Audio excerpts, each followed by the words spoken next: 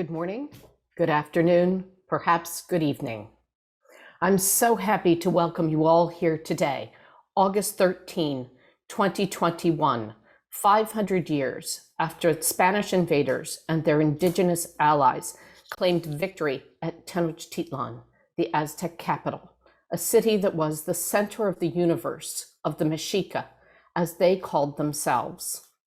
A day that has resounded through history. It was also one of the 2 annual days of Zenith Passage, an important symbolic day for all indigenous people of ancient Mexico. Today, to remember this date in history, we gather with colleagues from around the world to read a remarkable manuscript, the final book of the general history of the things of New Spain, better known as the Florentine Codex. And in this book, we learn of the war between the Europeans and the indigenous, the vision of the vanquished, as the great Mexican scholar Leon Portilla termed it. There is nothing like this book anywhere else in the Americas. The Getty Research Institute, the GRI, the Los Angeles County Museum of Art, LACMA, and the Biblioteca Nacional de Antropología e Historia joined together for this project, a day of reading and listening. I'm Mary Miller, director of the Getty Research Institute, and I'm usually in Southern California, where, like many of my colleagues at Getty and LACMA, I would stand on traditional Tongva and Gabrieleño lands.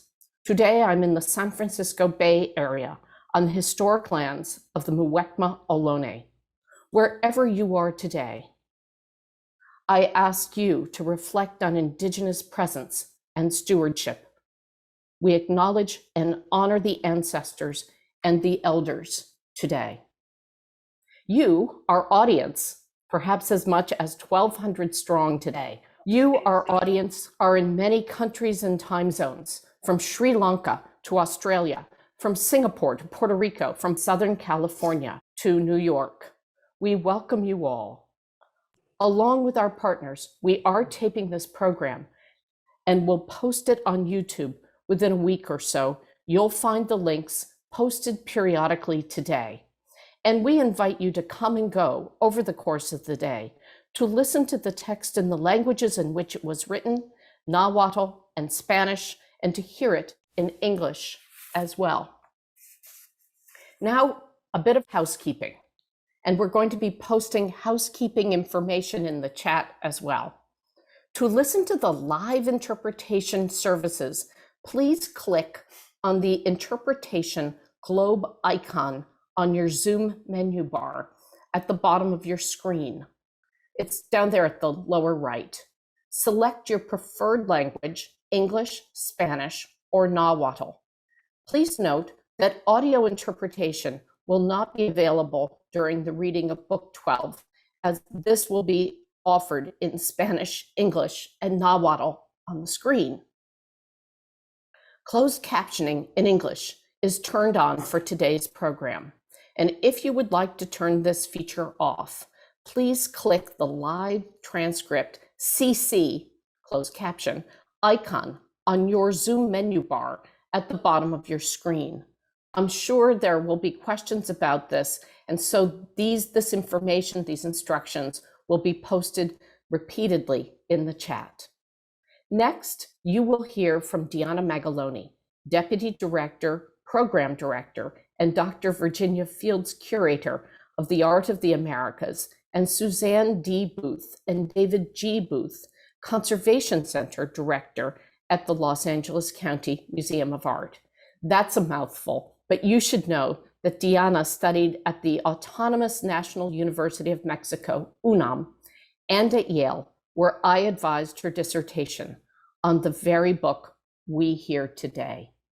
And from Elise de Carteret, who is a Mellon postdoctoral curatorial fellow in the art of the ancient Americas at the Los Angeles County Museum of Art. Elise, who recently received her doctorate from Brown, is a specialist of Maya art and archaeology. Finally, you will shortly meet Kim Richter, the head of Getty's Digital Florentine Codex initiative. She'll be with you all day. Diana? Thank you, Mary, for the introduction. Hello, everyone. Thank you for listening to us today and for being part of this program. On behalf of LACMA, we are delighted to welcome you all to this program, which will give voice to an Indigenous account of what is commonly referred to as the conquest of Mexico. 500 years ago today, on the evening of August 13, 1521, Cuauhtémoc, the young and final ruler of the Aztec Empire, made his way down to the canals of war-torn Mexico Tenochtitlan to negotiate peace with the invading Spaniards. His people had suffered a devastating year of bloodshed, outbreak, and famine, and the city had been under siege for months. The surrender of Cuauhtémoc on that fateful night meant the end of his rule, but for his people, it meant a future. For the Spaniards, meant conquest. Decades later, in the 1570s, a deadly epidemic, the Huaycocolistli, ravaged what had been rechristianized as Mexico City, the capital of New Spain.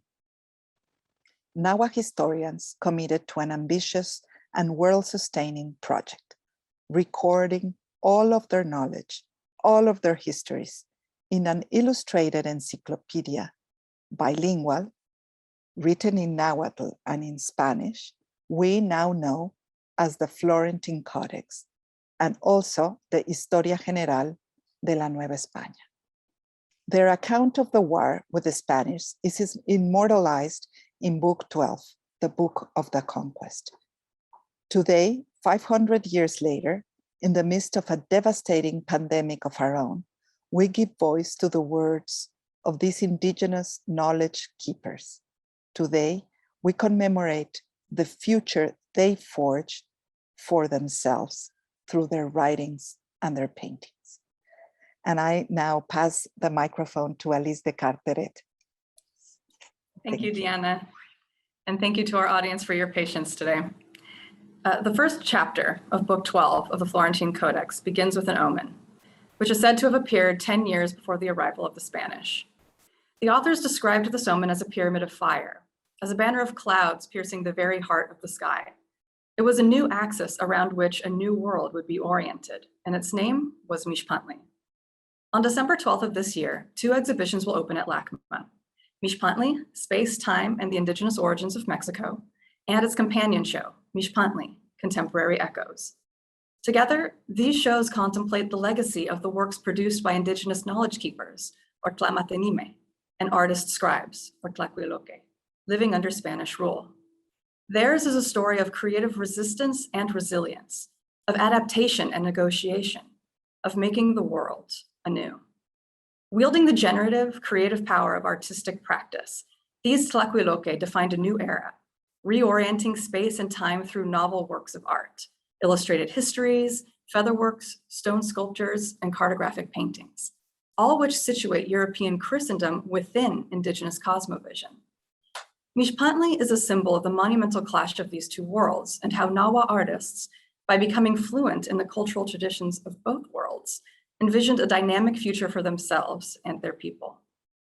If you are moved by today's program, we hope that you will come visit us at LACMA to see Mixpantli this winter. And I will now hand the proverbial microphone back over to our colleague Kim Richter, who will describe a little bit more about today's program. Thank you. So the surrender of the Mexica capital, Tenochtitlan, and the sister city, Tlatelolco, occurred today, 500 years ago, on August 13th, 1521. It was a day of endings and beginnings. It marks the fall of the Aztec Empire and the birth of Mexico City, which is quite literally built on top of the ruins of the past. This day is being commemorated across Mexico and also here with this event in Los Angeles, the city with the largest Mexican population after Mexico City. At the Research Institute in Los Angeles, at the Getty Research Institute in Los Angeles, we have dedicated the Florentine Codex Initiative, a major international collaboration, to the study of this 16th century Mexican manuscript, with the goal of making it widely available online.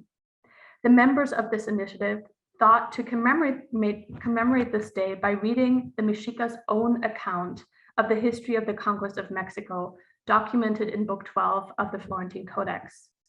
The Codex's Nahuatl and Spanish columns of text and the many images provide us with three parallel narratives that contest the Spanish historical accounts and give agency to the Mexica civilians, their warriors, and their leaders. As you will see, this is not a monolithic indigenous or pan-Nahua narrative. It is a microhistory that unmistakably takes sides.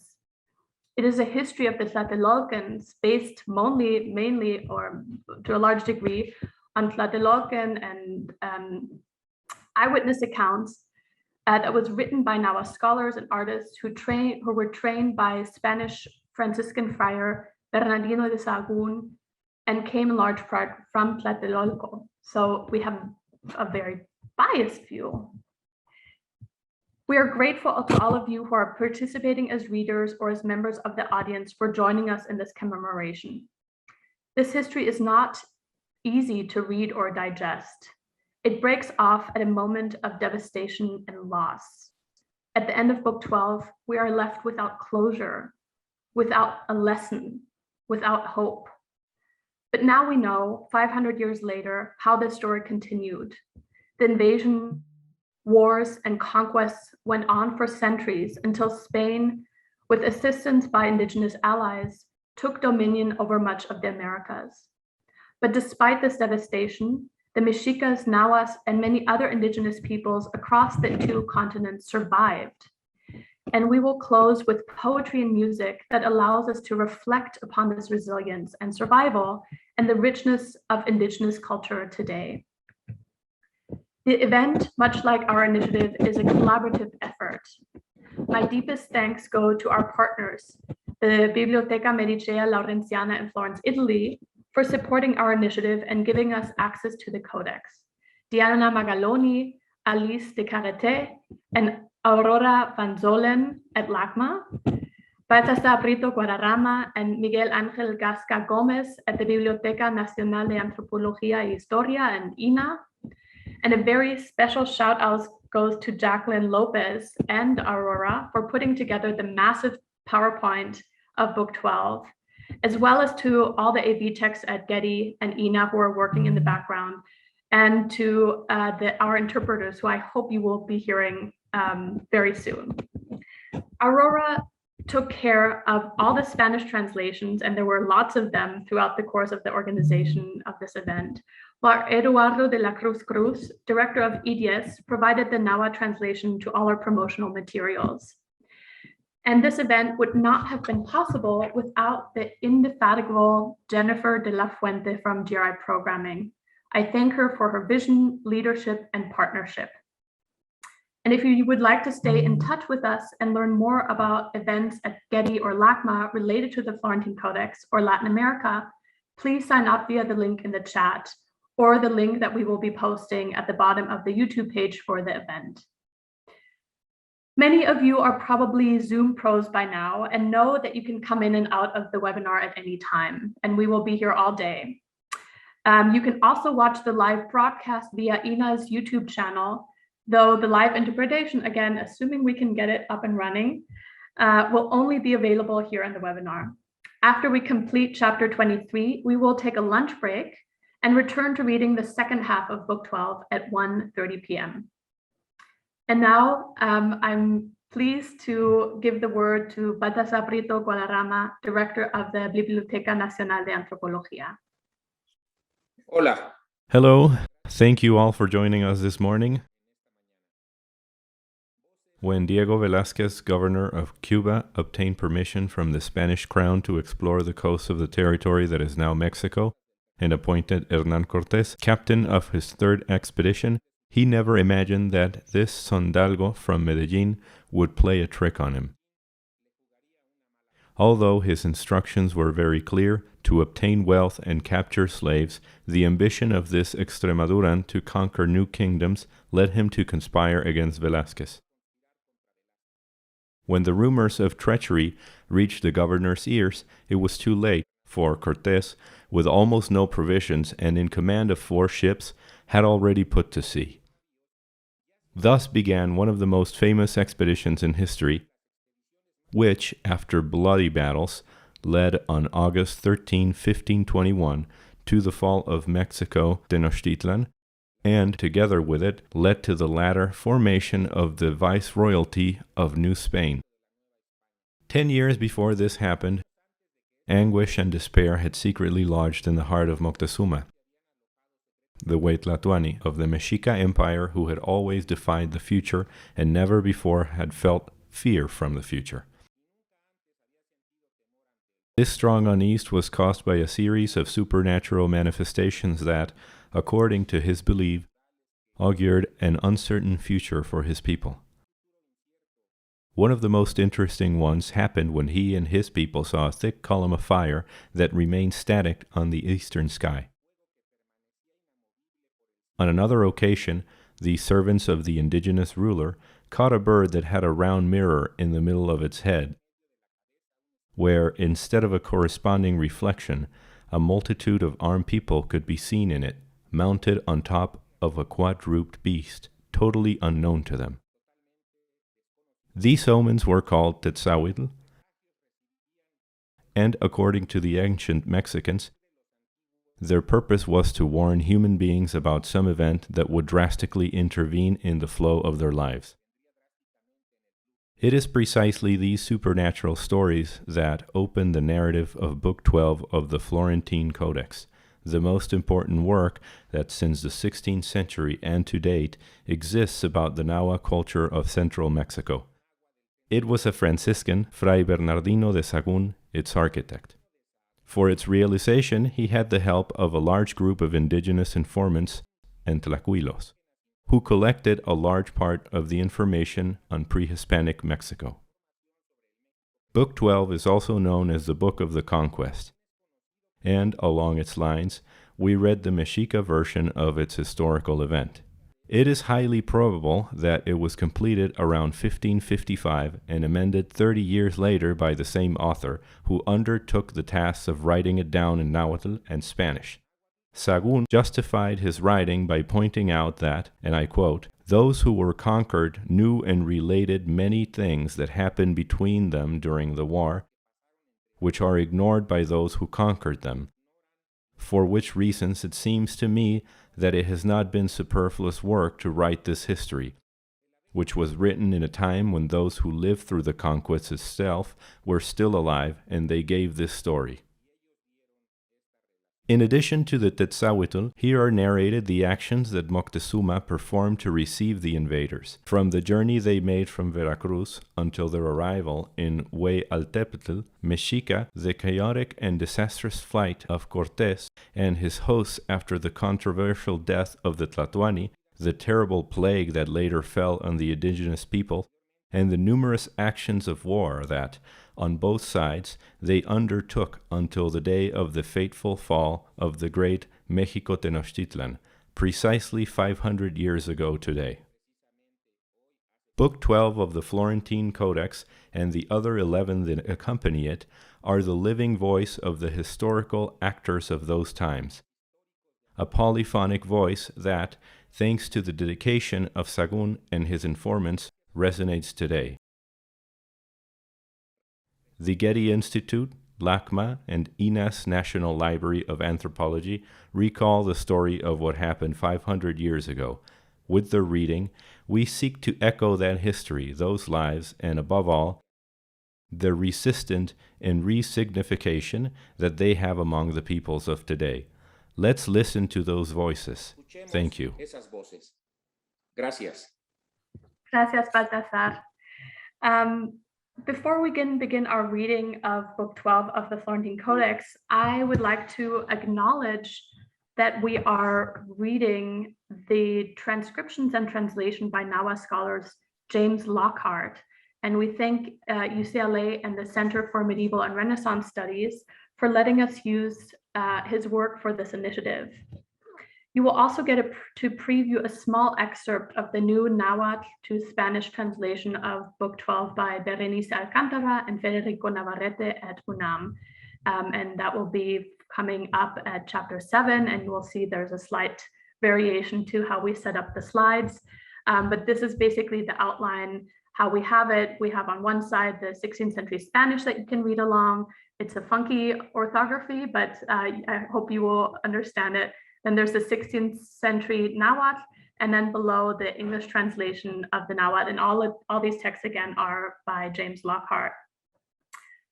And now, without any further ado, we begin reading Book 12 of How the Spaniards Conquered the City of Mexico.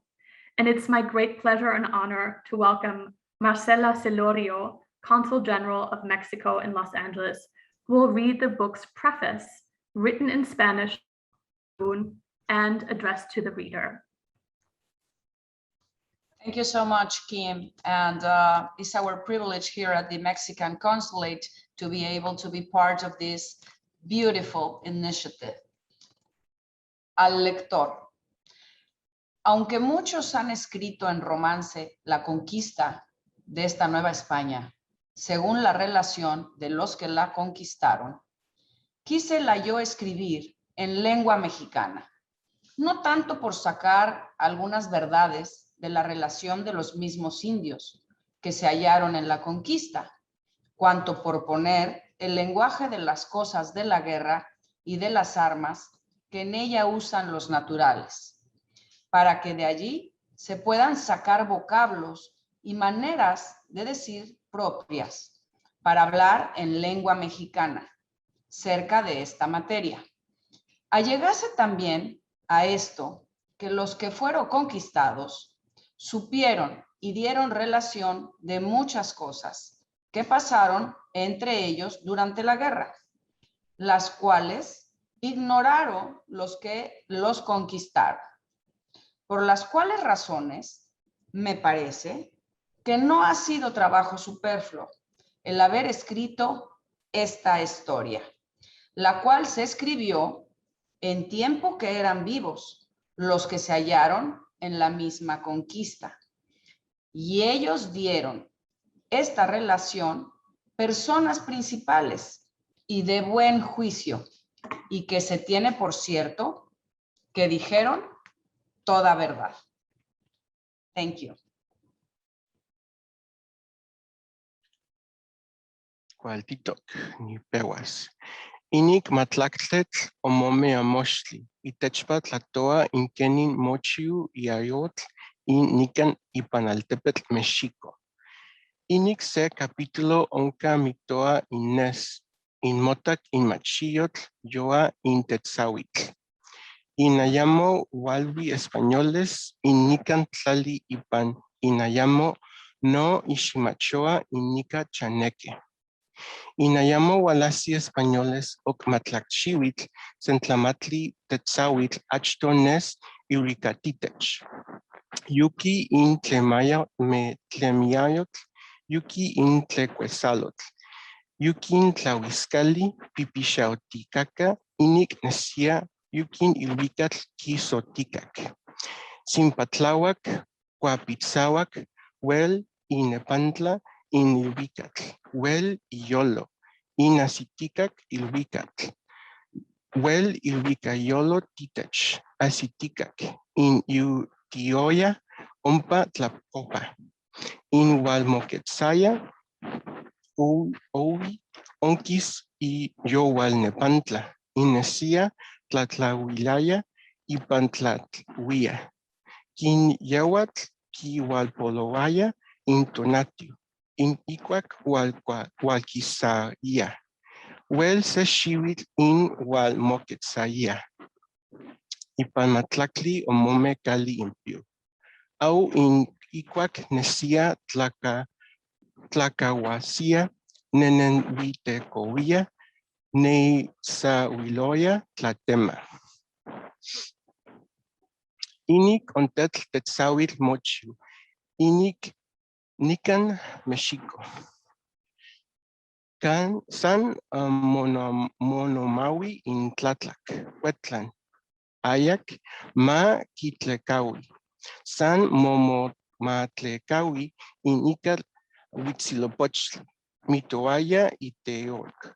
Iteyoacan Tlatequepan, Tlatlequecan. Inés Iye Tlatla in Tlaquetzali, in Itoc. Hualquiza, in Miayot. In Tlenenepili, in Tlecuesalot, Senca San Isiuca Compalo, in Ixquich Calcuahuitl, Niman Ye Ik Tlacoaca Quitoa, Mixica Ma Hualatotoca Tlasehuilos, Amapilol au in Icuac Catequillaya, in Quesihuisnehisquia, San Ye Ilvise Mopitza, Ayocmo Huelsiu Huel Tlatlac. Inik etetl tetzawitl, Huitecoc ipan Tlatlatzin, Teocali San Xacali Catka, Itayoacan son Molco, Iteupan in Xotecutli, Amo ti Tlahuaya San Ahuachquiahuaya, Oachquiahuia in ich Tetzama Choc. Yu mitoa in San Tonalhuitecoc, amo no caquistic in Tlatla Tzinilisli.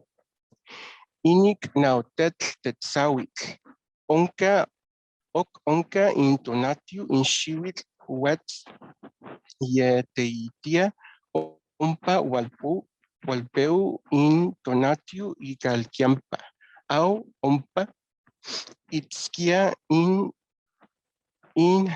ki sawiampa, yuki in texochtli pipixautiu, yeka mocuitlapiltiutiu, weka asitiu in cuitlapil, au in otac seca tlacahuacac yukin yowali omoman. Inik macuiltetl tetzawitl, poson in atl amo iehecatl ki posonalti.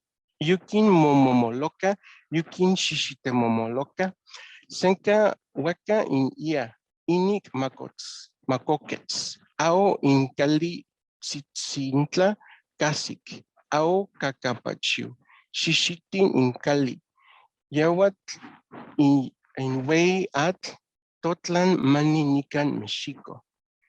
Inik xicuan sentemantli tetzawitl, miecpa siwatl cacoia chocatiu, tzatzitiu, iotica senca tzatzi, quitotinemi, no pizzahuitzitzi, no pizzihuantzitzin, ik san iwe tonwi, in kemanian quitoa, no pizzihuatzitzin, campa namech no wilquilis. Init chicontlamantli tetzawitl, sepa tlatlamaya, manoso tlataviaya, inatlaca, sentetl cacique tototl nashtik, yukin toquilcoyotl.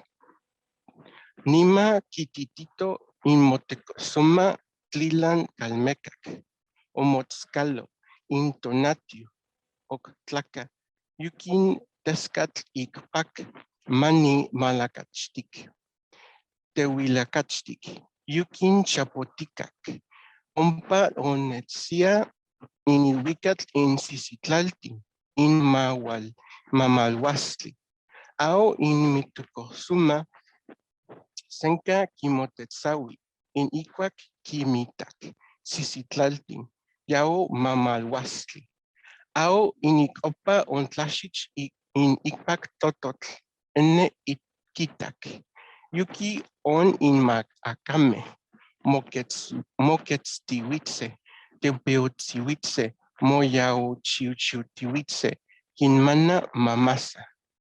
Ao niman quinots in tlachiuki, in tlamatinime, quimilwi.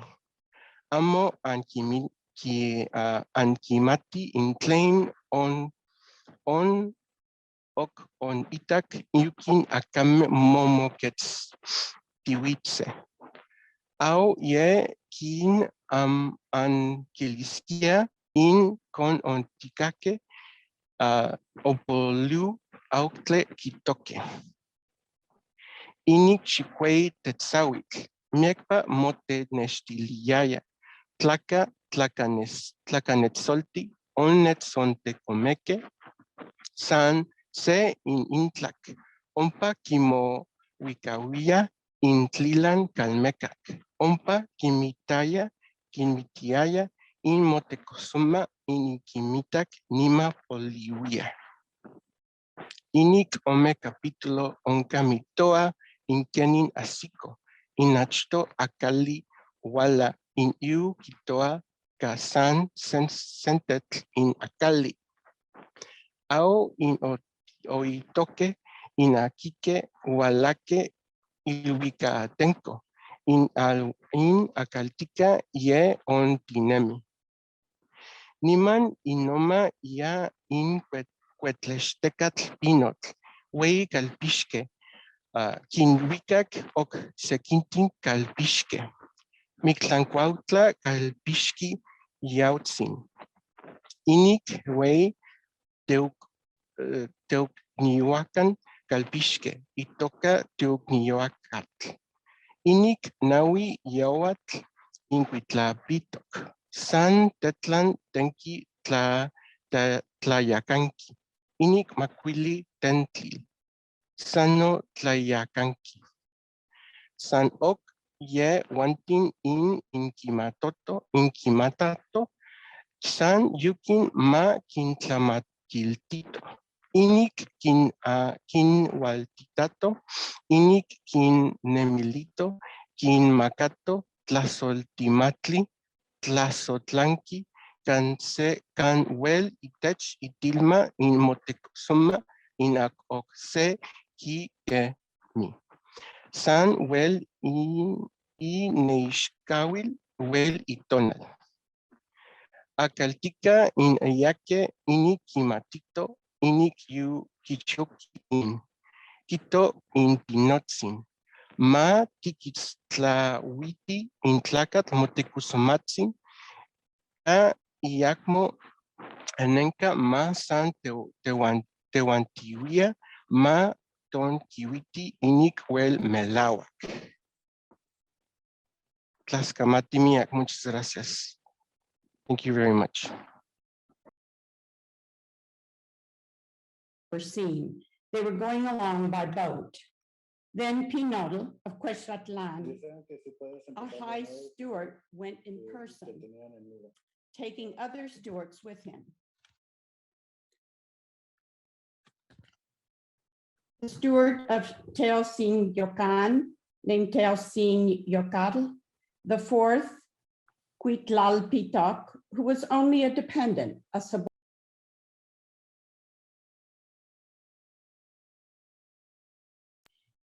These were the only ones who first went to see the Spaniards. They went as if to sell them things so that they could spy on them and contemplate them.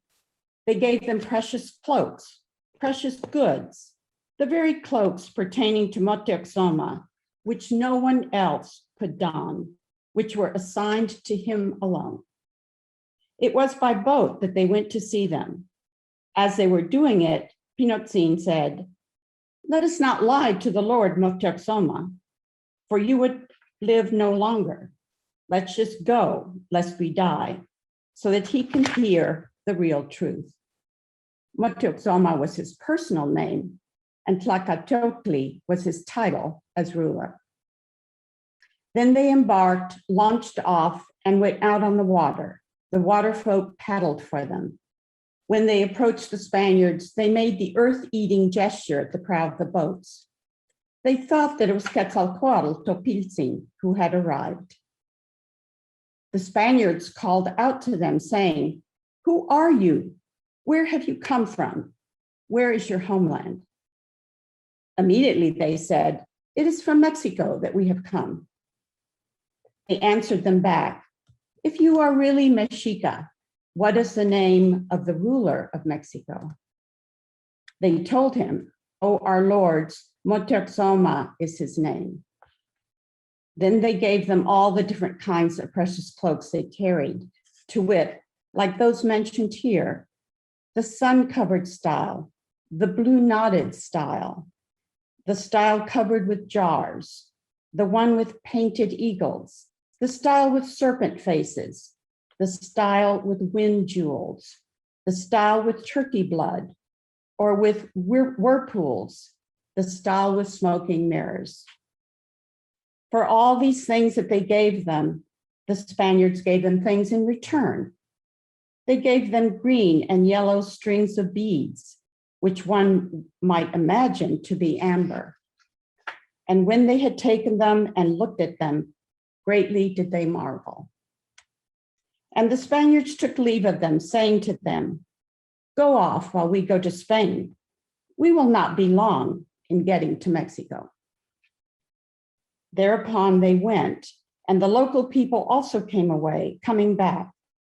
And when they came out on dry land, they came straight to Mexico, moving along in this direction, day and night, to come in, to inform Moctezuma, to tell him and report to him the truth. They took the goods they had received. Then they spoke to him, "Oh, our Lord, our Master, destroy us if you will. But here is what we have seen and done at the place where your subordinates stand guard for you beside the ocean. For we went to see our lords the gods out on the water. We gave them all your cloaks, and here are the fine things belonging to them that they gave us." They said, "If you have really come from Mexico, here is what you are to give to the ruler, Moctezuma, whereby he will recognize us." They told him everything the Spaniards had told them out on the water. And Moctezuma said to them, "You are doubly welcome. Take your rest. What I have seen is a secret. No one is to say anything, to let it escape from his lips, to let a word slip out, to open his mouth, to mention it, but it is to stay inside you." Inik eyi capítulo. Onkan mitoa in tlenik tlanawati Moctezuma inikwa kokikak in tlatol in iguantin in kitaki akali in achtohuala. In Moctezuma niman ye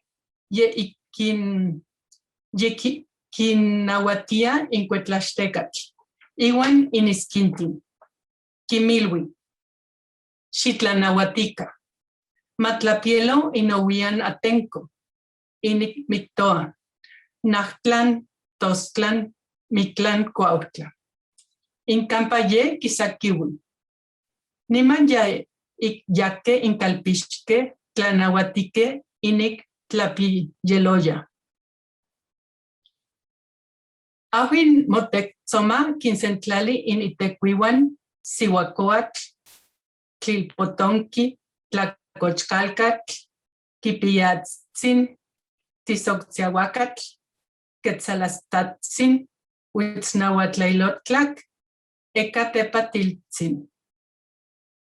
Quincakiti in Tlatoli, Iwan, Quimititi, Quimixpanti in Quihualcuique Coscatl. Kimilwi. Ka otimashuizoque in Matlateoxihuitl. Huel mopillas. In Tlatlatique huel quipiasque. In Tlacentetl quichitonisque tocacal. Topipilhuan. Titeehuan. Au niman ye mocuepa in xihuitl. Ye imonamisioc in Matlacli o Meyitochtli. Au yetlamisneki ye itzonquisian in xihuitl o Meyitochtli. In Quisaco. In ye no sepa itoque. Au niman quinonotztihuetzico in Moctezuma. In Oquicac niman icuica tlaiwa in Ixcuima, in Ixmoma, Ka yewatl intopilsin quetzalcoatl inoquisaco. Ka ixcatca in yolo, in San Walas, in San Quisaqui. Tihualmatis in Ipet, in Icpal. Ipampacá o mitztilla in Icuac ya. Auhin kimiwa maquiltin. Kinamikitiwi in Kitlamamacatiwi. In Teyacantia te Owa. In Itectoca, in Ipiltoca, Yowali Ichan. Inik ometeposecat. Inik eyi Tisawa. Inik Nahui Huehuetecat. Inik Maquili Huicamecat Eka. Tlaxcamati.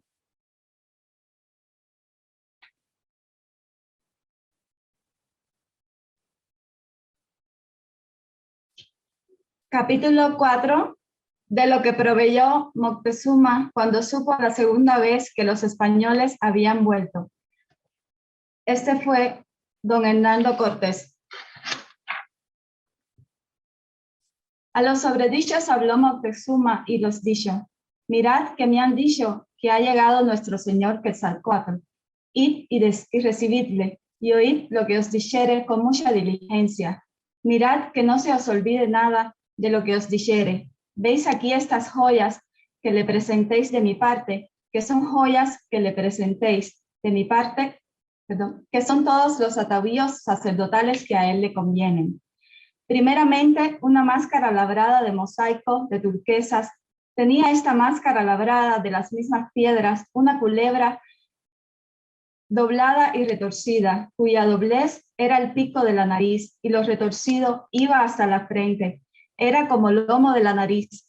Luego se dividía la cola de la cabeza y la cabeza con parte del cuerpo iba por sobre el un ojo de manera que hacía ceja y la cola con parte del cuerpo iba por sobre el otro ojo y hacía otra ceja.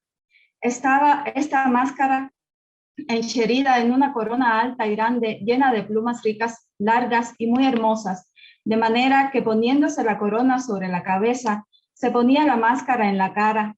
Llevaba por Joel una medalla de oro redonda y ancha.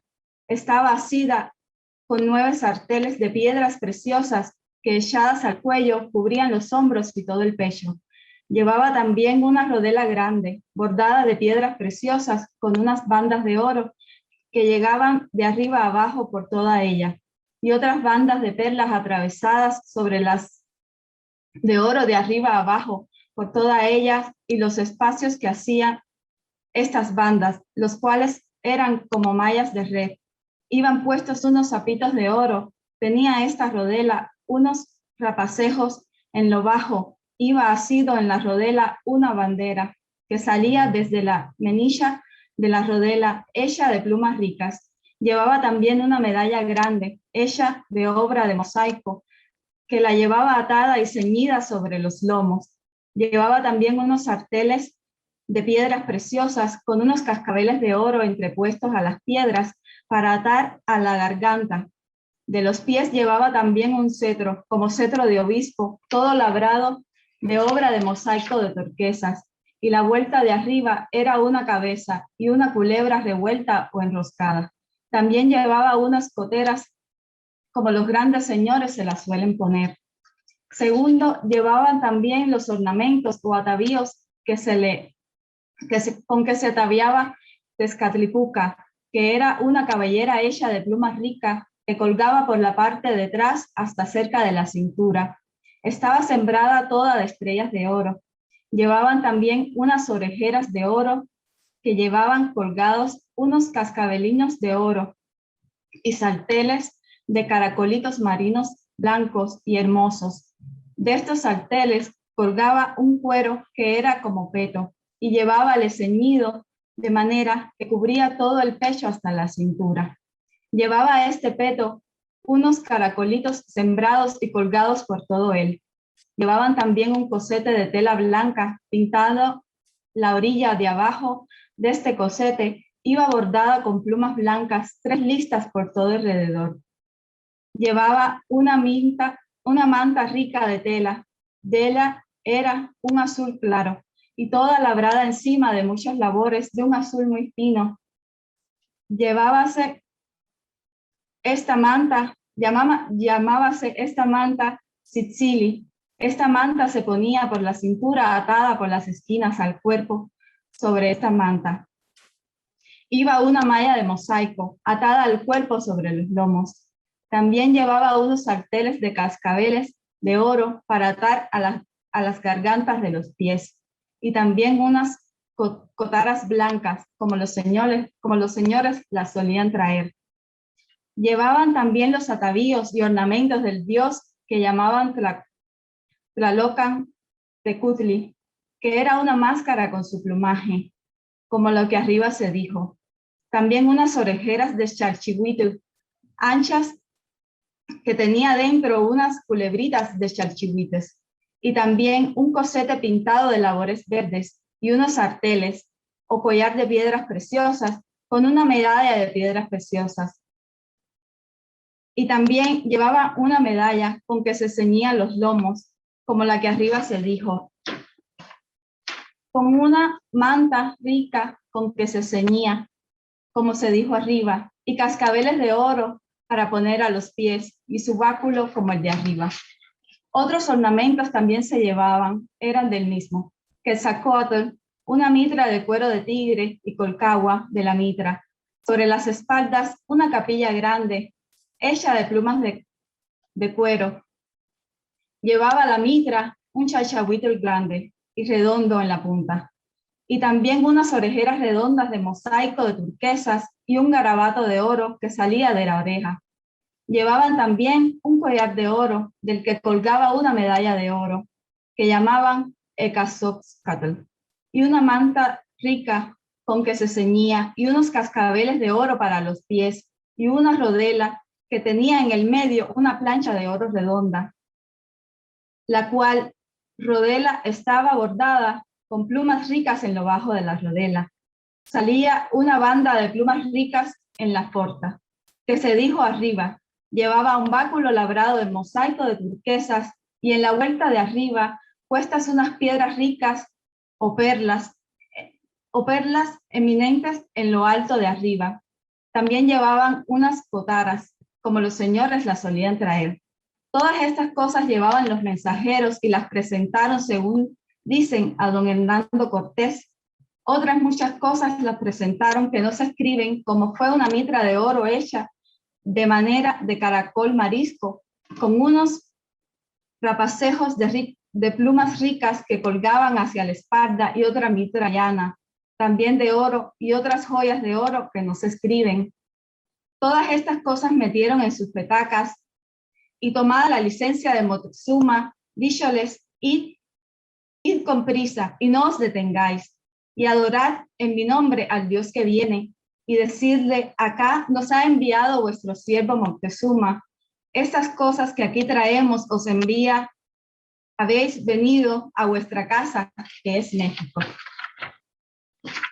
Tomaron luego los caminos los mensajeros y llegaron a la orilla de la mar, y allí entraron en canoas y llegaron a un lugar que se llama Chicalanco. De allí tornaron otra vez a entrar en otras canoas con todo su hato, y llegaron a los navíos. Luego les preguntaron de los navíos, ¿quiénes sois vosotros? ¿De dónde habéis venido? Dijeron los de la canoa, venimos de México. Y dijeron los de la nave, por ventura no sois de México, sino que decís con falsedad que soy de México y no os engañáis. Y sobre esto tomaron y dieron, y dice que se satisfacieron los unos a los otros, juntaron la canoa con el navío y echáronles una escalera, que subieron al navío donde estaba don Hernando Cortés. Capítulo 5 de lo que pasó cuando los mensajeros de Moctezuma entraron en el navío del capitán don Hernando Cortés.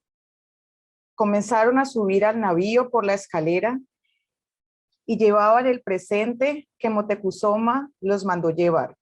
Como estuvieron delante de don Hernando Cortés, besaron todos la tierra en su presencia y habláronse de esta manera. Sepa el Dios a quien venimos a adorar en persona que su siervo Moctezuma, el cual le rige y gobierna la Ciudad de México, y dice, ha llegado con trabajo de Dios.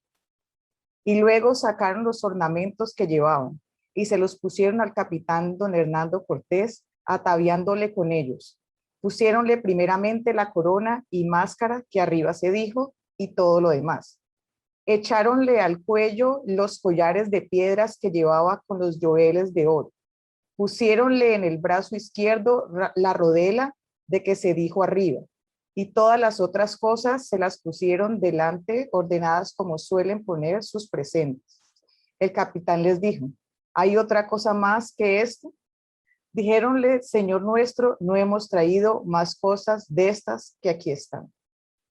El capitán mandólos luego atar y mandó soltar tiros de artillería. Y los mensajeros que estaban atados de pies y manos, como oyeron los truenos de las lombadas, cayeron en el suelo como muertos. Y los españoles levantáronlos del suelo y diéronles a beber vino, con que los esforzaron y tornaron en sí. Después de esto, el capitán don Hernán Cortés les dijo por su intérprete, oíd lo que os digo. Hanme dicho que los mexicanos son valientes hombres, que son grandes peleadores y grandes luchadores. Son muy diestros en las armas. Dícenme que un solo mexicano es bastante para vencer a 10 y 20 de sus enemigos. Quiero probaros si esto es verdad, si sois tan fuertes como me han dicho. Luego les mandó dar espadas y rodelas para que peleasen con otros tantos españoles para ver quién vencería a los otros. Y los mexicanos dijeron luego al capitán, don Hernán Cortés, óyanos vuestra merced, nuestra excusa porque no podemos hacer lo que nos mandáis, y es porque Moctezuma, nuestro señor, no nos envió a otra cosa, sino a saludaros y a daros este presente. No podemos hacer otra cosa, ni podemos hacer los que nos mandáis. Y si lo hiciéremos, enojarse a mucho nuestro señor Moctezuma y mandarnos a matar. Y el capitán respondióles, haced de hacer en todo caso lo que os digo. Tengo de ver qué hombres sois, que allá en nuestra tierra hemos oído que sois valientes hombres. Aparejaos con esas armas y disponeos para que mañana, luego de mañana, nos veamos en el campo. Gracias.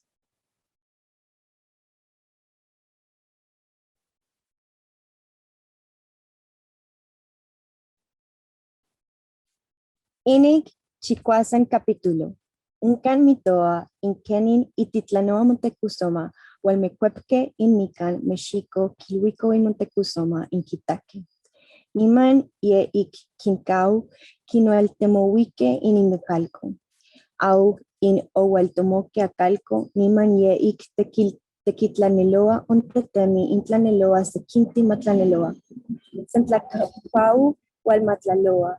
Kimolhuatzihuitze tiacahuane ixquich amotlapat xitequiltlanelocan maitlanican taxti maitlanican topa muchiu.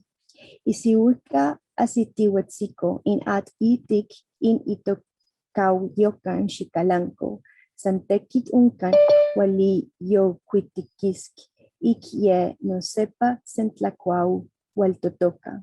Niman asiko in tecpan tlayacac, niman ye noik hualme hueltia, huamueltlaloa, asitihuetziko in cuetlaxtlan, sano hualquitzquitzque uncan ijiocuique.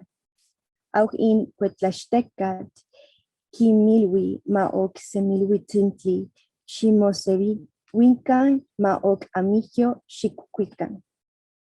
Auch kilhuique, Kaamo kasan tisiwitiwi tiknonochilisque in tlacat tlatoani Moctezuma, tiktolohuitlisque in tlen otiquitaque in sencante mamahuilti in aik iwihki omotac quish ye cuel yetachto toconacakis.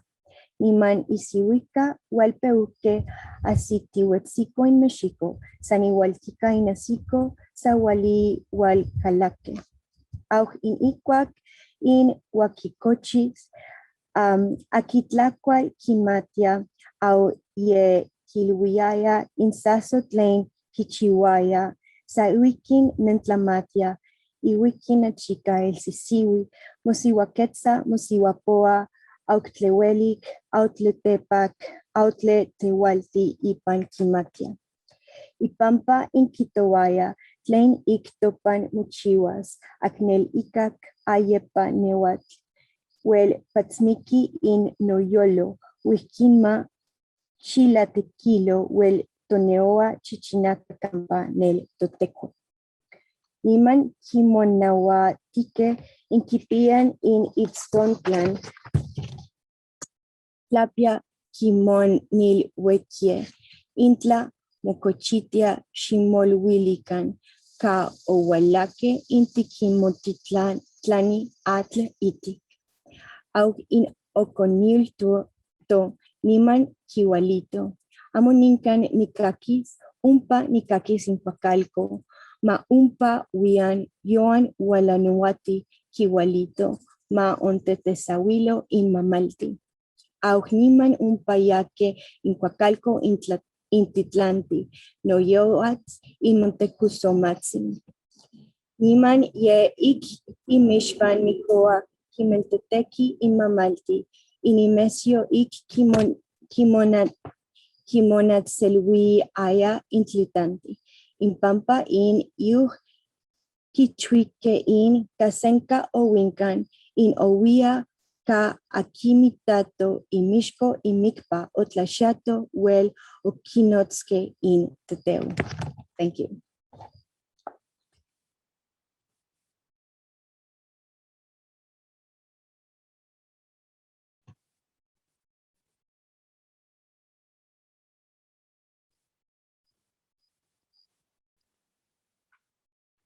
Seventh chapter, where it is told the account that the messengers who went to see the boat gave to Moctezuma. When this was done, they talked to Moctezuma, telling him what they had beheld, and they showed him what the Spaniards' food was like. And when he had heard what the messengers reported, he was greatly afraid and taken aback, and he was amazed at their food. It especially made him faint when he had heard how the guns went off at the Spaniards' command, sounding like thunder, causing people actually to swoon, blocking the ears. And when it went off, something like a ball came out from inside, and fire went showering and spitting out. And the smoke that came from it had a very foul stench, striking one in the face. And if they shot at the hill, it seemed to crumble and come apart. And it turned a tree to dust. It seemed to make it vanish, as though someone had conjured it away. Their war gear was all iron. They clothed their bodies in iron. They put iron on their heads. Their swords were iron. Their bows were iron. And their shields and lances were iron. And their deer that carried them were as tall as the roof. And they wrapped their bodies all over, only their faces could be seen, very white. Their faces were the color of limestone and their hair yellow-reddish, though some had black hair. And they had long beards, also yellow-reddish. The hair of some was tightly curled. And their food was like fasting food, very large, white, not heavy, like chaff, like dried maize stalks, as tasty as maize stalk flour, a bit sweet or honeyed and sweet to eat. And their dogs were huge creatures with their ears folded over and their jowls dragging. They had burning eyes like coals, yellow and fiery. They had thin, gaunt flanks with the rib lines showing. They were very tall. They did not keep quiet. They went about panting with their tongues hanging down. They had spots like a jaguar's. They were very colored. When Montezuma heard it, he was greatly afraid. He seemed to faint away. He grew concerned and disturbed. Thank you. Inik chicuey capítulo. Uncan mitoa inkeni yehuatl Moctezuma, kimigo inanahualtin tlatlateculo, intetlachiwe anime, inikintlaimpan kichihuasque in españoles. Nima nikua tlayoa in Moctezuma inkimigua mochehuantin in Atlaca, in Tlaxiuqui, in Anahualti. Yo anquimiwa inachcacauti, chicahuasque, intiacahuan, inimpantlatosque, inixquixintechmonequis intlacualin totoli, intotoltetl, inixcastlascali. Yo anintlen quitlanisque, yo aniquitzauel pachihuis iniyolo, huel quimitasque. Quimiwa in mamalti, in monemachti, quisque inimesco. Auyu kichuke intitlanti. Auinica no quitaque senca motlailtique chichicha, ixteten motzoloa, ijicopi, motzontekon huihuixoa. Auin tlacuali etztica catzelhuique, que es huique. Senca iguiquehuac quintlaelti, yeicacasenca xochia quinesli. Auinic yuquichiu moteuxoma, caquinteuma teteu, impaequinma quinteutocac. Inotzaloque, quitoic tocayotiloque, teteuilhuicac huitze. Auintliltique, teucacatzacti mitoque. Quinyewal quicuaque istactlaxcali, tlatzincuitl, totoltetl, totoli. Auin yeixqui xochicuali, cuautzapotl, tesonzaputl, atzaputl, totocuitlatzaputl, camutli, cuaucamutli, poxcaucamutli, xochicamutli, tlapalcamutli, xicama, masaxocotl, atoyasxocotl, xalxocotl, incuauxilotl, ahuacatl, aguaxi, texocotl, incapoli, inoxtli, inamacapuli, istacnoxtli, cosnoxtli, tlatocnoxtli, tzaponoxtli, anoxtli, oin mazatlacuali, pipilo tlachicastli. Au inic quimiwin moteuxoma in anahualtin tlaciuqui, in quimitasquin kenamique, in azohuel quitlacateculohuisque, quintlachihuisque, in azohuel quimipitzasque, quinxoxoxasque, in azonicla in quimotlasque, in azoicla tlacateculotlatoli y quintlanonoxilisque, in azococolisquisque, mimiquisque, in anose ic ilotisque. Au in yeguantin quichuque in intequiu in agualti in itexpe españoles. Saniman abuelitque, atlehuel quichuque. Nimanik hualmocueptihuetzque, quin nonotzacuin moteuxoma inic yuque, inic chicahuaque. Amo titenamicoan yuque atitleme. Nimanik tetlacuaunahuantin moteuxoma, huel quicocolti, huel quintenistli, quinmiquisnahuati in calpisque. Au inixquixintecutli inaxcauti inquitasque, in quimocuitlahuisque inixquixintechmonequis. Au inoualauacaquisque in yequene in huitze, in yehualolinisque, in yehualolini, in yehualotlatoca, senca necuitlahuiloque, mahuimachoque, santema quin hualatiaque, hualotlatocaque, senca inca necheaoloc. Gracias. Capítulo 9. Del llanto que hizo Motecuzoma y todos los mexicanos desde que supieron que los españoles eran tan esforzados. Oídas las cosas arriba dichas por Motecuzoma, concibió en sí un sentimiento, que venían grandes males sobre él y sobre su reino, y comenzó a temer grandemente. No solamente él, pero todos aquellos que supieron estas nuevas ya dichas. Todos lloraban y se angustiaban, y andaban tristes y cabizbajos, hacían corrillos, y hablaban con espanto de las nuevas que habían venido. Las madres llorando tomaban en brazos a sus hijos, y trayéndoles la mano sobre la cabeza decían: «Oh hijo mío, en mal tiempo has nacido, qué grandes cosas has de ver, en qué grandes trabajos te has de hallar». Fue dicho a Moctezuma cómo los españoles traían una india mexicana que se llamaba Marina, vecina del pueblo de Tectipac, que es a la orilla del mar del norte, y que traían esta por intérprete, que decía en la lengua mexicana todo lo que el capitán, don Hernando Cortés, mandaba. Luego Moctezuma comenzó a enviar mensajeros y principales a donde estaban los españoles para que mirasen lo que se hacía y procurasen lo que era menester al servicio de los españoles. Cada día iban unos y volvían otros. No paraban mensajeros que iban y venían.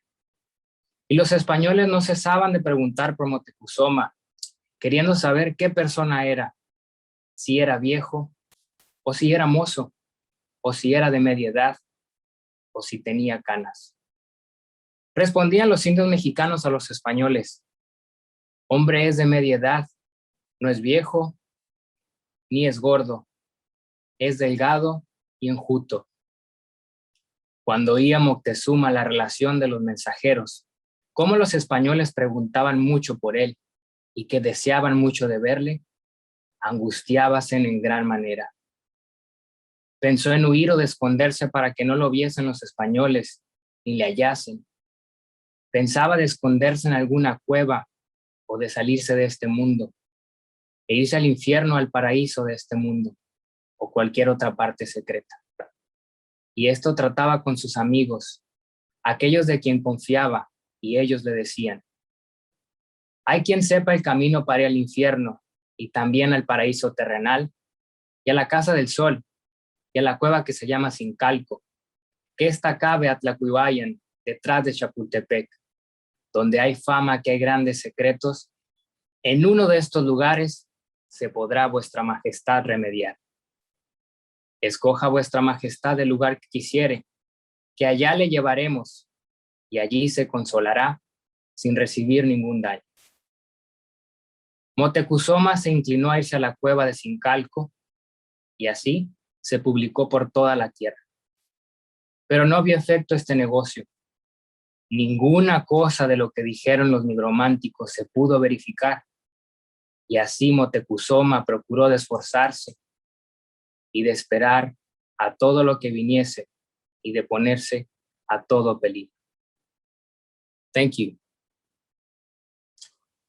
10th chapter, where it is said how the Spaniards landed uncontested and came on their way in this direction, and how Moctezuma left the great palace and went to his personal home.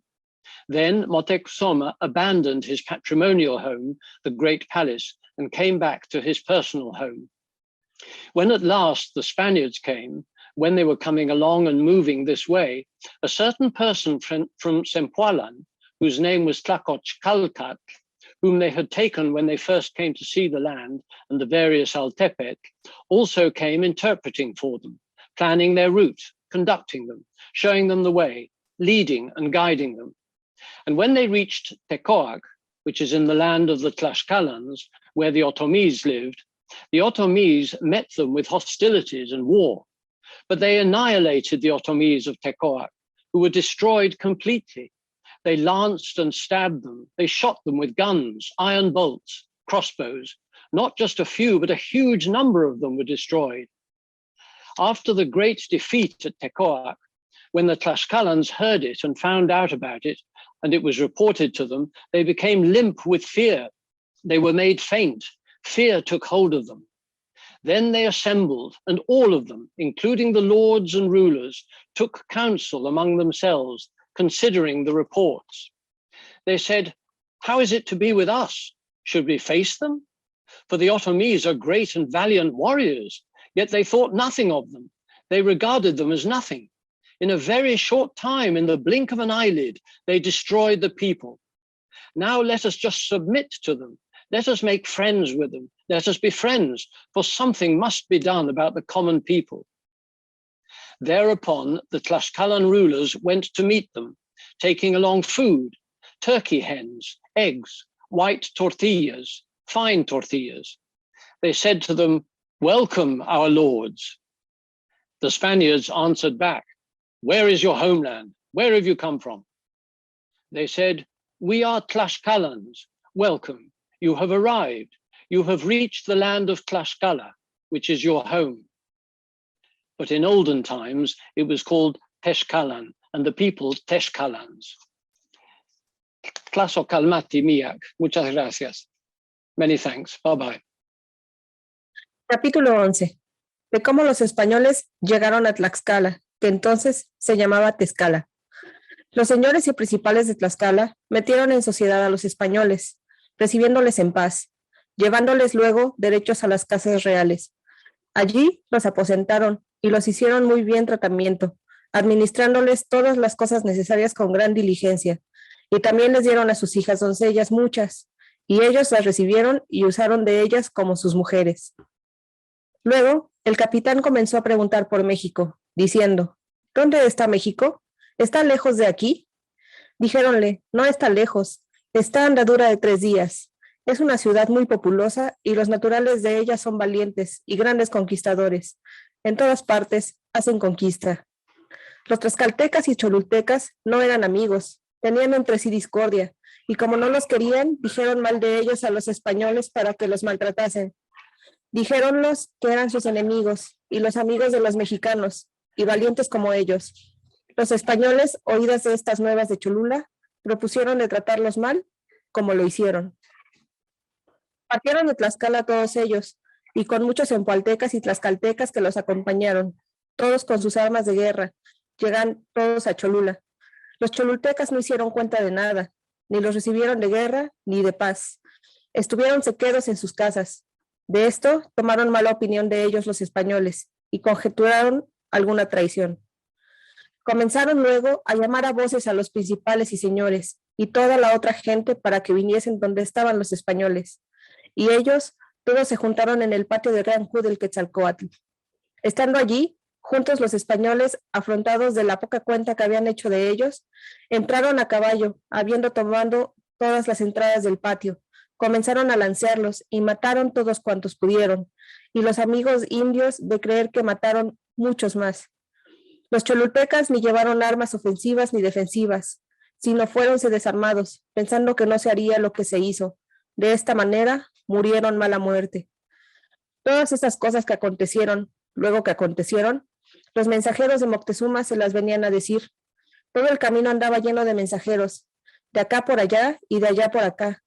Toda la gente en México y donde venían los españoles, en todas las comarcas andaba la gente muy alborotada y desasosegada. Parecía que la tierra se movía, todos andaban espantados y atónitos. Y como habían hecho en Cholula aquel estrago, los españoles con todos sus indios, sus amigos, venían en gran multitud, en escuadrones, con gran ruido y gran polvoreda. De lejos resplandecían las armas y causaban gran miedo en los que miraban. Asimismo, ponían gran miedo los lebreles que traían consigo, y que eran grandes y traían las bocas abiertas, de lenguas sacadas, e iban carleando. Así ponían gran temor en todos los que veían. Capítulo 12.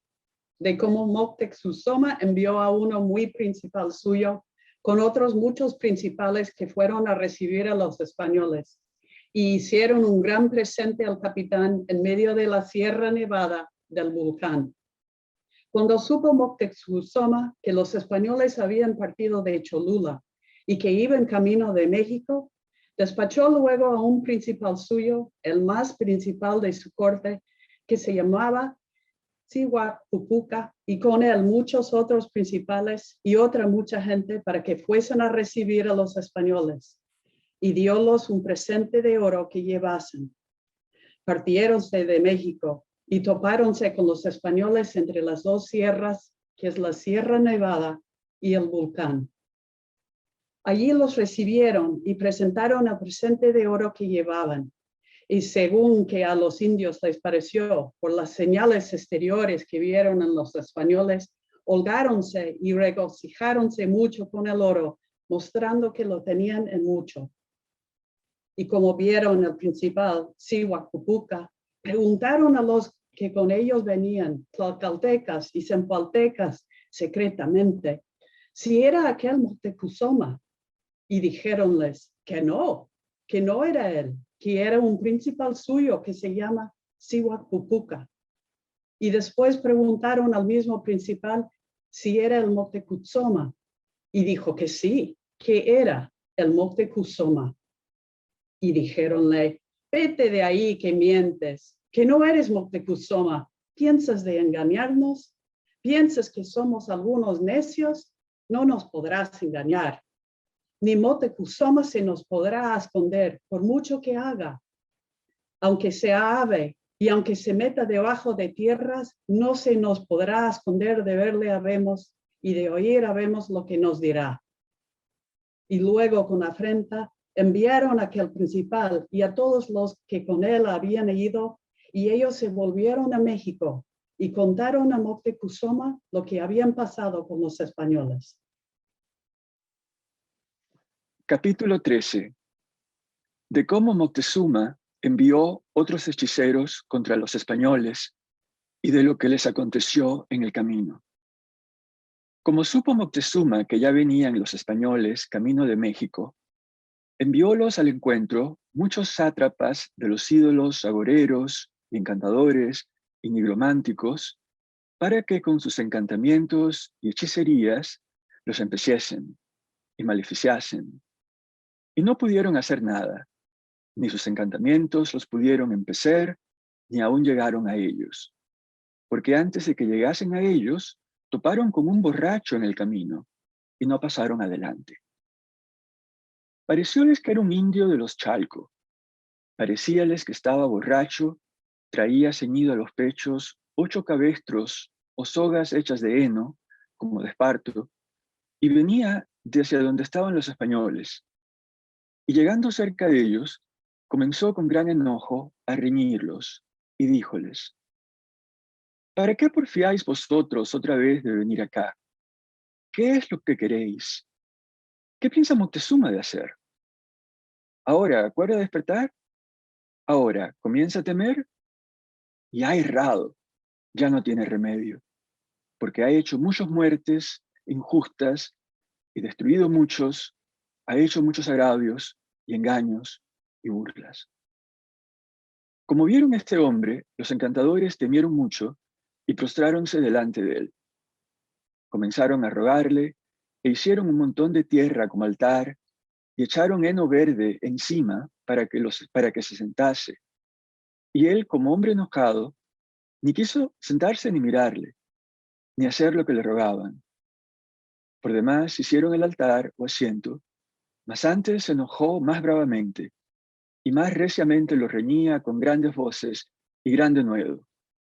Les dijo: ¿por demás habéis venido? Nunca más haré cuenta de México, para siempre os dejo. No tendré más cargo de vosotros, ni os ampararé. Apartaos de mí. Lo que queréis no se puede hacer. Volveos y mirad hacia México.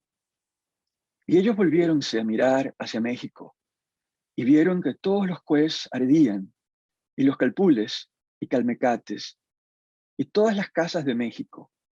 Parecióles que había gran guerra dentro en la Ciudad de México.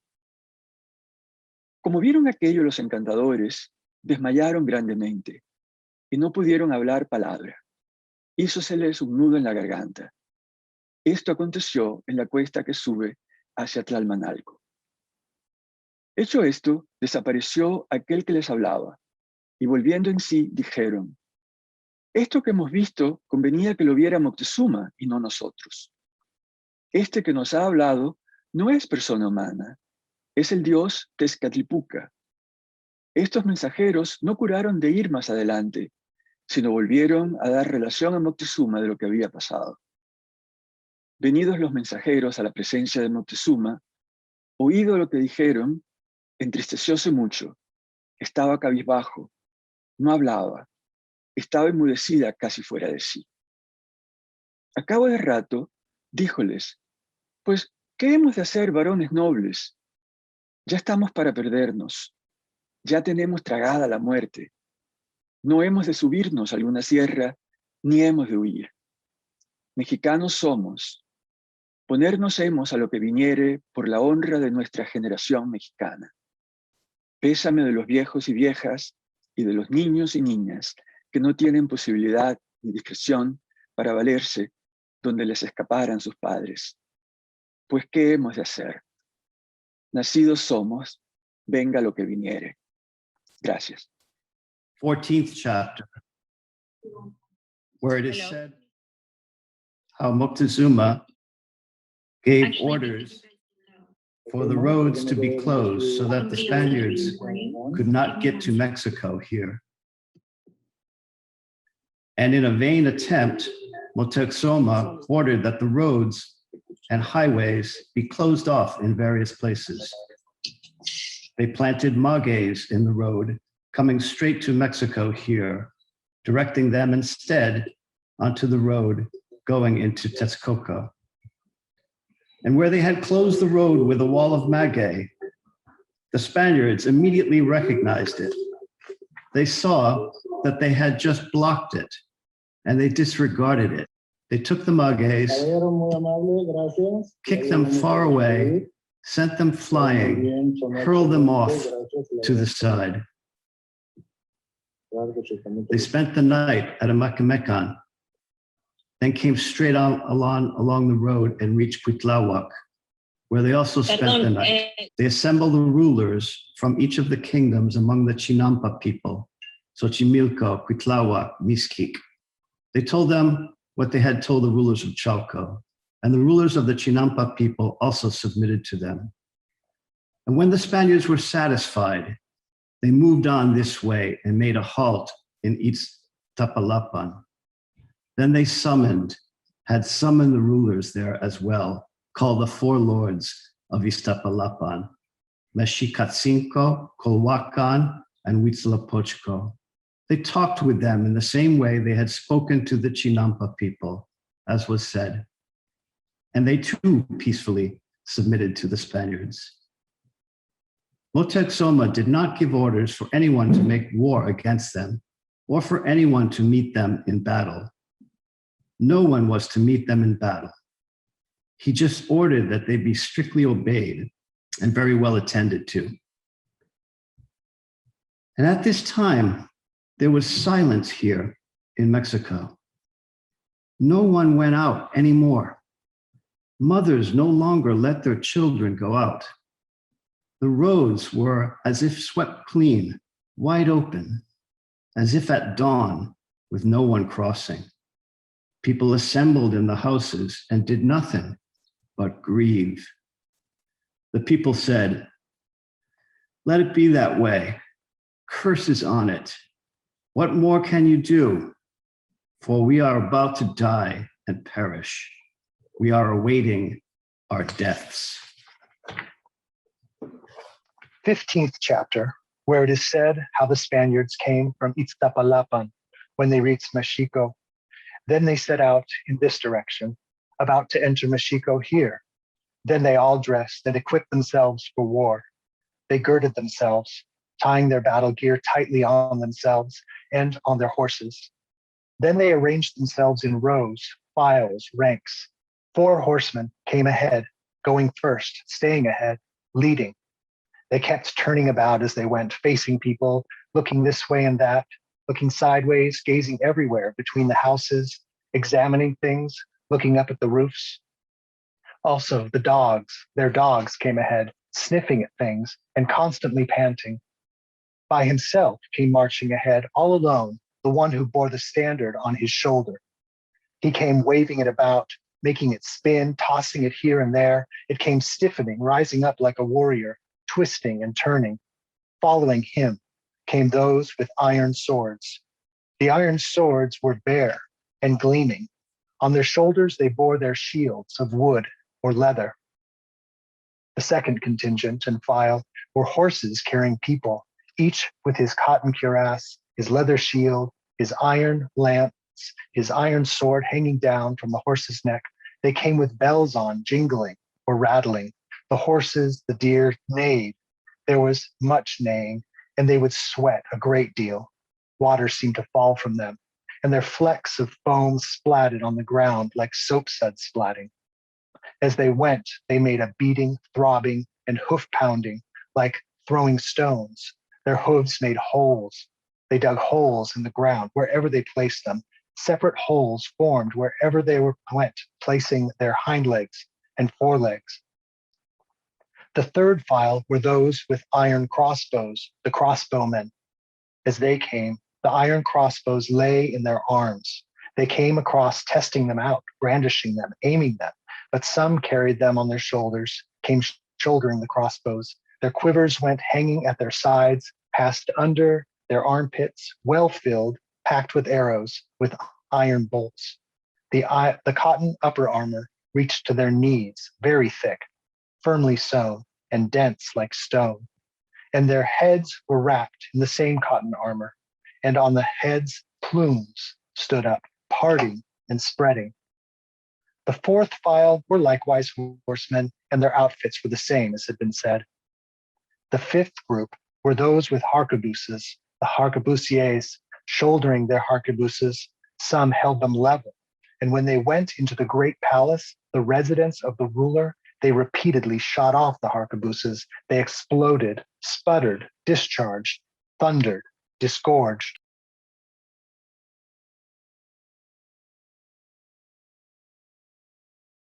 The smell made people dizzy and faint.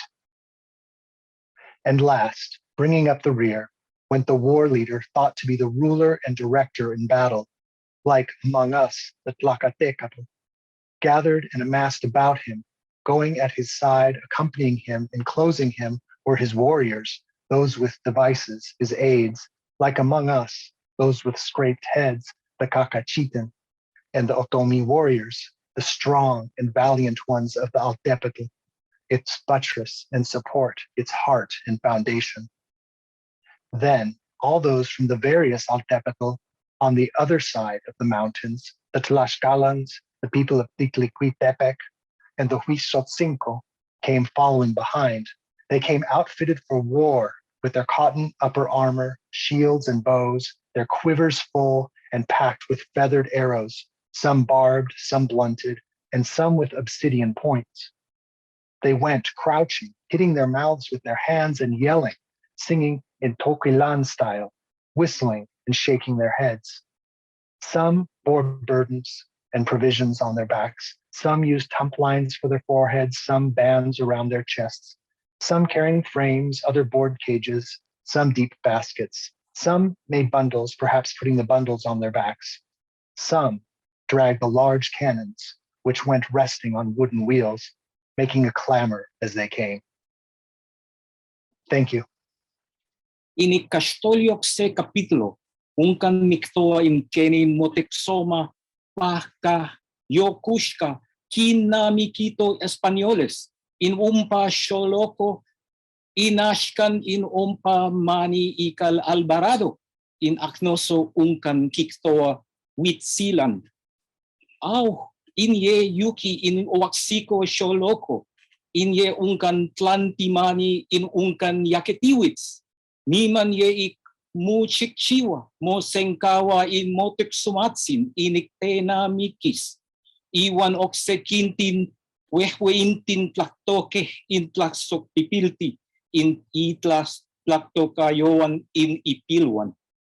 Niman ye ikwitena mikiske, shikal pechtika, kon mahmanke, in tlasok xochep, in chimal xochep, in yolok xochep, in epantla, ikatiw in iski xochep, in kostikie xochep, in kakawa xochep, in ikpag xochep, in xochine apantli, iwan kitki in teoquitla koskat, chayawak koskat, koska petlat.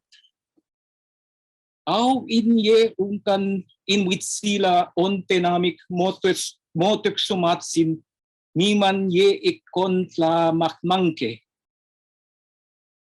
In yautachkau in tepachokau yaukiske, kon xochimakat, kon koskati in koskat, kon xuchikoskati, kon xuchiapan, kon ikpakxuchiti, niman ye ik ishpan kon tequilia in teoquitla koskat, in istitlamantli tena mikoni, tena mikli in ika oyehkau, seki konkaskati. Aw in onsonkis, in itlaklaklautilis motexoma konkakit, niman kiwalilwin motexoma, kuishamote, Quishamoyete, yete timotexoma, histo in motexoma, ka ke maka kanehwat, niman ye ikwel omoketsa, kon nishnamik timoketsa, kon nepech tequilia welishkichkana motlakoketsa, ini kon tlatlauti kilhui, totek pioe, otik mihiowilti, otik mosiawilti, otlaltitech tomakshitiko, o itech tomopachiwiltiko in matsin, in motepetsin Mexico, o ipan tomowetsitiko in mopetlatsin, in mopalsin, in oachitsinka ninitsono pialili, in oninitsono tlapialili. Ka o yahke in motechukawan in tlaktoke, in itzcoatzin, in wehwe motexoma, in ashayaka, in tisoxic, in awitzot, in okwelachik mitsomotlapialiliko, in okipachoco inat, in tepet, in Mexico, in Cuitlapan, in Tepozco, in Owalyatia, in Moma Sewalsin, Wish, Ok, Walamati, in Imonica, in Tepozco, Ma se me yowantin kitstiani, kimauisotiani, in Nahuatl, in Ashkan Nopan Omoshu, in Yenikita, in San Monica, in Tepuzco, Totek Yoan, Kamo San Nitemiki, Kamo San Nikochitlehua, Kamo San Nikochita, Amo San Niktemiki, Kayo ni Mitsnoipili, Mish 5 onitlachish, ka onionen tlamatikadka iniemakwi, iniematla, in umpanonitstika, in kenamikan, in otimo kishtiko, in Mixtitlan, in Ayautitlan. Anka yehwat, in kiteneutiwi, in tlaktoke, in tikmomachtikiu, in matsin, in motepetsin, ipatimowetzitikiu, in mopetlatsin, in mopalsin, in tiwalmowikas.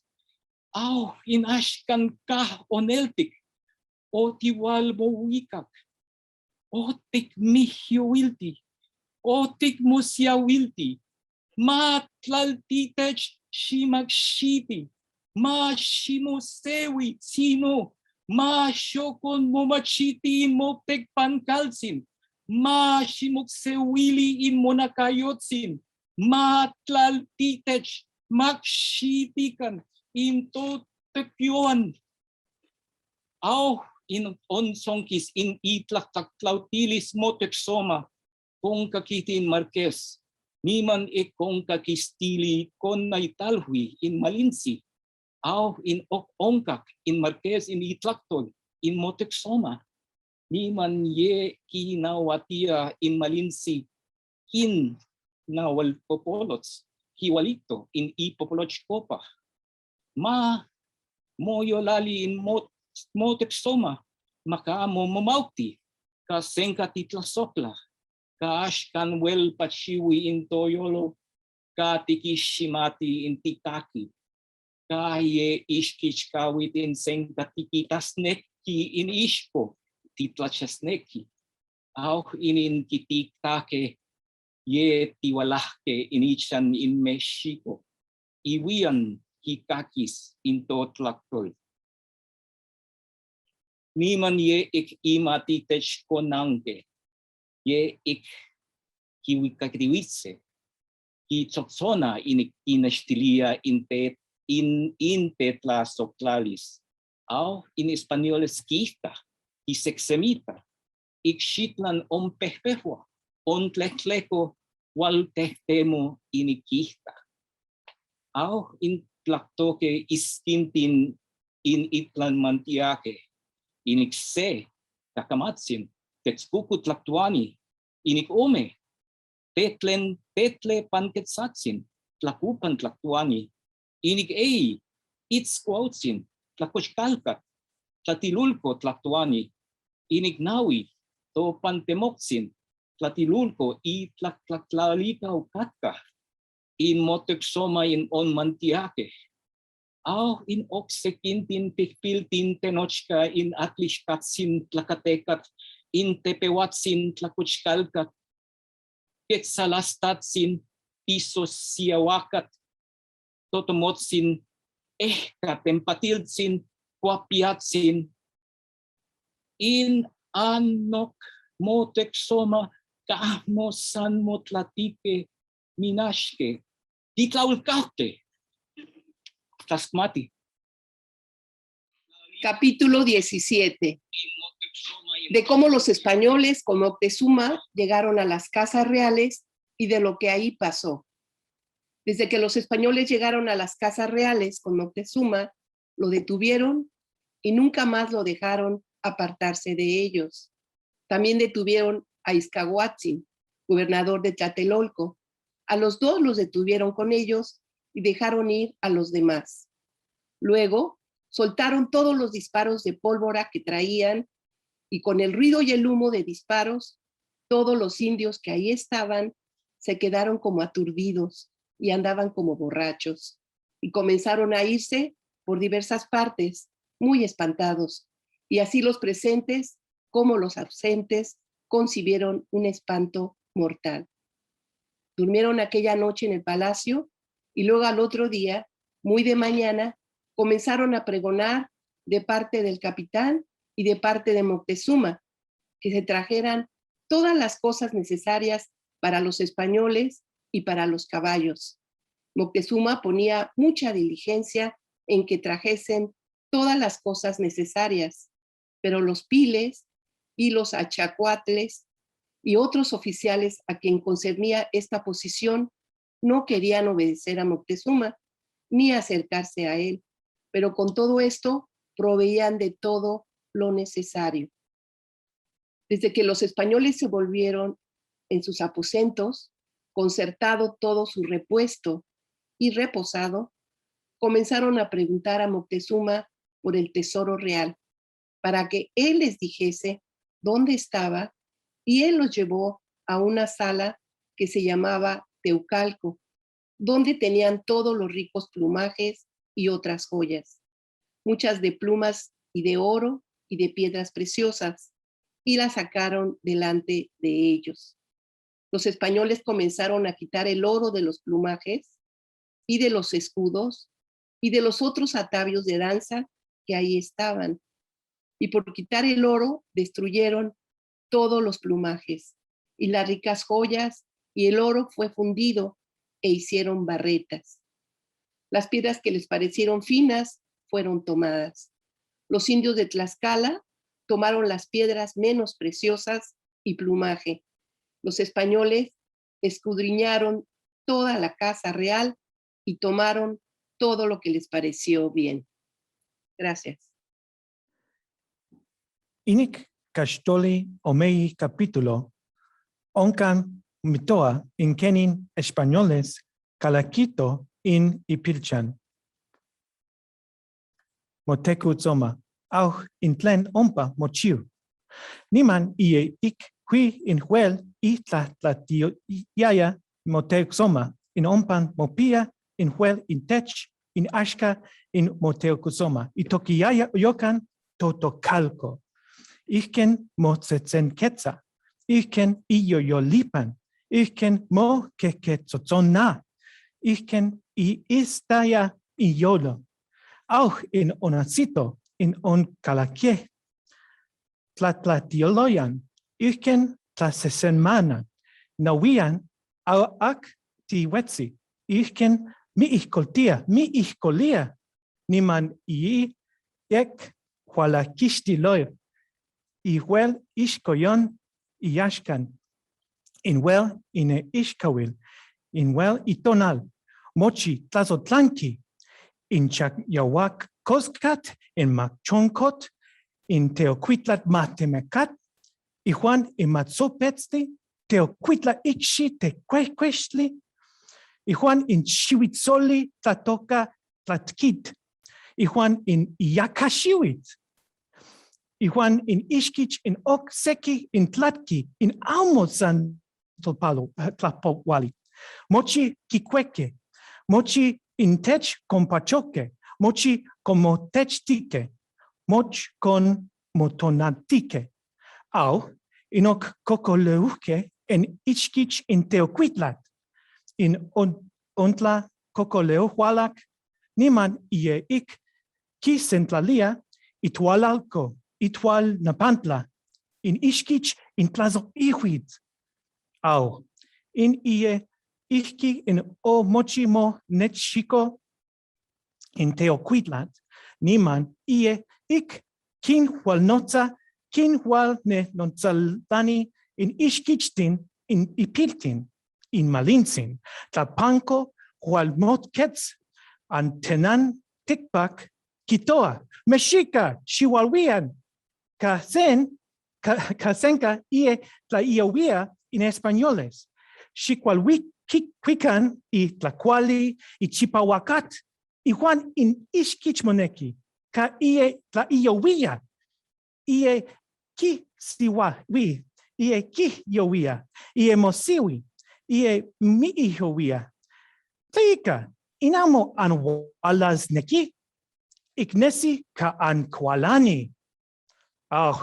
In Mexica sa niman aok mo tlapaloa ya.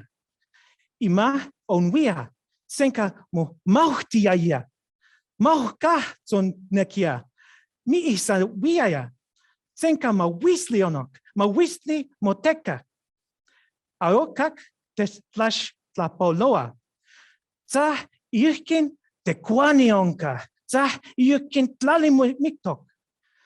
Te lo amo ik mokawa, amo ik netzotzonalo in kawa in ishkich in tech moneki.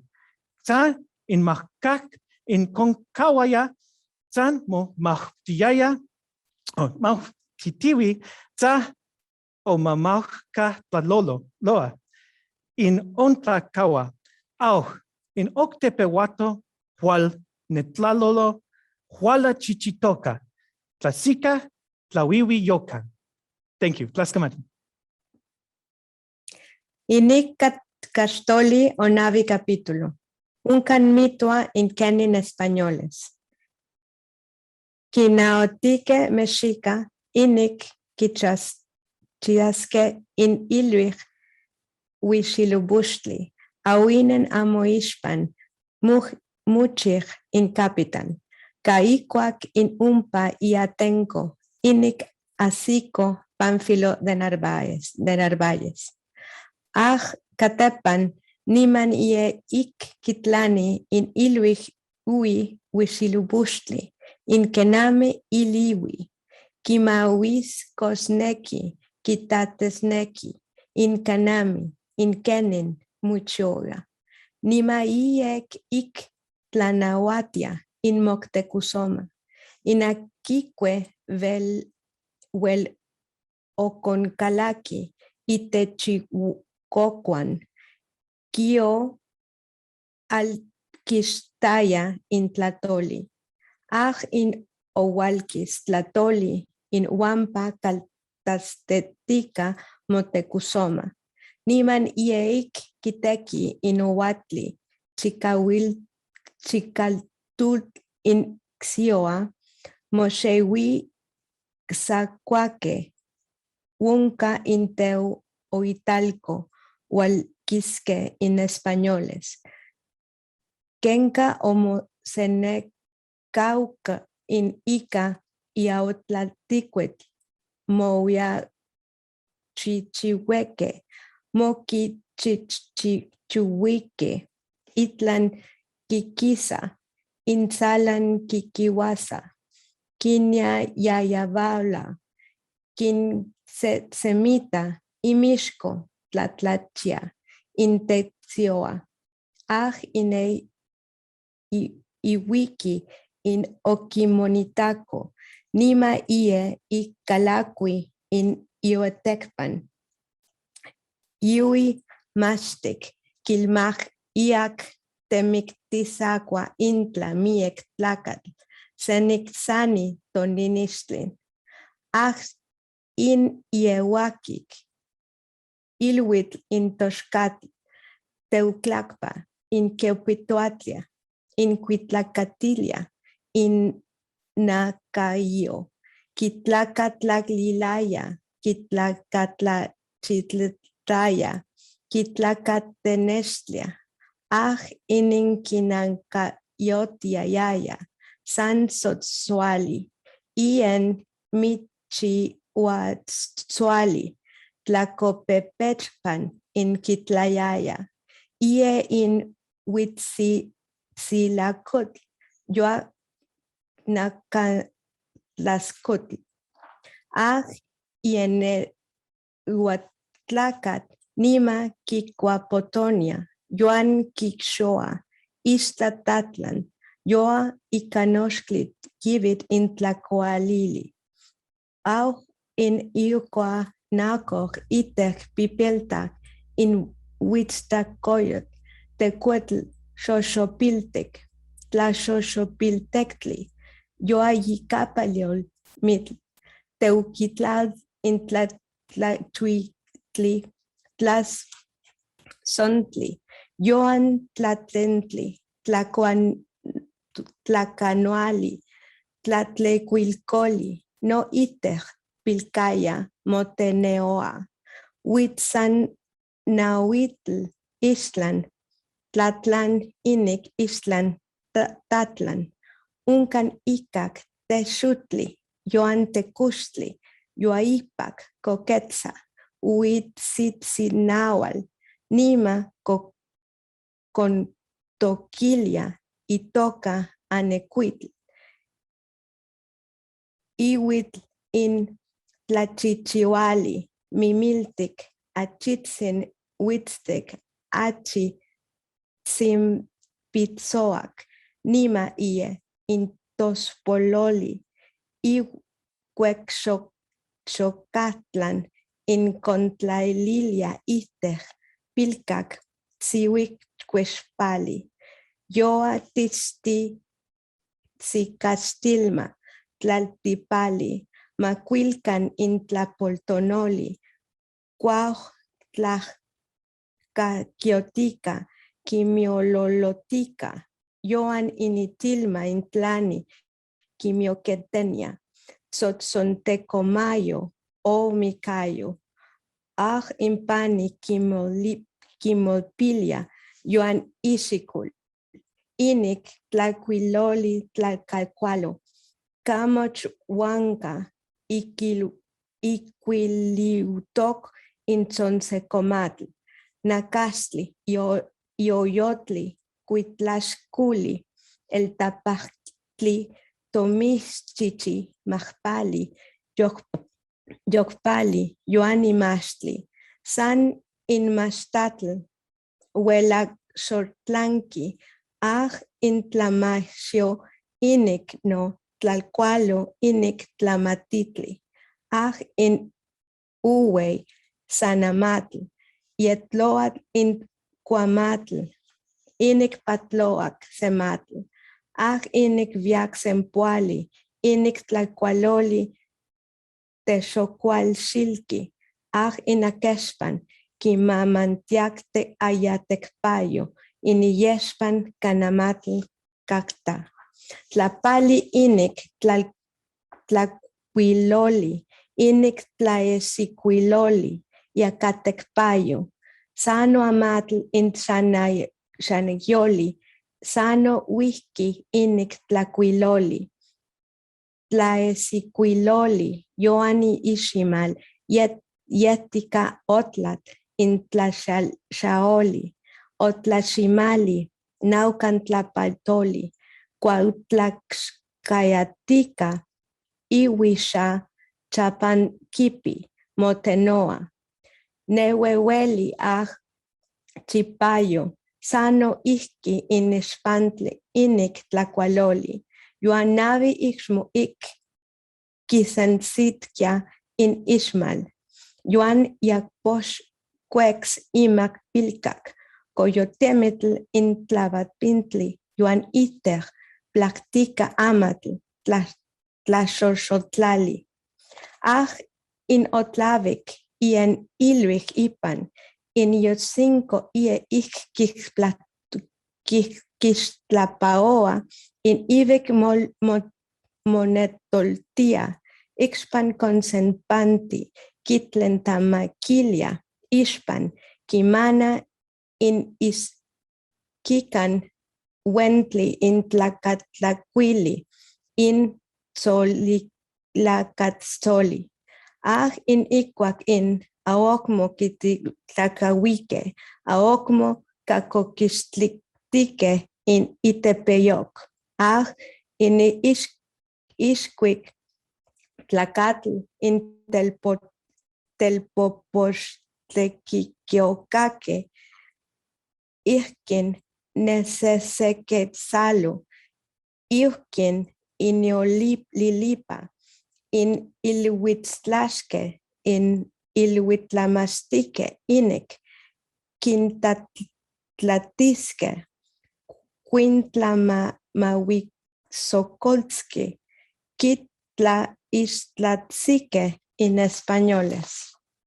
Tlatoca, tetlalolo, huampa, itztiova, in Tehuitualco, inik huampa necocololos, in osesenxquioc, nimae ik pelualo, iech huampeon in cuicoyan necocolos, in monsepual sauque, yuan in moxexioccauque, nepan istinemi, in tetzacua, in mu cocuau, in akin kikashneki, ixtlitlaeye calhuia, in ococahuitl, in akin machixas, kitlatlaltiwi icueshi, yuan yaxtel, in akin san, niman atlatlacamantli, in amo tetlatzaltoca, in aken tlata, wel ik ki quiquitlabeltiki, kimetzhuiteki, cacahuelteki, caliticpa, contopewa, conchicanaoa, conixquitza, mixiquetztui, nanacatzintui, ayactemacnauti. Sen kenka yoya tlamahuaitiaya, tlamaetlaitaya, semisacashoa, semisacaxin, katka in Yahvan, Huitzilobuchtli in Mosexioxauque, Ajin tlacataya, in Huehuetau tachcacaban, in Vevextiva telhuelquisaya, amo quitzacuiliaya, in esquic telputzintli, in cuexpaltzine, in cuexpaltzineque, yuan in tzotzolcoleque, in tepalyamani, in yaque, in moteoneoa, in telpulchiaki, in seiknemi, in secasitenemi, in anoso, ume casitemi no quinzacuaya, kimilwayaya, umpa, shiva, onocne, an kiteintitia amotec ito. Thank you. Inixempowali capítulo. Onca mitoa inqueni españoles quimictique, quinixtlamique y mexica, in quilhuiquixtiliaya, huitzilopochtli, in onca mitoyaya, Tehuitialco. Au inye iki inye ilhuitlacamacho, in ye netotilo y ye cuico, in ye cuico guanalo. In cuicatl iki xaxamacantimani, in ye iman, in otlaima mantic inic temictisque in españoles. Niman ye ik hualquiza o moyachichique o contatzacuaco in isquicampa quixuyaya, calacoyaya, in cuaquiahuac, tecpancinco, acatl y yacapa, tezcacoac, au in o contatzahque no isquiza momanque, huacacuel hualquiza. Au in ye iki nimanye y kalaki y tehuitualco, intemictisque initeki, intemictije sa tlaxipawia, imehuachimal seki itotopochimal, iwan intepos macua, nimanye ik kinyawaloa in kimitotia, nimanye ik wi in huehuetitla niman kinmahuiteque, in tlazozona hualcocoton, omexti in imacpal sactepa quiquechuiteque huecahuetzito in iquech, niman ye mochinti texixili tepostopiltica iwan tehuiteque teposmacuatica. Sequinti quincuitlazo niman hualmotoshoyawa in cuitlaxcol. Sequinti quincuatzatzayanque huel quitzeltilique in zontecon, huel itzeltix in itzonteco, au in sequinti quimacuilhuiteque, hualcacamatlapa, hualtzatzayan in inacayo, sequinti quincotzhuiteque, sequi quimetzhuiteque, sequinti quinmitihuiteque, niman mochihual momotoshawa in icuetlaxcol. Au in aca ocne motlaloa in icuetlaxcol sa kiwalana, iki xoshoquiawa, in momaquixtisnequi au campa huelwi, au in akin quizasnequi ompa kiwalhuitequi, kiwalxixili.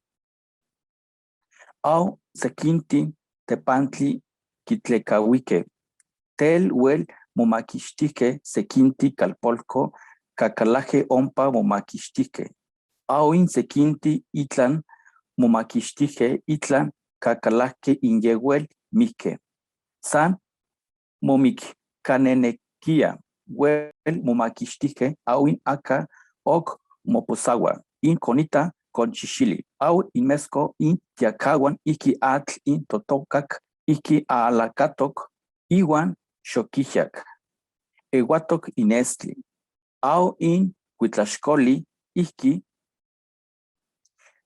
tlahuilani, au in españoles nohuian nemi in tlatemoa in calpolco, nohuian otlaxiltiwi in tlatemoa in asaca ompa nimaya, nohuia nenque, quixacualoti nenque in isquican calpolco in tlatemohque,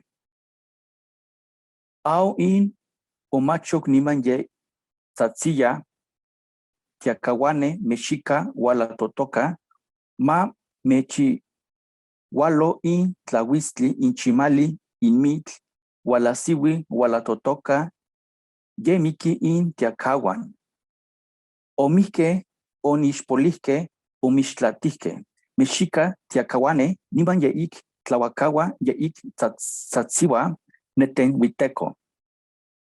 Isica hualnechicauac in tiacahuan iki nesesenquetzalo in mitl in chimali in kitki niman ye ik necaliwa quinmomina in ica tlatzontectli, in ica tlacochtli iwan in minacachali, iwan in tlatzontectli itzpalatlacio in contlaza iki cospol omoteca in acatl, in ipan españoles.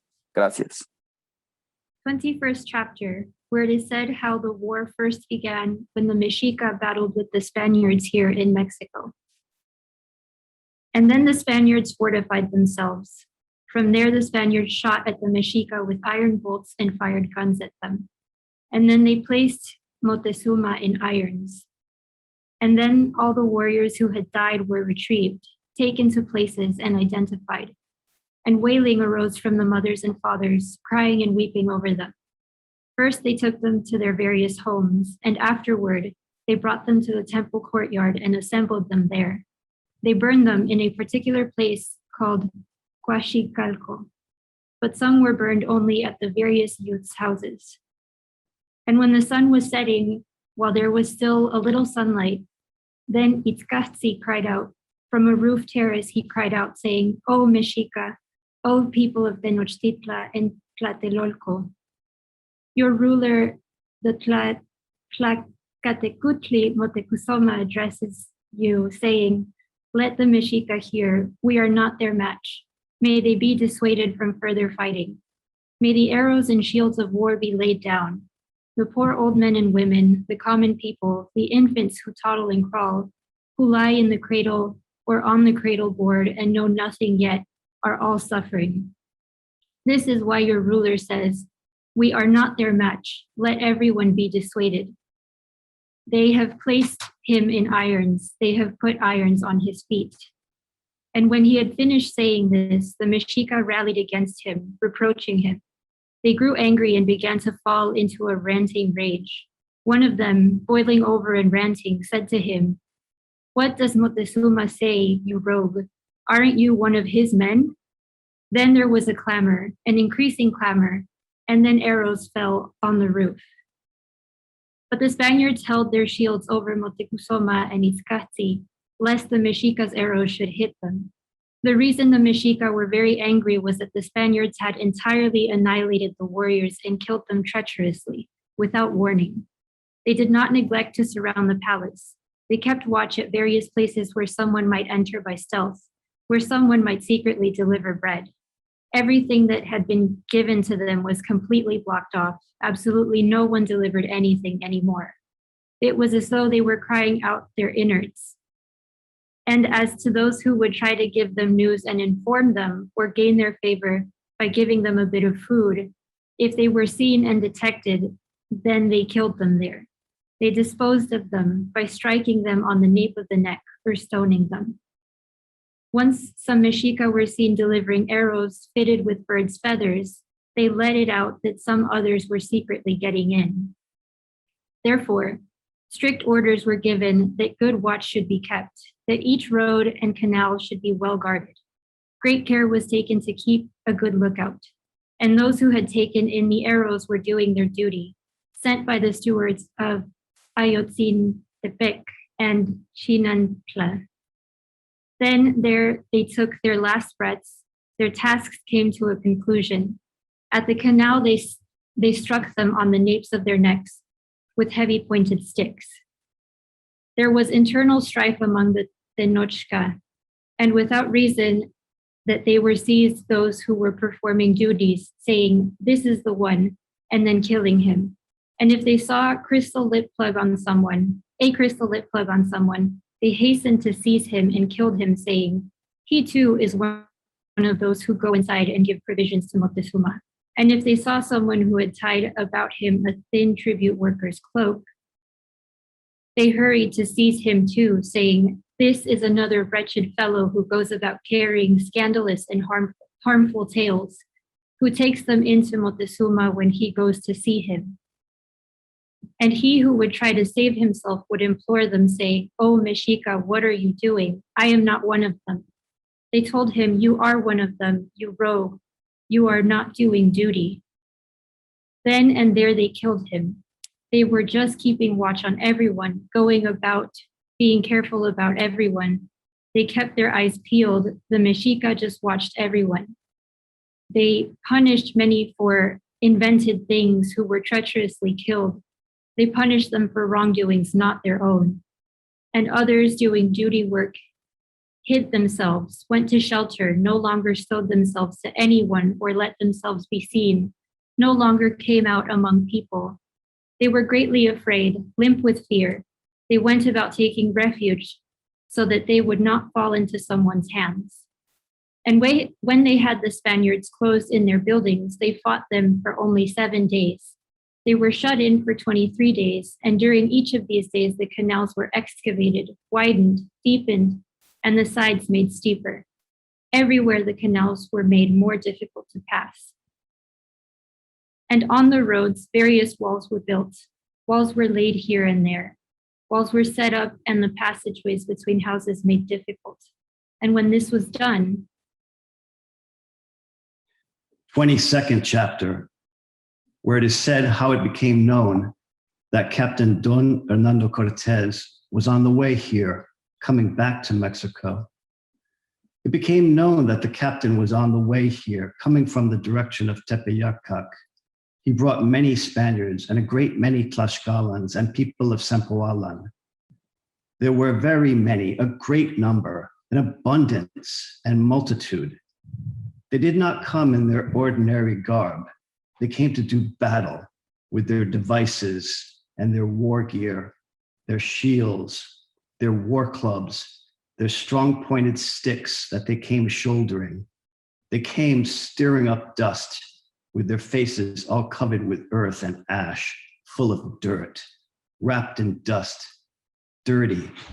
They came running very fast, making great haste, shouting as they went, saying, "Everyone is running along, oh, Tlaxcalans, oh, Sempoalans." And the Mexica told one another that they would not show themselves to them, but hide themselves and take shelter, as though it were the middle of the night. No one made a sound, but everyone was looking out from doorway openings, openings in walls, and holes where they had pierced the walls a little in order to see out from there. Only those who had places at the side of the road, which followed the roadside, did this. Those who lived in the interior of the house, complexes, did not. If the Spaniards had seen how many warriors there were in places piled together, they would have realized that the Mexica would start and commence the battle, that it would be on their initiative. And when they had entered the great palace, they fired the guns. When this happened, then the Mexica came out to face them and fight. There was a clamor as the battle was joined, as war was waged. Weapons were brandished, arrows and stones fell on the Spaniards, but the Spaniards shot back with iron bolts and guns. Many people were hit by bolts and guns. The crossbowman aimed the bolt well. He pointed it right at the person he was going to shoot. And when it went off, it went whining, hissing, and humming. And the arrows missed nothing. They all hit someone, went all the way through someone.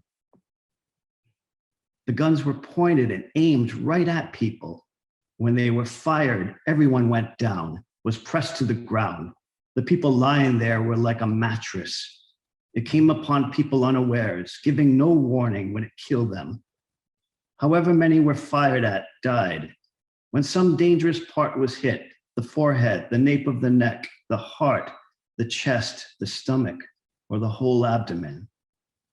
But if only their thighs or shoulders were hit, then they did not die of it, nor were their lives put in danger, but they healed. And when the Mexica saw how the guns and iron bolts were shot, they just went back and forth as though crossing this way and that. Everyone went from side to side, being very alert and careful. When the fighting had gone on for 4 days, the warriors, those who had been chosen and picked out as best, those who possessed devices, whose countenances showed the spirit of war, all those climbed up on top of the temple. They took up 2 large beams and many round oak logs called godwood that they were going to hurl down on the Spaniards. Thereupon, the Spaniards climbed up on the temple. They went in separate units, in rows. Those with arquebuses went ahead. Very gently did they climb, not getting agitated. As they went, they fired the arquebuses at things. Second went the crossbowmen, those who shot crossbows. Third went those with swords. Fourth went those with iron lances, staffs shaped like a bat. And when the warriors were trying to arrange themselves to hurl the logs, the thick oak logs, down on the Spaniards, they just pushed them aside with their shields. It did no good at all. And when the Spaniards got on top, they struck, stabbed, and jabbed at people. Thereupon, the warriors threw themselves down to the landings of the temple. Like black ants, they threw themselves down. And the Spaniards cast down from the temple every one of the warriors who had climbed up. They cast down absolutely all of them. Not a one escaped. And when they had finished the killing, They went into the palace and quickly shut themselves in. And this all happened at mealtime. After this, the dead were identified and removed. When all those who had been cast down from the temple had been removed, they were burned in the various youths' houses. Moctezuma and a great nobleman of Tlatelolco died, and the Spaniards threw their bodies out at the entryway of the house where they were. 4 days after people had been cast down from the temple, the Spaniards removed the bodies of Moctezuma and Itzcuautzin, who had died, to a place at the water's edge called Teoayoc, place of the divine turtle. For an image of a turtle was there, carved in stone. The stone represented a turtle. And when they were seen and recognized as Moctezuma and Itzcuautzin, they hastened to take Moctezuma up in their arms and brought him to the place called Copolco.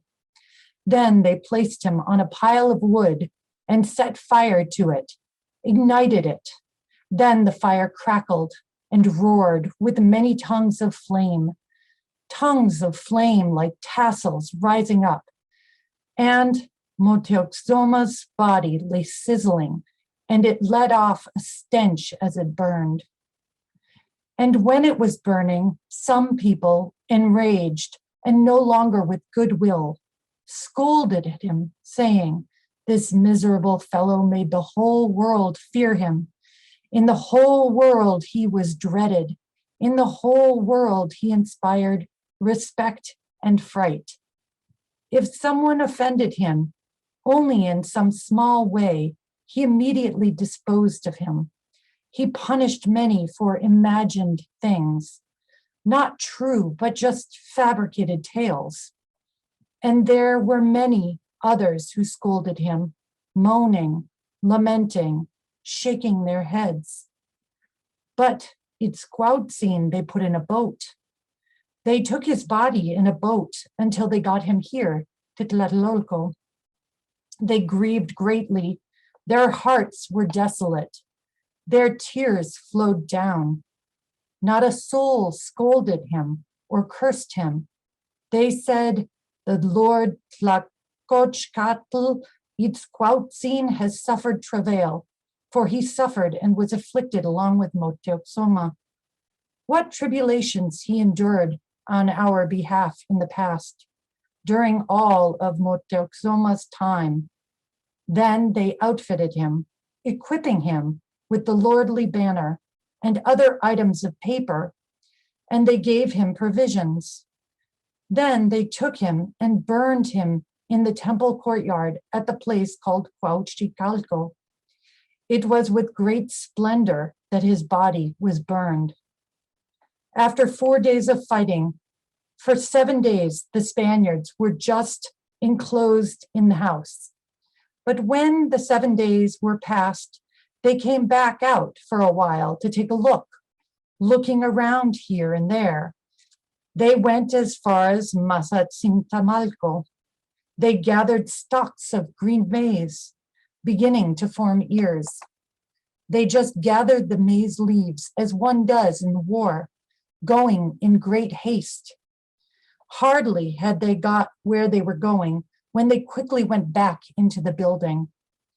When they had come out, the sun was already off to one side, about to set. Thank you. Thank you, everybody. Thanks for sticking around, especially after our technical difficulties. But I think we at least got the readers to work, and they did such a wonderful job to read this manuscript, which is hard to do when you're reading 16th century Spanish or 16th century Nahuatl. And so we're so grateful to the readers to bring this manuscript that's so hundreds of years old alive. And I think the writers themselves, they put so much, they wrote this history in a way that makes it so present for us today. And so it's really wonderful that all the readers really read it with such emotion so that we could sort of feel almost what is going on viscerally. I don't know if the Spanish interpretation is working. I'm sure my colleague will tell me in a minute, but we are now going to go to break until 1:30. We ended a little bit early, but maybe that's a good thing. We can stretch and get a rest. We welcome you to stay on here and stay within the webinar or come back at 1:30. And then we will be reading the rest of the book 12, chapters 24 to 41. So thank you so much for joining us this morning. Please come back at 1:30 and we will see you then. And also we will have poetry to conclude the event by Project 1521, which is an artist and poetry group here in Los Angeles. And we will also have music by Xochicuitla and the Christopher Garcia Music Project. And so it will be a way to sort of reflect on this reading that we've done here today. So see you again at 1:30. Thank you.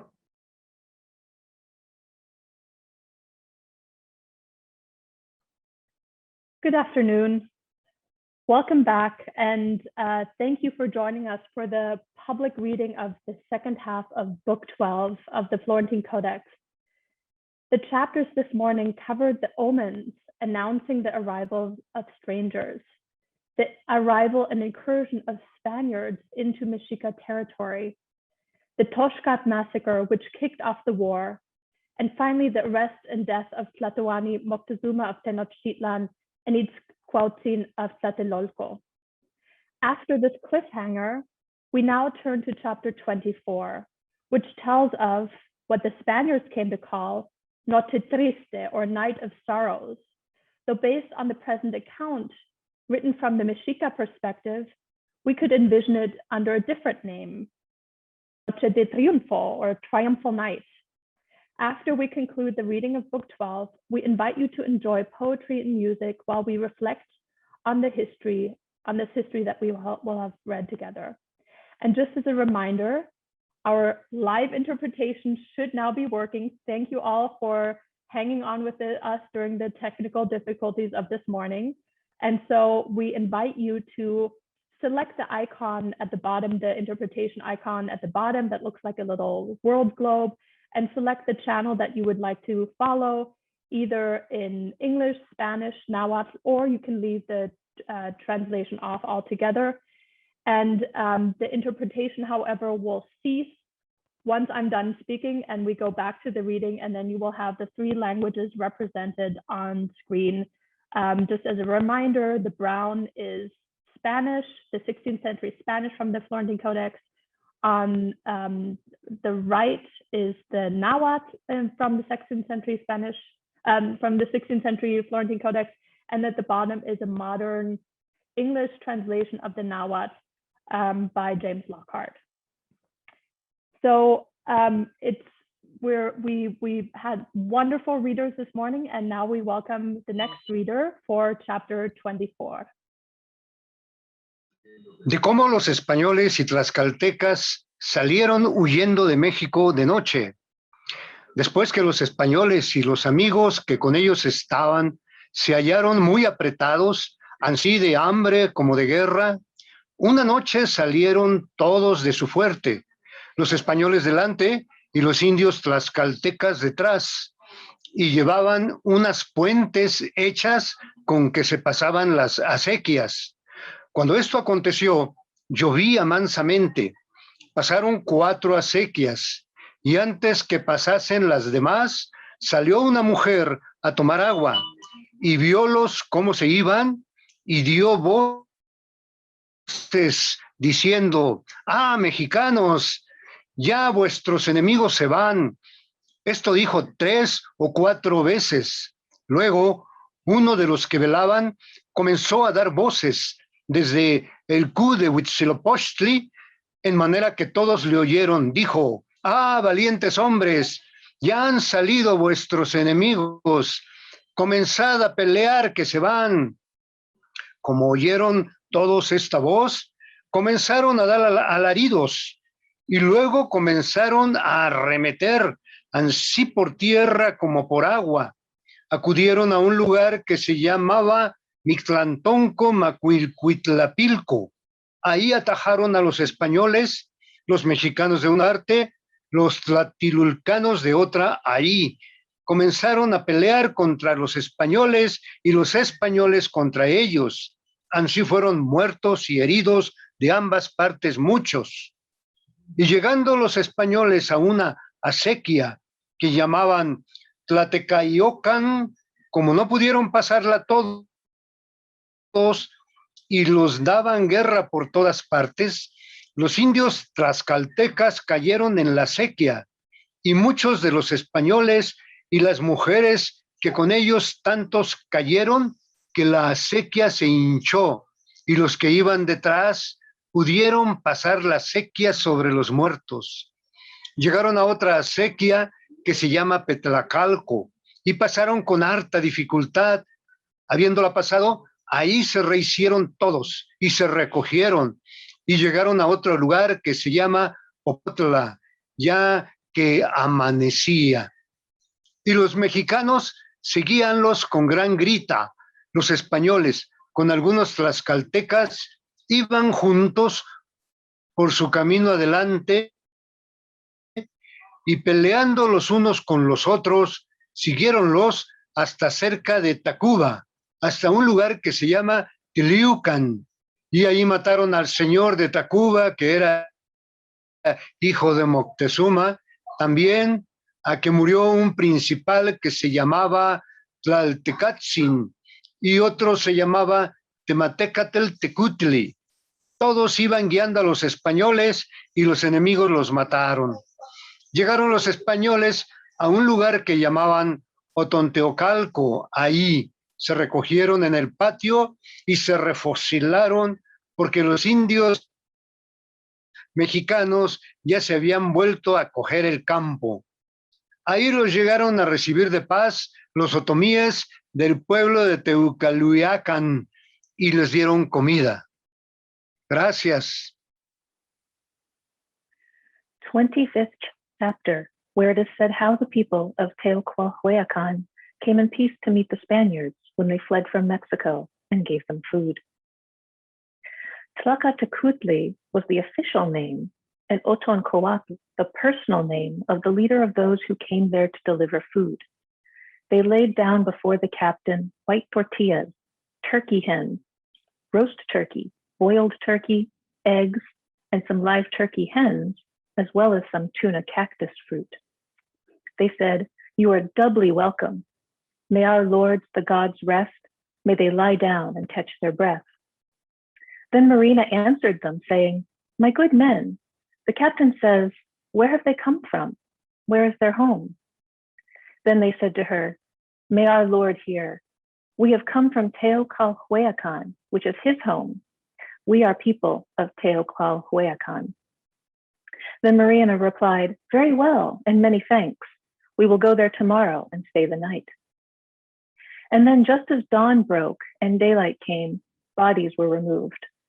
The Mexica removed all the Tlaxcalans, Zempoalans, and Spaniards who had fallen into the Tolteca Canal and at Petlacalco or at Mictlantonco. They were removed in boats. They went and flung them out in the stands of white rushes, among the white rushes, in the stands of reeds, in the midst of reeds, forking them with spears, flinging them away. They also threw down the women, naked, yellow all over. They stripped all the women, took everything from them, spilled out what they had, left them lying bare. But the Spaniards they laid out in a separate place, arranging them in rows. They were like tender reed sprouts, new maguey sprouts. Their bodies were like sprouting reeds and rushes. They also removed the people-bearing deer named horses. And the goods that they had gone carrying with them were all picked up and acquired by others. Anyone who came upon anything whatever rushed to take and appropriate it, loading it on his back and taking it home.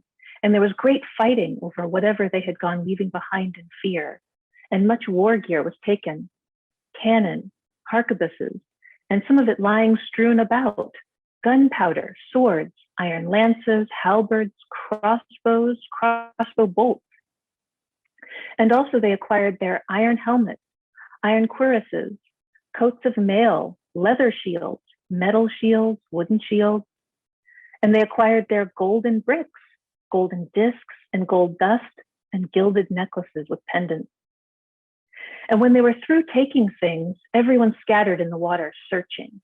Some searched with their hands, some with their feet. When the Spaniards were coming out, those who went in the lead were able to get through, but those who came behind were the ones who fell in the water. They all died. It was truly like a mountain of people that was formed. They lay pressed against one another, killing and smothering one another. While this went on, the Spaniards at Oqueco kept sleeping.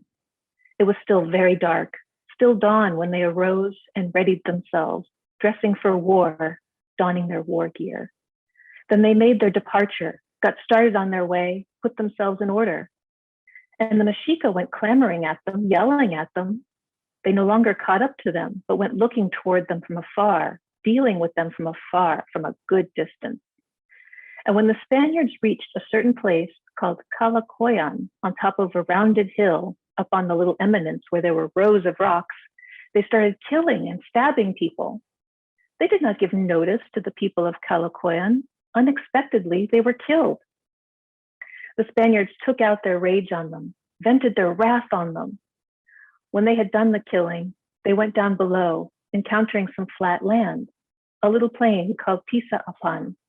Then they went up to Teocalhuacan. Thank you. Capítulo 26, de cómo los españoles llegaron al pueblo Teocalhuacan y del buen tratamiento que allí los hicieron. Llegados los españoles al pueblo de Teocalhuacan, ante mediodía, fueron muy bien recibidos por los otomíes, cuyo era aquel pueblo, y diéronlos luego mucha comida, la cual les tenían aparejada. Regocijáronlos y recreáronlos mucho ansí, a ellos como a todos los que con ellos iban, y también a los caballos, dándolos cuanto había menester y ellos tenían. Los otomíes de tlaxcaltecas, que se escaparon de la guerra, conociéronse con los de Teocalhuacan, porque eran todos parientes, y desde pueblo de Teocalhuacan habían ido a poblar a Tlaxcala. Y luego todos ellos juntos se hablaron para saludar al capitán y a los españoles. Luego todos juntos fueron a hablar al capitán y a los otros capitanes, diciéndoles que aquella era su casa y su pueblo, y ellos eran sus vasallos. También se quejaron al capitán del mal tratamiento que les habían hecho a Moctezuma y los mexicanos, cargándolos mucho tributo y muchos trabajos, y dijéronlos que si los dejaba, que más mal tratamiento les habían de hacer, porque eran crueles y inhumanos mexicanos. Como Marina hubo dicho al capitán lo que los otomíes decían, díjoles el capitán: no tengáis pena, aunque me vaya, que yo volveré presto y haré que ésta sea cabecera y no sea sujeta a México, y destruyere a los mexicanos. Como oyeron estas palabras, los otomíes de Teocalhuacan consoláronse mucho y cobraron presunción y orgullo para rebelarse de los mexicanos. Y los españoles durmieron aquella noche allí, y otro día, antes que amaneciese, aparejáronse para partirse, y tomaron el camino de Tepoztlán. Llegaron a aquel lugar antes de mediodía. Como los de Tepoztlán los vieron que iban a su pueblo, comenzaron luego todos a huir, metiéronse en los montes y escondiéronse por las barrancas. No quedó nadie en el pueblo que recibiese a los españoles, ni ninguna cosa llevaron consigo. Dejaron todas sus haciendas, solamente salvaron sus personas porque tuvieron gran miedo que las habían de matar. Y los españoles entráronse en las casas principales o palacios del Señor en aquel pueblo. Durmieron aquella noche todos juntos y todos estaban con gran temor de que viniesen sobre ellos los enemigos. Otro día, en amaneciendo, almorzaron de lo que hallaron por las casas del pueblo. Después que hubieron almorzado, partiéronse, y por el camino donde iban tras ellos los mexicanos dándoles grita. Y si alguno se acercaba a los españoles, luego le mataban. Fueron derechos al pueblo de Citaltepec, y como vieron los de Citaltepec que iban allá, los españoles, escondiéronse, ningún recibimiento les hicieron. Comieron de lo que hallaron por las casas y durmieron allí aquella noche, y de mañana almorzaron. Habiendo almorzado, partiéronse. Y llegaron al pueblo que se llama Xoloc. Los de aquel pueblo, todos huyeron, y nadie osó esperar. Todos se subieron al cerro que se llama Xoloc, y allí se escondieron, y todos tuvieron gran temor. Los españoles durmieron allí aquella noche. Y otro día, muy de mañana, como hubieron almorzado, partiéronse los españoles. Iban por el camino en 2 rencles, los de caballo y todos los de a pie, y los que llevaban cargas iban en medio de los de caballo. Y de camino quemaron todas las casas de los demonios que hallaron a mano, porque eran pajizas, y como las casas ardía, espantábanse los que lo veían. Yendo por su camino adelante, los españoles iban tras ellos dándoles grita a los maceoales de aquellos lugares, pero no osaban llegarse. Aquel día llegaron al pueblo que se llama Aztaquemicán. Este es un monte alto, poblado. Los españoles les subieron al monte, aposentáronse en la falda del monte, en una población que se llama Zacamulco, que está en un collado. Aposentáronse en un cu de los otomíes. También los habitadores de aquel pueblo se huyeron y dejaron el pueblo. Thank you. 27th chapter, where it is said how the Mexica caught up to the Spaniards when they were following after them. Also, at the very same time, the Mexica got there wanting to intercept the Spaniards. They established themselves at the foot of the mountain named Tonan. When dawn came, the Spaniards readied themselves and ate, and the Mexica likewise readied themselves and ate and drank. They drank a maize and chia beverage. Some climbed to the top of the mountain and looked out for the enemy, observed the enemy, looking to see when the Spaniards would break camp and make their departure. Those who were watching kept their eyes peeled. And when the Spaniards were getting going, were on the road, then the lookouts shouted down saying, "O Mexica, your enemies are going. We must prepare ourselves, each and every one. We must all get going and be on our way. No one must stay behind." And when they heard this, everyone ran, scurried back and forth, hastened. And when the Spaniards saw them coming, they waited for them. They set themselves up to encounter them, considering how well they would be able to handle them. When it was time, they charged at them. All who had been in the houses rushed out among them, stabbing and piercing. Mexica and Tlatelolco died there in great abundance. They simply gave themselves to them. They hurled themselves into their hands. They pursued death. There were only a few who escaped death at their hands. But those who stayed far away, who kept dealing with them from afar, did not die. And when the Spaniards had done the killing and vented their wrath, they went off, with all the bearers following behind. No one knows where they spent the night at that time. There, the Mexica turned back. They stopped tracking the Spaniards and left them behind. At this point, the warriors who had died, who had been stabbed, were identified, and they burned them all there. They picked among their ashes, collecting their bones and piling them up. Afterward, they buried them in the ground. Here are the days that passed after the Spaniards entered Mexico on the day count 1 wind and the year count 1 reed, 1 day before the 10th day of the month of Quecholi. When they had been here a day, it was 2 house, exactly the 10th day of Quecholi. And on the very day that the end of Quecholi arrived, Panquetzalitzli followed after it for 20 days. Then Titidil followed it, also for 20 days. Then Iskali, the end of the year, followed, also for 20 days. Then at that time were put 5 days, called Nemontenemi, and at the end of the 5 days began Aral Cuahualo, or Coahuil Ehuac, when the year is taken hold of and the new year begins, also 20 days. Then followed Tlacashipihualitzli, also 20. Then followed Tososontli, also 20. Then followed Huetososotli, also 20. Then followed Toshcatl, also 20 days. At this time, the warriors who were cut to pieces perished. Many Mexica died. Then followed Etzalcoalitzli, also 20 days. Then followed Teosihuitontli. At this time, the Spaniards came out, right on the day of the festivity. They disappeared by night without anyone being aware. People had not realized they would come out at night. The total of all the days that passed is 235. They were our friends for 195 days and our enemies for 40 days. And when the Spaniards had gone, it was thought that they had gone forever, that they would never come back, never make a return. Then again, the homes of the devils were fixed up and ornamented. They were swept and cleaned out, and the earth was removed. Thank you. De la primera fiesta que hicieron los mexicanos después que los españoles salieron de noche de esta ciudad. Cuando los españoles salieron de México y fueron a Tlaxcala, era en el mes que se llama Tecuilhuitzontli, que comienza a 2 de junio, y llegado el mes siguiente, que ellos llamaban Huetehuitzintli, que comienza a 22 de junio, como ya estaba algo descansados de la guerra pasada, hicieron muy gran fiesta a todos sus dioses y sacaron todas las estatuas de ellos y ataviáronlas con sus ornamentos y con muchos quetzales de pluma rica y pusieron a sus carátulas de turquesas hechas de mosaico. Esto hicieron agradeciendo a sus dioses porque los había librado de sus enemigos. Luego se sigue el otro mes suyo, que se llama Tlaxochimaco, que comienza a 12 de julio. Tras este se sigue el mes que llaman Xocolhuetzi, que comienza a 1 día de agosto. Tras este se sigue el mes que llama Oxpanistli, que es a 20 de agosto. Tras este se sigue el mes que llaman Teutleco, que comienza a 10 de septiembre. Tras este se sigue el mes que llama Tepilhuitl, que cae a 30 de septiembre.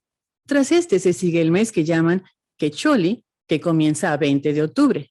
Luego se sigue el mes que llama Panquetzalistli, que comienza a 9 de noviembre.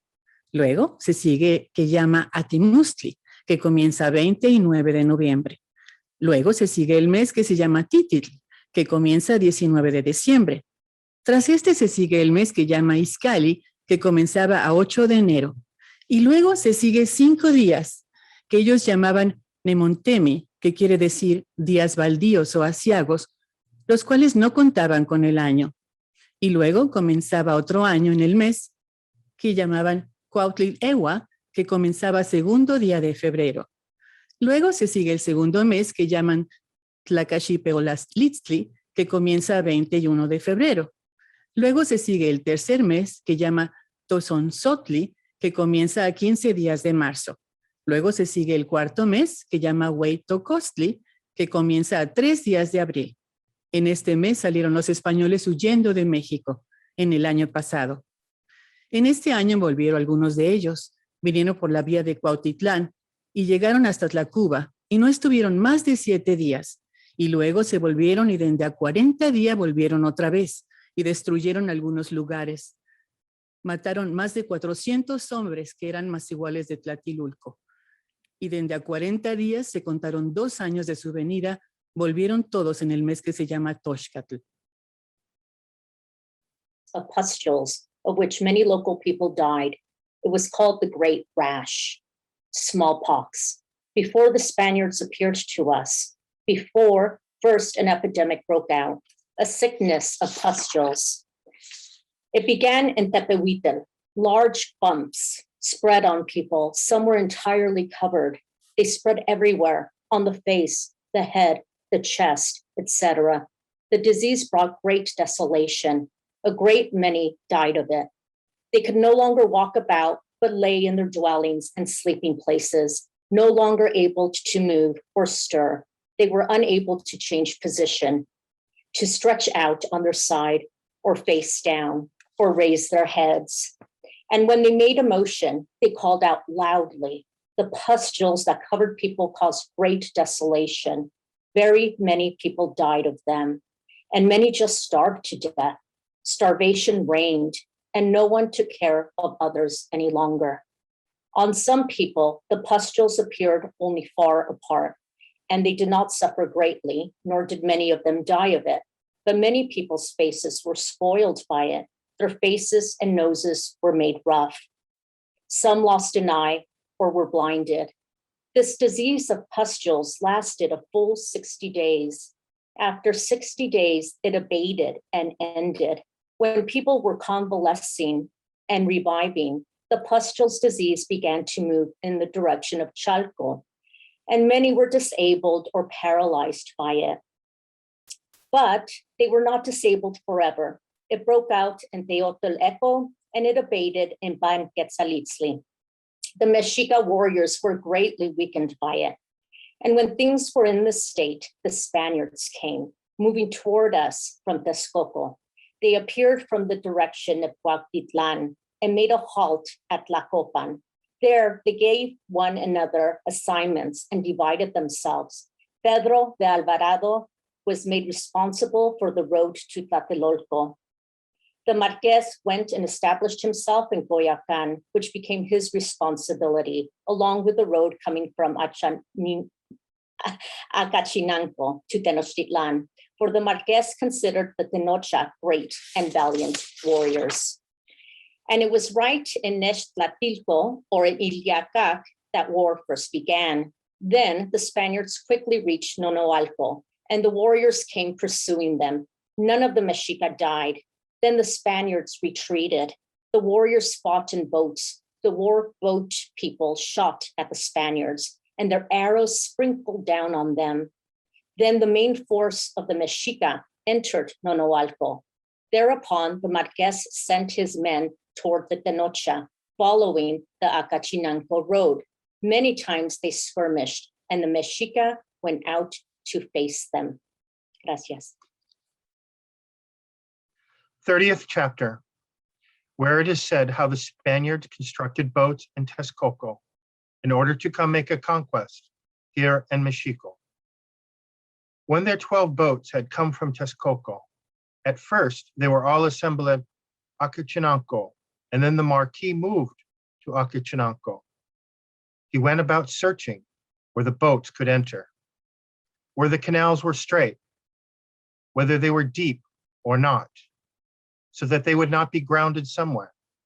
But the canals were winding and back and bent back and forth, and they could not get in them. They did get 2 boats in. They forced them down the road, coming straight from Tlatelolco. Once they had a general consultation and decided to send their whole force against the Mexica. Then they lined themselves up, carrying the guns. A cotton banner came ahead. They were not at all excited or perturbed. They came beating drums and blowing trumpets and wooden fifes. And the 2 boats came gradually, keeping on one side. On the other side, no boats came, because there were houses there. They came ahead, fighting as they came. There were deaths on both sides, and on both sides, captives were taken.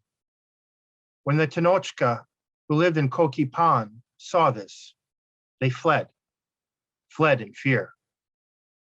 The little children were taken along with the others. They just went into the water. The water was full of people, and a whale rose. And those with boats put their children in them and pulled them along, working vigorously.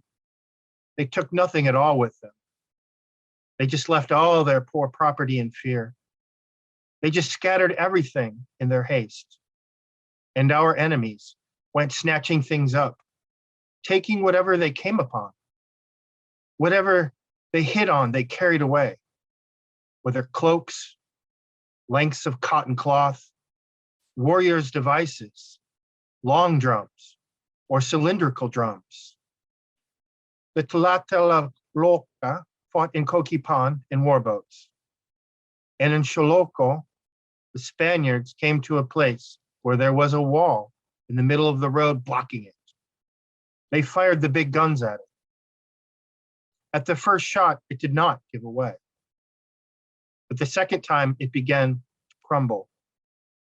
The third time, at last parts of it fell to the ground.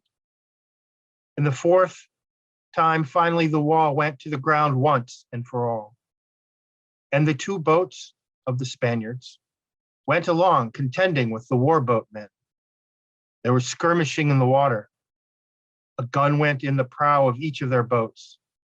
And where the Mexica boats were close together and assembled, they fired on them. Many people died from it. When hit, each boat quickly lifted its prow, wavered, and sank.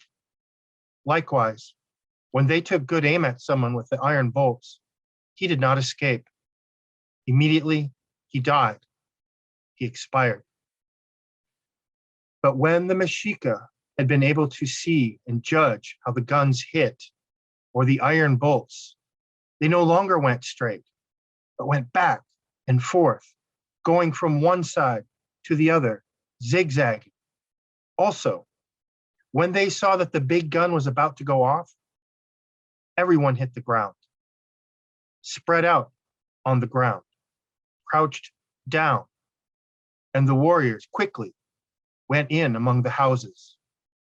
The road cleared off. The highway was as if swept clean. Then the Spaniards reached Huitzilopochtli, where there was another wall. Many Mexica lay crouching at it, hiding behind the wall. For a little while, the Spaniards' boats were grounded. They were there for a short time while they adjusted the guns. Blazo Kamati, thank you. Inik Sempowali o Matlakli Ose Capitulo. There it is said how the Spaniards came with the brigantines, pursuing those who were in boats. When they were done contending with them, they drew close and reached all the houses. When they had finished adjusting the guns, they shot at the wall. The wall then ripped and broke open. The second time it was hit, the wall went to the ground. It was knocked down in places, perforated. Holes were blown in it. Then, like the other time, the road stood clear, and the warriors who had been lying on the wall dispersed and came fleeing. Everyone escaped in fear. And then all the different people who were on the side of the Spaniards quickly went filling the canals and making them level with stones, adobes, and some logs, which they closed off the water. And when the canals were stopped up, some horsemen came, perhaps tens of them. They came going in circles, spinning, turning, twisting. Another group of horsemen came following behind them, and some Tlatelolco who had been quickly entered in the place that had been Moctezuma's residence came back out in alarm to contend with the horsemen.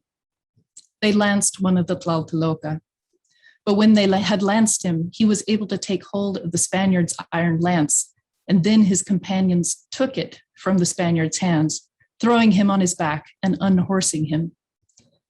When he fell to the ground, they struck him repeatedly on the back of the neck, and he died there. Then the Spaniards sent everyone. They all moved together. They reached Cuauhtémoc, and as they went, they took the cannon and its gear and set it down at Cuauhtémoc. The reason it is so called is that the eagle stood there, carved of stone, some 7 feet tall, and enclosing it were a jaguar standing on one side and a wolf standing on the other, likewise carved in stone. And when things were in this state, the great warriors tried to take shelter behind the stone pillars, and there were 2 rows of them, 8 altogether. And the roof of the Cocali was also full of warriors. None of them ventured to cross into the open. And the Spaniards did not move at all. When they fired the cannon, it grew dark, the smoke spread. Those who had been taking shelter behind the stone pillars fled. All who had been lying on the roof jumped down and ran far away. Then they brought the cannon up and set it down on the round stone of gladiatorial sacrifice. On top of the temple of Huitzilopochtli, they were still trying to keep watch, beating the log drums as though the air were full of them. Then 2 Spaniards climbed up and struck the drummers. After they had struck them, they cast them aside and threw them down. And those with the scraped heads, all the warriors who were fighting in boats, came onto dry land, and only the youths who had pulled the others conducted the boats. And at this point, the warriors inspected the passageways with much running and shouting, saying, "O warriors, let everyone come running." When things were in this condition, the Spaniards saw that they were upon them, pursuing them. And then they hunched down and retreated, running fast and fleeing. From both sides there was shooting, with barbed darts, and stones were thrown from both sides at the Spaniards. Then they went to Tlatelolco to mend, to catch their breath, to reform, and then they came back. And then the Spaniards went back again and stayed at Acachinalco. And in their haste, they left behind the cannon and the round stone. So the warriors took it, and they quickly pushed it in the direction of Tetamazolco, and they threw it in the water. Taskamati. 32nd chapter, where it is said how the Mexica left their Altepetl in fear and came here when they dreaded the Spanish. And at this time, the Tenochtitlan came entering into Tlatelolco, here weeping and shouting. Many were the tears of the women. The men came accompanying their women, and some of them carried their children on their shoulders. In just one day, they abandoned their Altepetl. But the Tlatelolco still went to Tenochtitlan to fight. And at this point, Pedro de Alvarado hurled his forces at Yacac toward Nonoalco, but they could do nothing. It was as though they had hit against a stone because the Tlatelolco made great efforts. There was fighting on both sides of the road and in the water with warboats. When Alvarado tired, he returned and established himself in Tlacopan. But just 2 days later, they sent out all the boats. At first, only 2 came. Then afterward, all of them, and formed beside the houses in Nonoalco. Then they came onto dry land, and then they began to follow the narrow road between the houses. They came toward the center of them. When the Spaniards landed, it felt silent. Not one of the people came out. But then Tzilakatzin, who was a great warrior and very valorous, hurled 3 stones he was carrying, huge round stones, wall stones or white stones. He had 1 in his hand and 2 on his shield. Then he went pursuing the Spaniards, scattering them, forcing them into the water. They went right into the water. Those who went down in the water got thoroughly wetted. This Tzilkatzin had the warrior rank of Otomi, for which reason he wore the Otomi hairstyle. So he looked down on his enemies, even though they be Spaniards, thinking nothing of them. He inspired general fear. When our enemies saw Tzilkatzin, they would hunch down. They strove greatly to kill him, whether shooting him with iron bolts or with guns. But Tzilkatzin disguised himself in order not to be recognized. Sometimes he would put on his own device with his lip pendant and his golden earplugs, and he would put on his shell necklace. He would go with his head uncovered, showing that he was an Otomi. But sometimes he put on only cotton upper armor and covered his forehead with a little narrow cloth. Sometimes, to disguise himself, he put on a feather hairpiece or wig with eagle feathers tied at the back of the neck. This was the way in which those who threw people in the fire were attired. He went about looking like one of them, imitating them. He had golden armbands on both sides, on both arms shimmering, and he also had shining golden bands on the calves of his legs. Then the next day, they came again and grounded their boats at Nonoalco, at Caltitlan. Also, those who go on foot and all the Tlaxcalans and Otomis came, a great abundance of them. The Spaniards came herding them ahead of them. And when they got to Nonoalco, there was fighting and skirmishing, the scene filled with combat and battle. There were deaths on both sides. Equal numbers of the Mexica and their enemies were hit. Thus, on both sides, there were wounded, and the fighting went on day and night. There were only 2 great warriors who did not hide their faces, who thought nothing of their enemies, who did not place value on their bodies. The first was named Soyaxin, and the second Temoxin. A third was the already mentioned Tzilakatzin. When the Spaniards tired, when they were unable to do anything with the Mexica, unable to penetrate them, they went away. They entered their quarters in very low spirits, their auxiliaries following after them.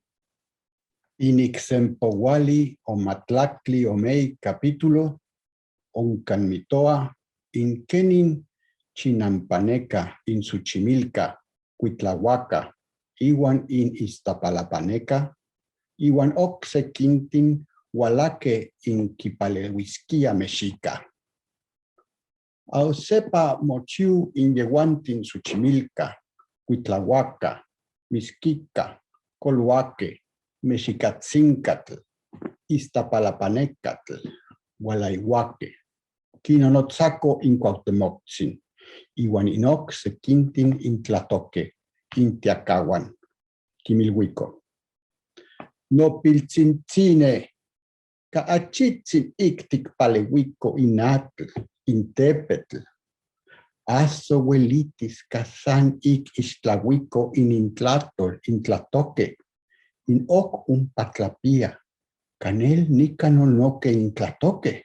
Caolahuaque o senquisaco in cuautlio celotl inacaltica.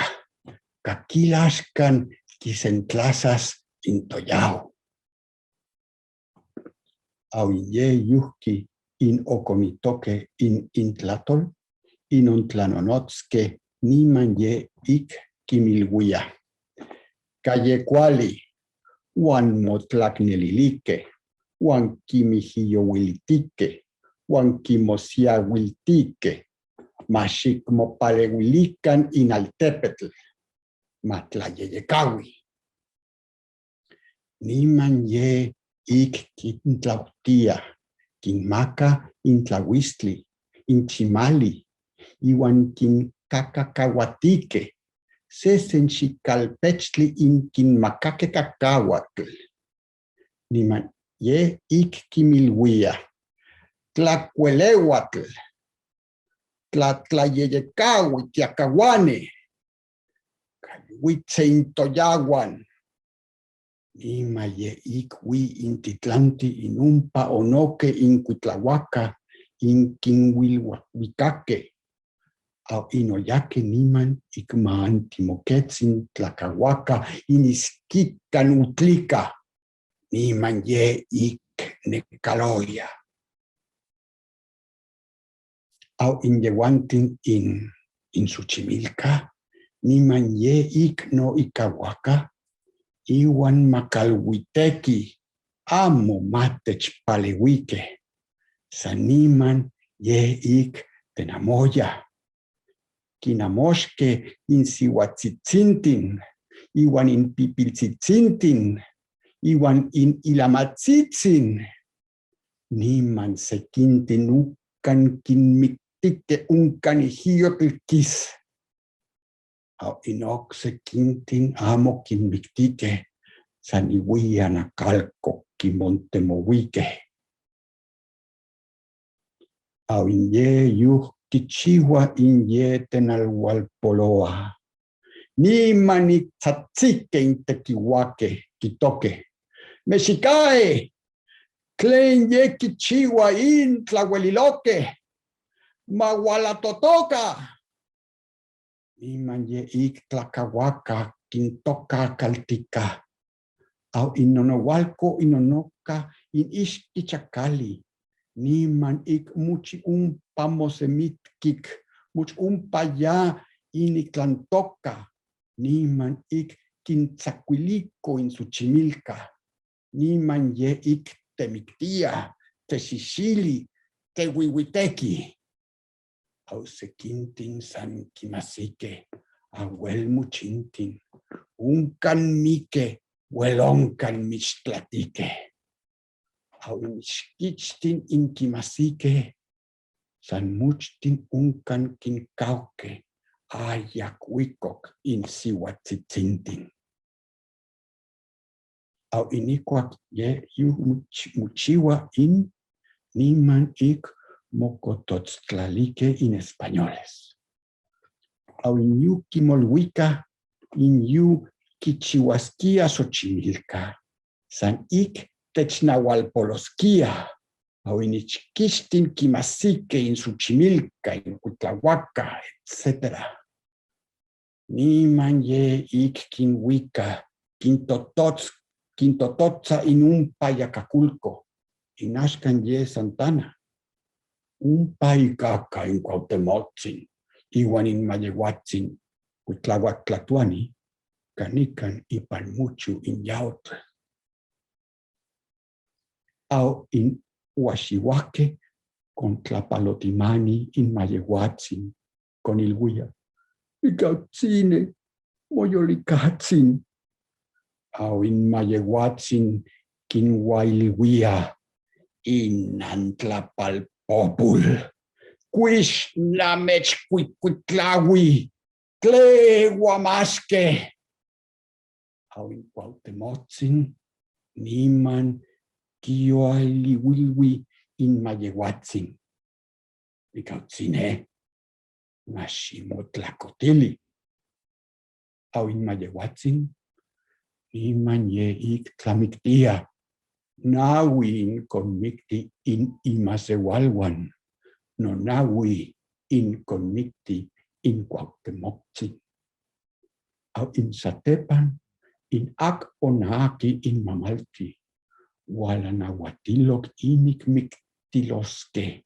No wian in Inteteupan Tlatlacatecolo.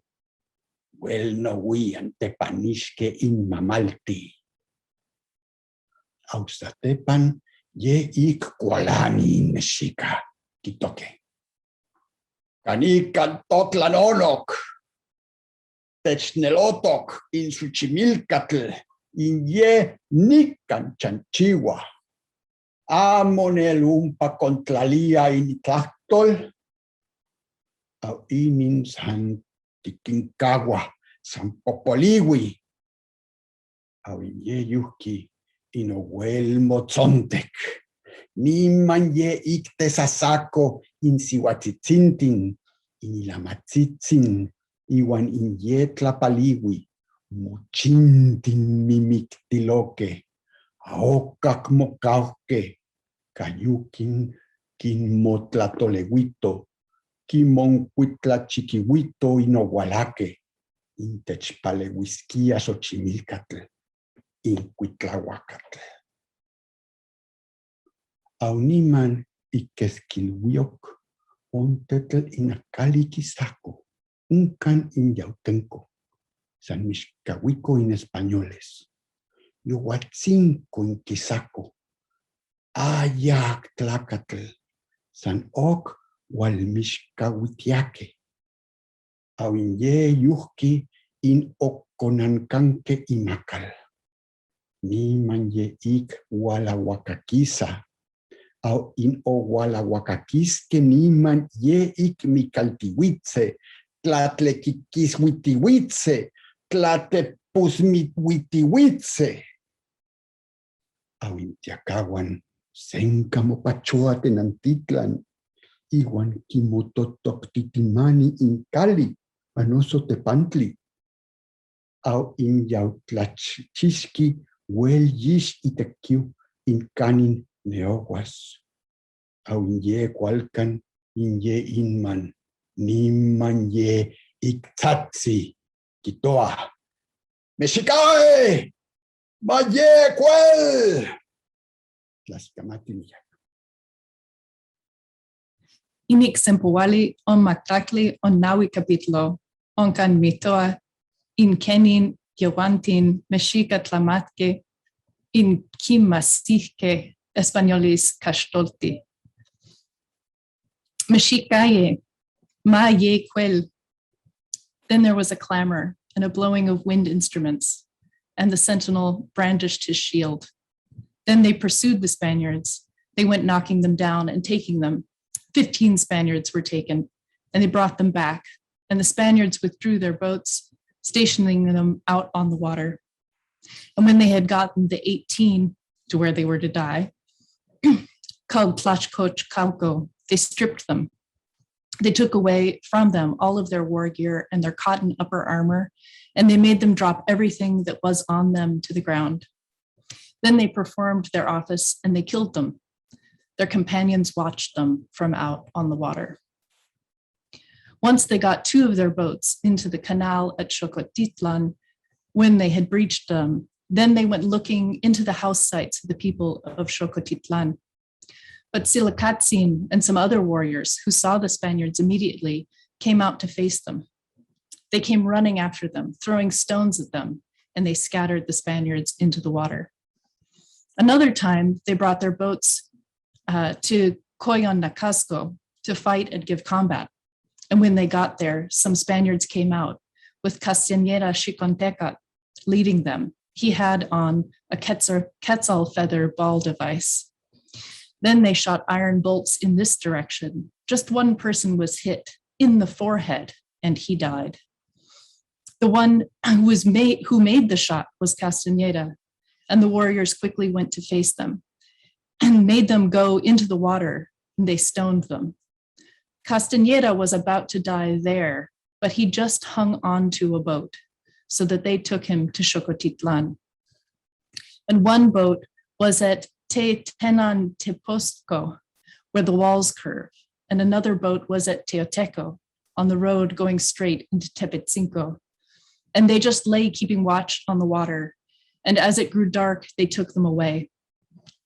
A few days after that, the Spaniards had another conference about us. Then they came and inspected the road at Cuauhtitlan that comes straight to Itzamnamacoyan. At Cuauhtitlan, they widened the road by removing water. All the Tlaxcalans and the people of Colhuacan and Chalco filled the canal. To widen the road, they threw in adobe. They laid down house beams, door lintels, pillars, and round logs, and scattered bundles of reeds in the water. When it was filled in, the Spaniards came in formation. They came very slowly, with the standard leading them, playing wind instruments and beating drums. Behind them came all the Tlaxcalans and the people of all the Altepet. The Tlaxcalans were very spirited, shaking their heads, beating their chests, singing. The Mexica sang too. There was singing on both sides. To give themselves encouragement, they sang whatever came to mind. When they got to Tlatelolco, the warriors crouched far down and hid themselves, hugging the ground, waiting for the war cry. When there would be shouting and cries of encouragement. When the cry went up, "O Mexica, up and at them!" The Tlapaneccat Ixcatzin, a warrior of Otomi rank, faced the Spaniards and threw himself at them, saying, "O Tlatelolco warriors, up and at them! Who are these barbarians? Come running!" And then he went and threw a Spaniard down, knocking him to the ground. The one he threw down was the one who came first, who came leading them. And when he had thrown him down, he dragged the Spaniard off. Capítulo 35 de cómo los mexicanos prendieron otros españoles, más de 53, y muchos tlaxcaltecas, texcocanos, chalcas, xochimilcas, y a todos los mataron delante de los ídolos. Trabóse una batalla muy recia en este día, de manera que los mexicanos, como borrachos, se arrojaron contra los enemigos y capturaron muchos de los tlaxcaltecas y chalcas y texcocanos, y mataron muchos de ellos. Y peleando, hicieron saltar a los españoles en las acequias, y a todos los indios, sus amigos, paróse con esto el camino todo lodoso que no podían andar por él. Aquí prendieron muchos españoles y llevábanlos arrastrando en este lugar. Tomaron a los españoles una bandera donde está la iglesia de San Miguel, y los españoles huyeron y siguieronles hasta el barrio que llaman Coloacatonco. Allí se recogieron. Y los indios volvieron a coger el campo y tomaron sus captivos y pusiéronlos en procesión. Todos maniatados pusiéronlos delante los españoles, y luego a los tlaxcaltecas, y luego a los demás indios cautivos, y lleváronlos al Cu, que llamaban Momosco. Allí los mataron uno a uno, sacando los corazones. Primeramente mataron a los españoles y después a todos los indios, sus amigos. Habiéndolos muerto, pusieron las cabezas en unos palos delante de los ídolos, todas espetadas por las sienes, las de los españoles más altas y las de los otros indios más bajas, y las de los caballos más bajas, que murieron en esta batalla, 53 españoles y 4 caballos. En todo esto no cesaba la guerra. Por el agua matábanse unos a otros por las canoas.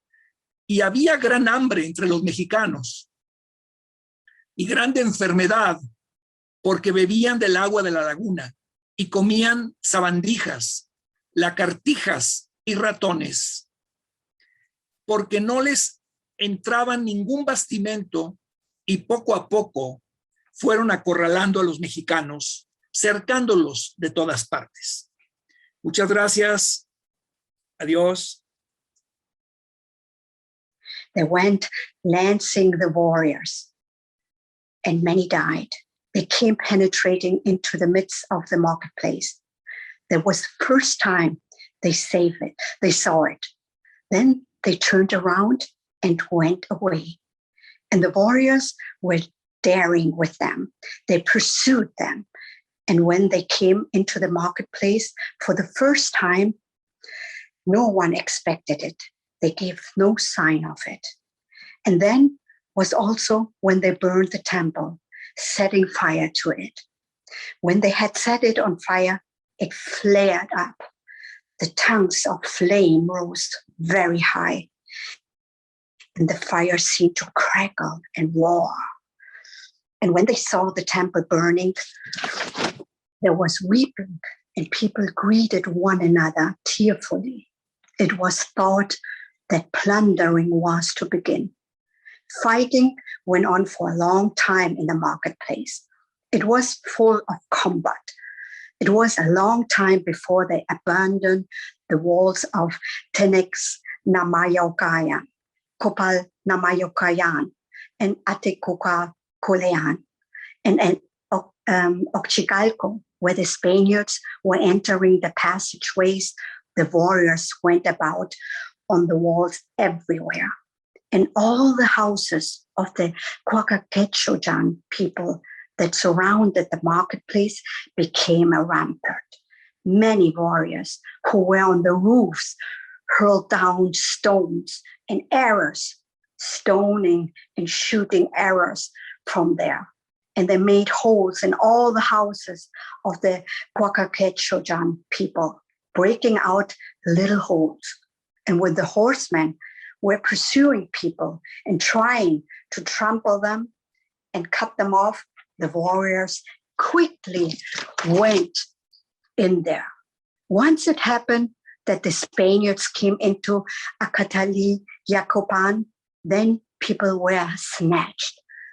The poor commoners were taken away. When the warriors saw it, they let loose against them.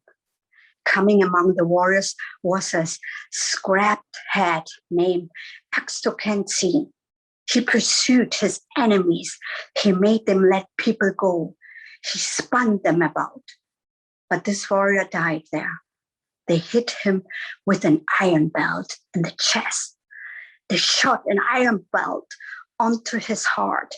He died as if he were stretching out when going to sleep. Then our enemies retired. And at Yacapcolco, likewise, there was fighting. The Spaniards who shot the iron balls came in formation. The four lords came helping them, accompanying them, closing the road, and the warriors crouched down in order to penetrate into the midst. The sun was already low, and as they were just about to come out attacking the Spaniards, some of our enemies climbed on a roof and cried out, saying, "Hey, Laxicalcans, come running, here are your enemies." Then they threw darts down on those who had been crouched there, and they dispersed. Slowly, the Spaniards reached Yacacolco. The battle was fierce there. They just hit against a wall. They could not break through the Tlatelolco. Those who were on the other side of the water shot arrows at them, threw stones at them. They were not able to cross, not able to find a way over. Chapter 36 of the first time the Spaniards entered the Tianquis of Tlatelolco. With the war going as said above, one day, 4 horsemen entered the Tianquis of Tlatelolco and took a turn all around it, lancing everyone they came upon, and they killed many Mexica soldiers. After going around once, they crossed the middle of the Tianquis, then left fleeing. Many soldiers ran after them, shooting at them. This entry of theirs was unexpected, and no one thought that they would dare enter. On the same day, they set fire to the principal queue, which was Huitzilopochtli's, and it burned completely in about 2 or 3 hours. When the Mexicans saw the queue burning, they began to weep bitterly because they took it for a bad omen to see the queue burned. Then there was a very fierce battle lasting almost a day. With their artillery, the Spaniards demolished some large walls or barricades from where they were giving them battle. After they were demolished, they took refuge in the houses surrounding the tiaquis.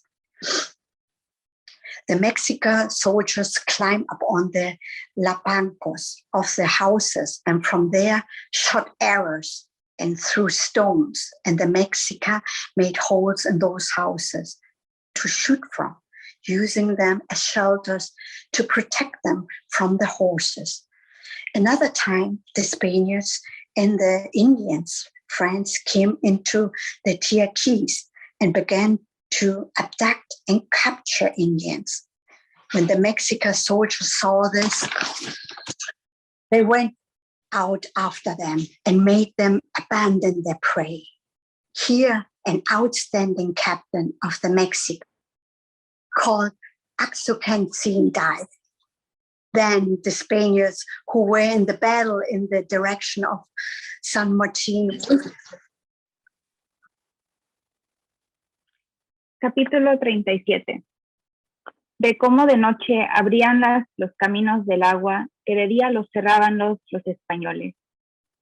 Los españoles y sus amigos cegaban de día las acequias para pasar a donde estaban los enemigos. Y todo lo que cegaban de día, los enemigos mexicanos lo tornaban de noche a abrir y zanjar. En esto entendieron algunos días, y por eso se dilató la victoria por muchos días. Los españoles y los tlaxcaltecas combatían por tierra unos por la parte que se dice Yacalco, y otros por la parte que se dice Tiloacán, y otros por la parte que se dice Atezcacan. Y de la parte del agua peleaban los de Xochimilco y los de Cuitláhuac, y los de Mixquic y los de Coloacán, y los de Iztapalapan. Y los tlatilulcanos del barrio de Atlisteojian y los del barrio de Ayacac resistían por el agua. No descansaban en la pelea. Eran tan espesas las saetas y los dardos que todo el aire parecía amarillo. Y los capitanes de los mexicanos, uno que se llamaba Xiucoscatzin y otro que se llamaba Cuacuatzin y otro se llamaba Tezcacuatl y otro se llamaba Tecpanecac y otro se llamaba Huitzitzi y otro se llamaba Itzcuitzin. Estos todos eran del barrio de Yacacolco. Todos estos defendían las entradas porque no entrasen donde estaba recogida la gente, mujeres y niños. Y peleando con gran perseverancia, hicieron retraer a los ya dichos de la parte de otra sequía que se llama Amasha. Otra vez acometieron los españoles y llegaron a un lugar que se llama Ayaca, donde estaba una casa grande que se llamaba Telpuchcali. Pusieron fuego a la casa. Y un bergantín de los españoles, por el barrio que se llama Atlisteojian, con muchas canoas que les siguieron de los amigos, y un capitán que se llamaba Coyohuehuetzin, mexicano, que traía unas armas vestidas. La mitad de ellas era una águila y la otra mitad de un tigre. Vino en una canoa de hacia la parte que se llama Tolmayecan, y seguíanle muchas canoas con gente armada. Luego comenzó a dar voces a los suyos que comenzasen a pelear, y luego comenzaron la pelea. Y los españoles se retrujeron, y este capitán con los suyos los seguían, y retrujeronse hacia un lugar que se llama Atlisteojian. También los bergantines se retrujeron hacia la laguna, De este alcance murieron muchos xochimilcanos. Otra vez, tornaron los españoles, encerráronse en un pu que se llama Musli, y otra vez volvieron tras los españoles hasta donde estaba Telpuchcali, que llaman Atliseuquim. Volvieron otra vez los españoles tras los indios con Coyohuehuetzin en el Acequia. Revolvió un capitán mexicano que se llamaba Izpapalotzin Otomí, hizo retraer a los españoles a los bergatines. Entonces censó la batalla, y los del pueblo de Titláhuac, pensando que su señor, que se llamaba Mayehuatzin, quedaba muerto con los demás, y enojáronse mucho contra los mexicanos, entre los cuales estaba señor. Dijeron, ¿por qué habéis muerto a nuestro señor? Y su señor, que estaba vivo, como supo que sus vasallos estaban enojados, habló al capitán Coyohuehuetzin y díjole, señor hermano, busca uno de sus soldados valientes que tenía recia voz. Y Coyohuehuetzin llamó a un capitán que se llamaba Tlamayocac. Y el señor de Cuitláhuac díjole, ve y di a mis vasallos que yo te envío para que les digas que estoy vivo y que mira acá y verme han. Como aquel capitán habló a los de Cuitláhuac y les dijo lo que les había mandado el señor Mayehuatzin, ellos no quisieron creerle, mas dijeron que le habían muerto y que no era verdad lo que les decían. Y el otro respondió, no es muerto como pensáis, mirad y verles a dónde está vivo, que allí se puso para que lo veáis. Y habló el señor de Cuitláhuac y dijo, mirad, que no me perdáis nada de mis atavios y joyas y armas, que vivo estoy. Como dijo estas palabras el señor de Cuitláhuac, luego los indios amigos de los españoles comenzaron a dar grita y a pelear contra los mexicanos, y metiéronlos hasta dentro del tianguis, a donde se vende el copal. Ahí pelearon gran rato. Otra vez entraron en consejo nuestros enemigos para acometernos y destruirnos, en especial los otomíes de Tlaxcala, y otros capitanes mucho. Y determinaron de entrar por una calle que estaba junto donde es ahora San Martín. Y la calle iba derecho a una casa de un pili tlatelolcano que se llamaba Tlaxcatzin. Y luego los salieron al encuentro los del Tlatelolco, un capitán que se llamaba Tlapanecatl, que iba delante. Pero los que iban con él arrojáronse sobre los enemigos con gran furia y tomáronles el capitán que llevaban preso, que se llamaba Tlapanecatl, pero escapó con una herida en una pierna y cesó la guerra por entonces. Capítulo 38. Del trabuco que hicieron los españoles para conquistar a los del Tlatelolco. Como los indios mexicanos, todos estaban recogidos en un barrio que se llama Amachac y no los podían entrar, ordenaron de hacer un trabuco y armáronle encima de un cu que estaba en el tianguis que llaman Momosqui. Y como soltaron la piedra, no llegó a donde estaba la gente. Cayó mucho más atrás, junto a la orilla del tianguis. Y como salió el tiro en vacío, comenzaron los españoles a reñir entre sí. Como vieron que, por vía del trabuco, no podían hacer nada, determinaronse a acometer al fuerte, a donde estaban los mexicanos. Y pusiéronse todos en ordenanza, ordenaron sus escuadrones y comenzaron a ir contra el fuerte. Y los mexicanos, como los vieron ir, escondíanse por miedo de la artillería. Los españoles iban poco a poco, llegándose al fuerte, muy bien ordenados y muy juntos. Y uno de los mexicanos del Tlatelolco, que se llamaba Chalchotepehua, púsose en celada con otros soldados que llevaban consigo con propósito de herir a los caballos. Y como llegaron los españoles a donde estaba la celada, hirieron a un caballo. Luego, el español cayó en tierra y los mexicanos le tomaron. Y luego salieron todos, porque salieron todos los mexicanos valientes que estaban en el fuerte, hicieron gran daño en ellos, en los amigos de los españoles. Y así se retrujeron otra vez al Chanquis, al lugar donde llaman Copalnamacoyan, a donde estaba un baluarte.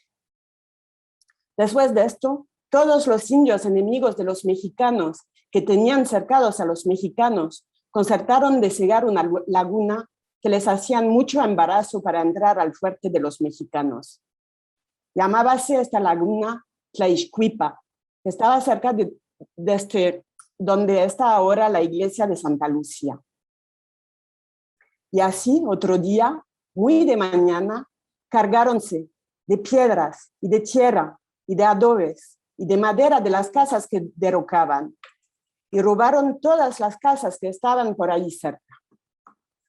Visto los mexicanos lo que hacían los enemigos, sacaron escondidamente 4 canoas con gente de guerra, 4 capitanes con ellos.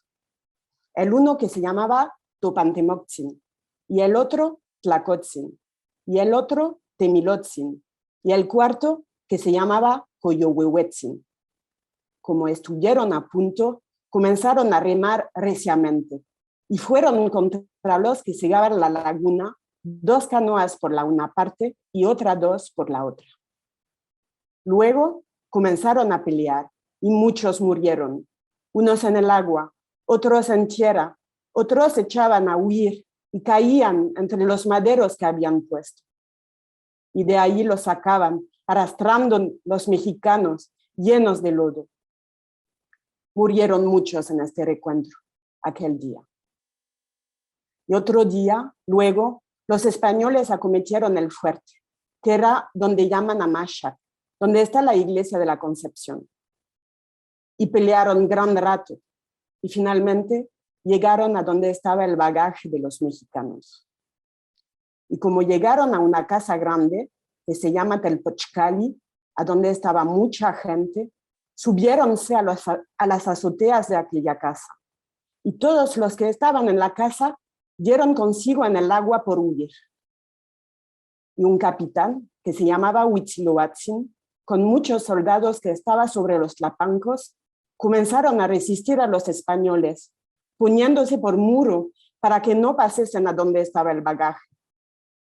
Los españoles arrojáronse contra ellos y comenzaron a matar en ellos y a destrozarlos, y salieron otros soldados en favor de aquellos, de manera que no pudieron los españoles pasar a donde querían, y retrujéronse. Y otro día, los españoles pegaron fuego a aquella casa en la cual había muchas estatuas de los ídolos. Los españoles peleaban contra los mexicanos, ya dentro de su fuerte. Y a las mujeres y niños no los hacían mal, sino a los hombres que peleaban. Aquel día desparchó la noche la pelea. Y otro día, los españoles y todos los amigos comenzaron de caminar hacia donde estaban los mexicanos en su fuerte. Los mexicanos quisieron hacer una celada para resistir a los españoles la entrada y no pudieron. Viéronlos, y así los españoles comenzaron a pelear. Casi un día duró la pelea. A la noche retrujéronse a sus estancias. Y a la mañana determinaron de romper y cercáronlos de todas partes, de manera que por ninguna parte podían salir. Y estando en esta estrechura, murieron muchos niños y mujeres, pisados y acoseados. Y estando en esta pelea, las mujeres también peleaban, cegando a los contrarios con el agua de las acequias, arrojándosela con los remos. Estando ya los mexicanos acosados de todas partes de los enemigos, acordaron de tomar pronóstico o agüero, si era ya acabada su aventura o si los quedaba lugar de escapar de aquel gran peligro en que estaban. Y habló el señor de México, que se llamaba Cuauhtemotzin, y dijo a los principales que con él estaban, el uno de los cuales se llamaba Coyohuehuetzin, y otro Temilotzin, y otro Topatemotzin, y otro Ahuelitotzin,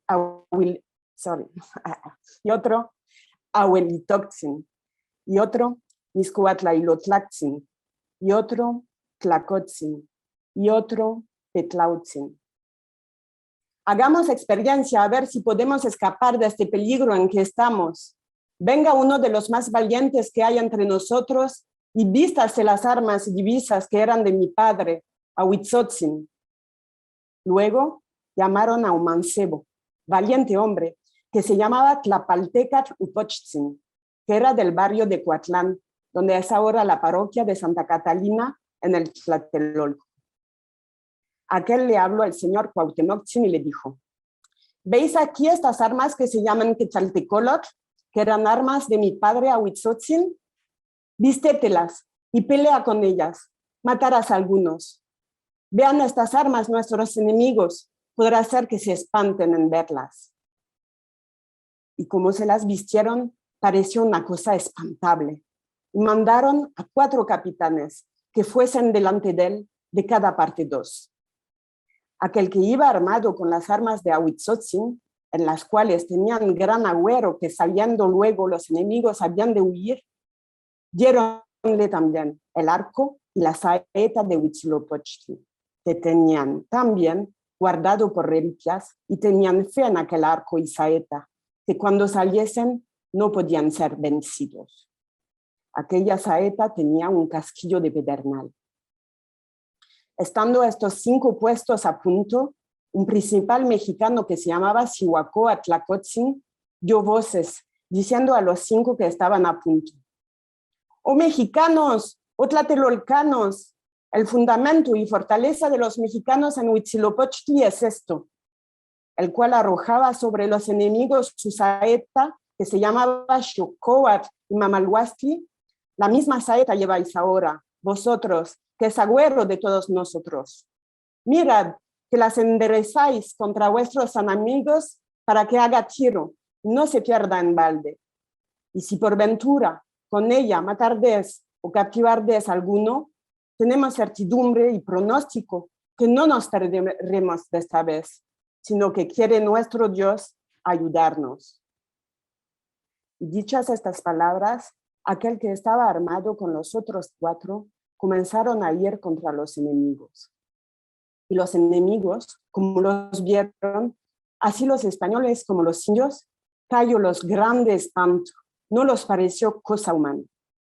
Y aquel que iba armado con Quetzaltecolotl subióse a una azotea, y los enemigos paráronse a mirarle. ¿Qué cosa era aquella? ¿Y cómo conocieron que era hombre y no demonio? Acometiéronle peleando y hiciéronle huir. El Quetzaltecolotl tornó tras ellos, con los que con él iban, y hízolos huir.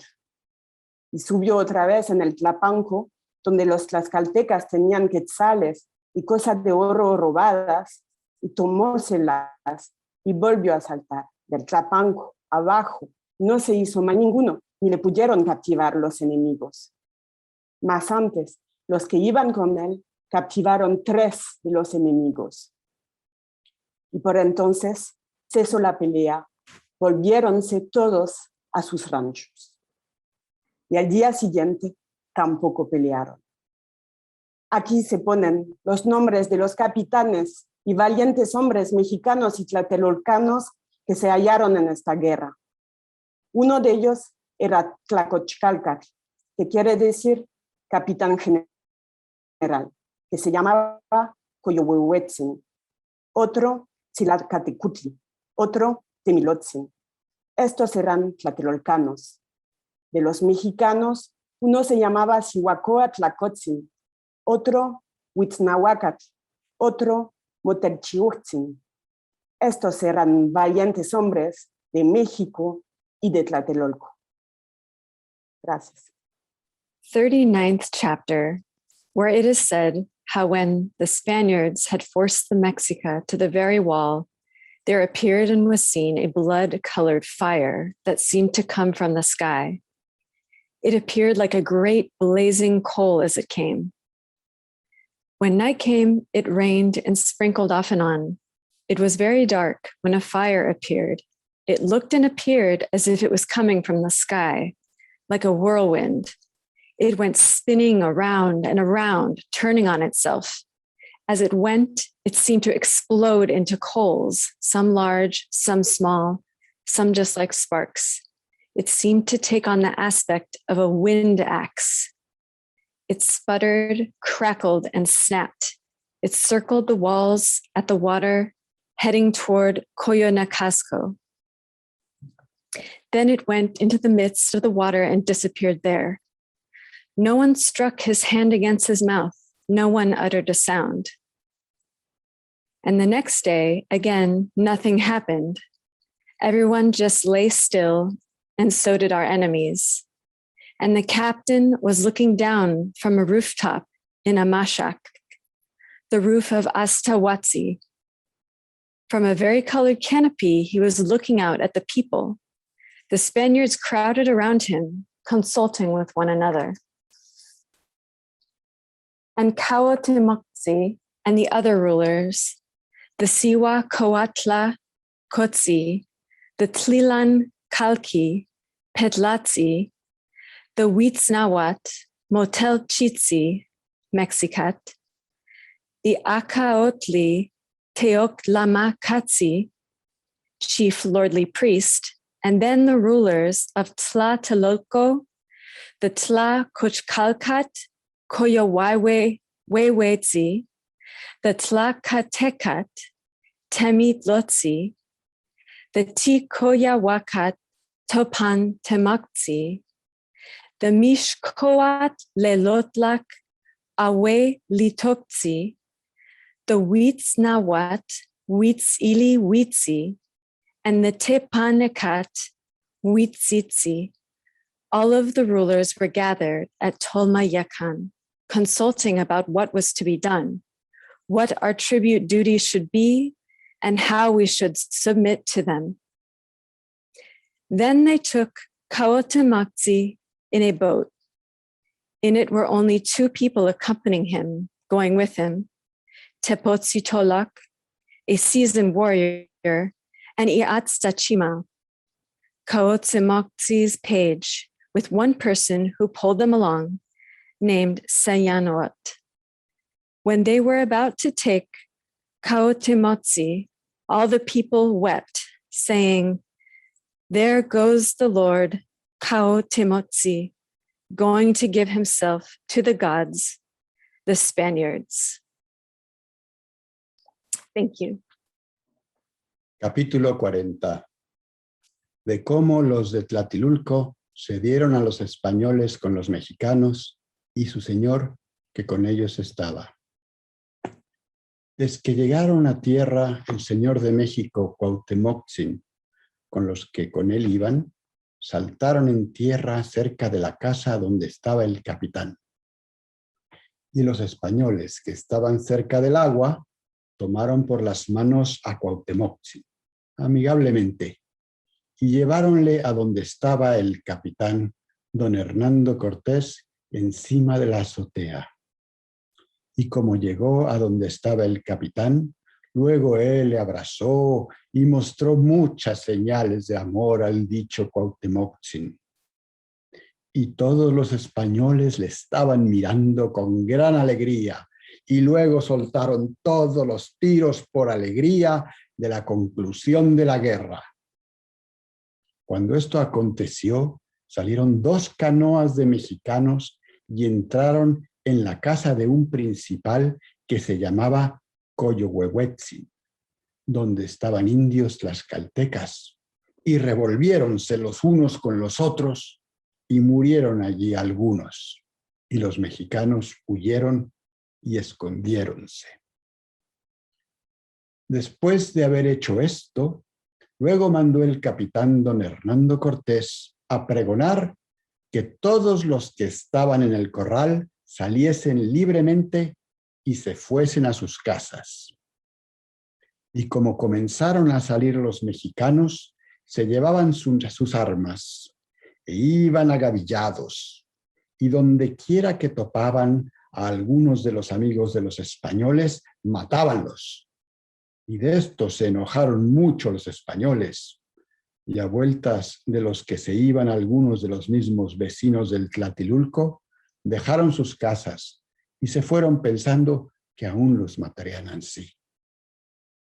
Que aún los matarían ansí esperasen en sus casas. Unos se fueron hacia Tlacopan y otros hacia San Cristóbal. Y los que tenían casas en el agua, unos de ellos se fueron en canoas, otros salieron apeando por el agua, otros nadando y llevaban sus haciendas y sus hijos a cuestas. Salían muchos de noche y otros de día. Los españoles y sus amigos pusiéronse en todos los caminos y robaban a los que pasaban, tomándolos el oro que llevaban y escudriñándolos de todos sus hatos y todas sus vestiduras. Y ninguna cosa otra tomaban sino el oro, y las mujeres mozas, hermosas, y algunas de las mujeres, por escaparse, disfrazábanse, poniendo lodo en la cara y vistiéndose de andrajos. También tomaban mancebos y hombres recios para esclavos.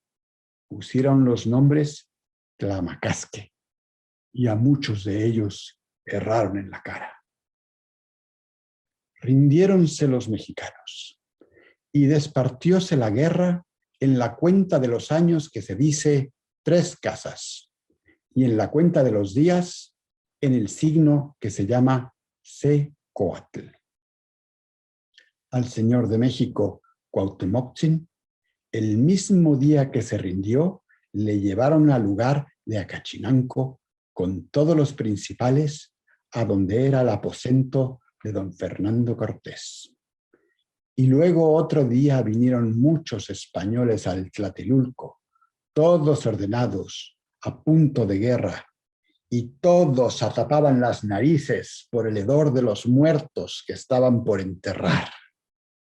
Y traían consigo al señor de México, Cuauhtemotzin, y a otro principal que se llama Cuanacotzin, y a otro que se llama Tetlepanquetzatzin, y los demás principales que guardaban el tesoro y fueron derechos al lugar donde estaba el corral donde se habían hecho fuertes los mexicanos, que se llama Ataczinco, y entraron en la casa del Tlacochcalcatl, que se llamaba Coyohuehuetzin, y luego subieron a la azotea y sentáronse, y pusieron allí un pabellón al capitán don Hernán Cortés, y sentóse en su silla.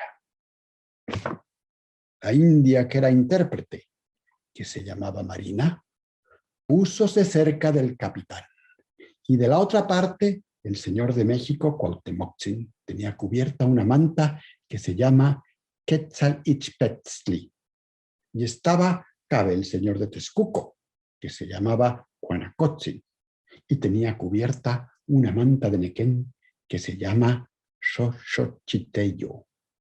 Estaba también allí otro principal que se llamaba Tetlepanquetzatzin, señor de Tlacopa. Tenía cubierta otra manta, pobre y sucia. También estaba allí otro principal que se llamaba Mixcuatlailotlactzin y otro se llamaba Abuelitotzin. A la postre de todos estaba otro principal que se llamaba Yupicatl Popucatzin. De la otra parte estaban unos principales mexicanos, uno de los cuales se llamaba Tlacutzin, otro Petlautzin, otro Motelchutzin, otro Mexicatl, otro Achcautli, otro Teutlamacasqui, otro Huatzintlatlati, otro Tlaxolyaut. Muchas gracias.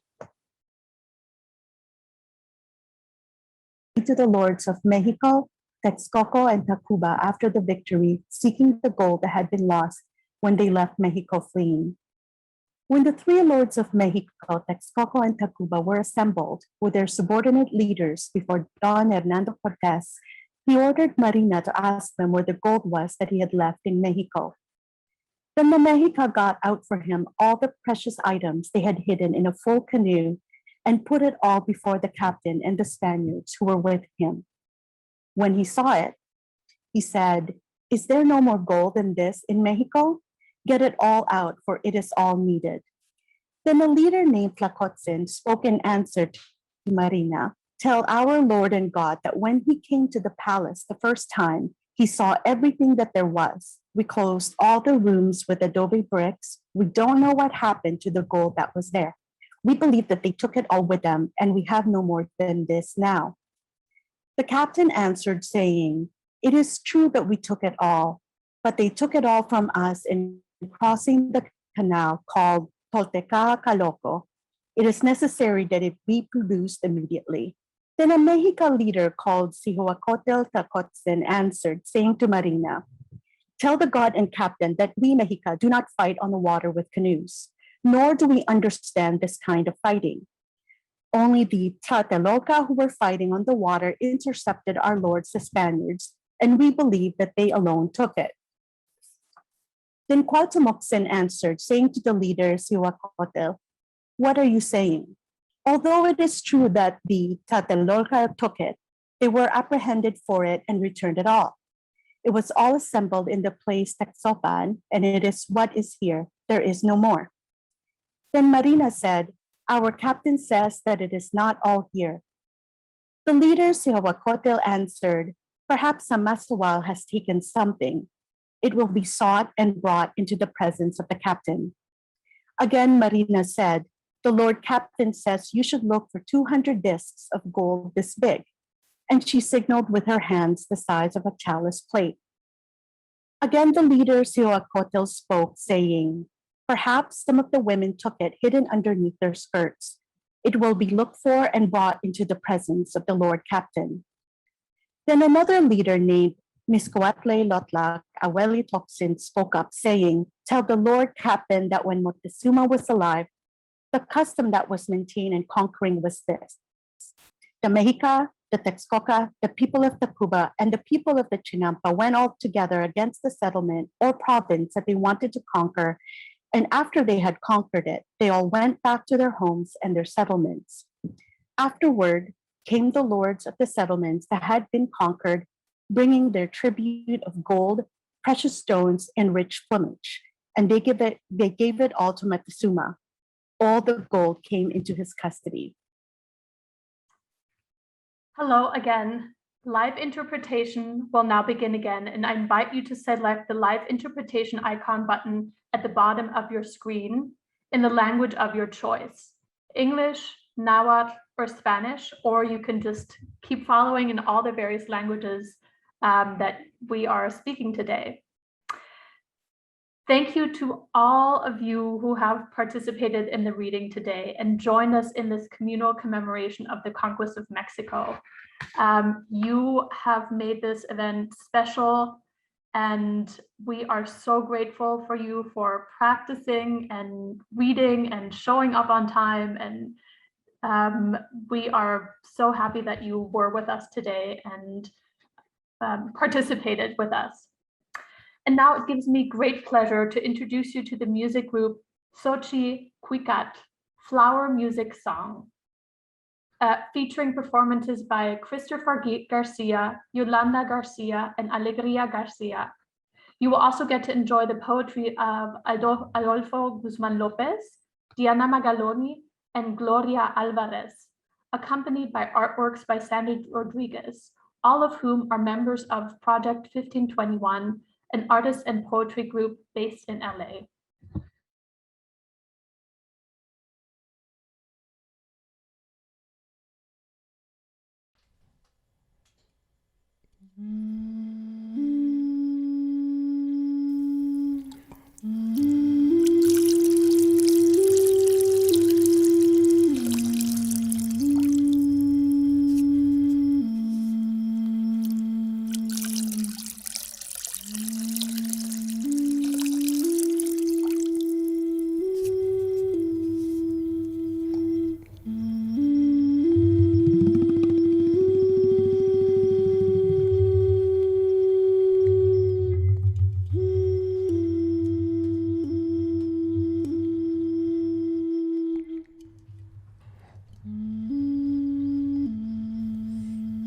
Estoy tocando mi huehuet.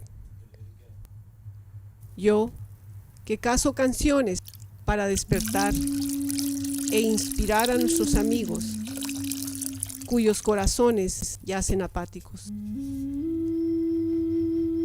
Para quien el día aún no respira. Para quienes duermen en coma. Para los que se glorían en la noche sombría, cuando el amanecer floreciente ya canta su canción. Y cuando una vez más la mañana ilumina el lugar donde tocan los huehuetls. Del poema Chopin Cuicatu, de cantares en idioma mexicano.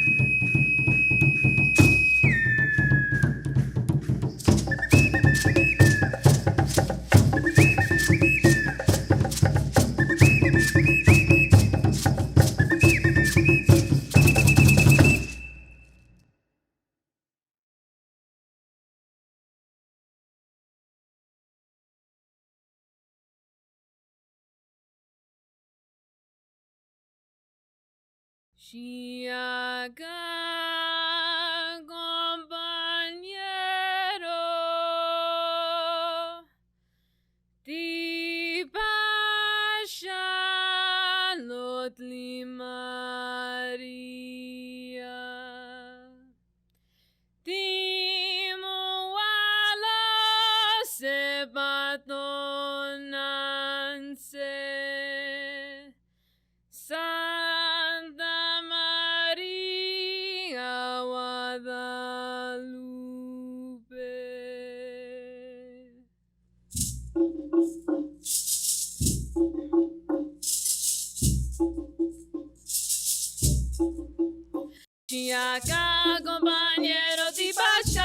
de María, Tibuanos en Patonante, Santa María, Guadalupe, Chiaca, compañero, Tibachado de María, Tibuanos en Patonante, Santa María, Guadalupe, ya te he dicho, manejita, que te pongas un listón, que parecen de un trencita, esa colita de un ratón, niña mía, Guadalupe, tus hijos alegres van, festejando su presencia en las tierras mexicas. La la la la la la la la la la la la la la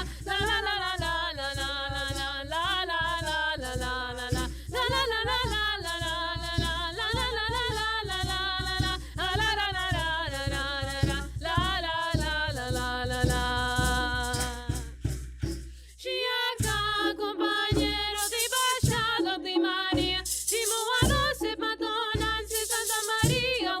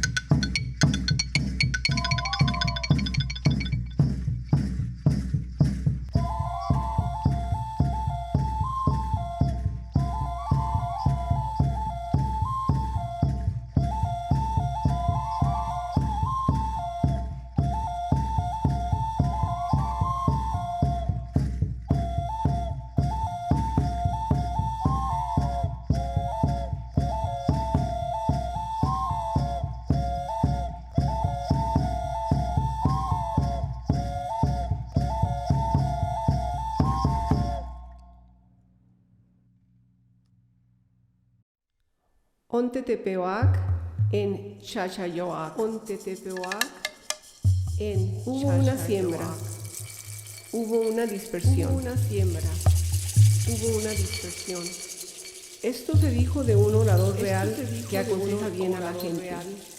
Después de que él habló, después de que él fue dicho, ellos entendieron su verdad y le dijeron, la gente ha sido informada, la gente ha sido informada, ha habido una siembra, ha habido una gran dispersión de Hades. Tomado del Codex Florentino, tomo 4, verso 205.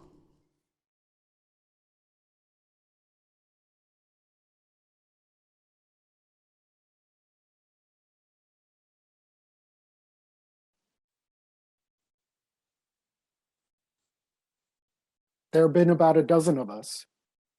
Our nombre de pila is Project 1521. Our names are Adrián, Gloria, Darren, Leticia, Adolfo, Sandy, Julia, Sarah, Armine, Diana, Yago, and Linda. I don't speak for them. Their voices draw maps made of veins inside my body. We wrote, we painted, we left, we stayed, we died, we kept on living. Here are 4 of my books. Jerusalem, May 2018. I'm at Yad Vashem in a display case, parts of a burnt Torah from Kristallnacht. It's like the one my son read from at 13. I see the burnt edges rise into the clouds where they turn into amate embers. A lamed becomes a footpath glyph. A bet becomes a speech glyph.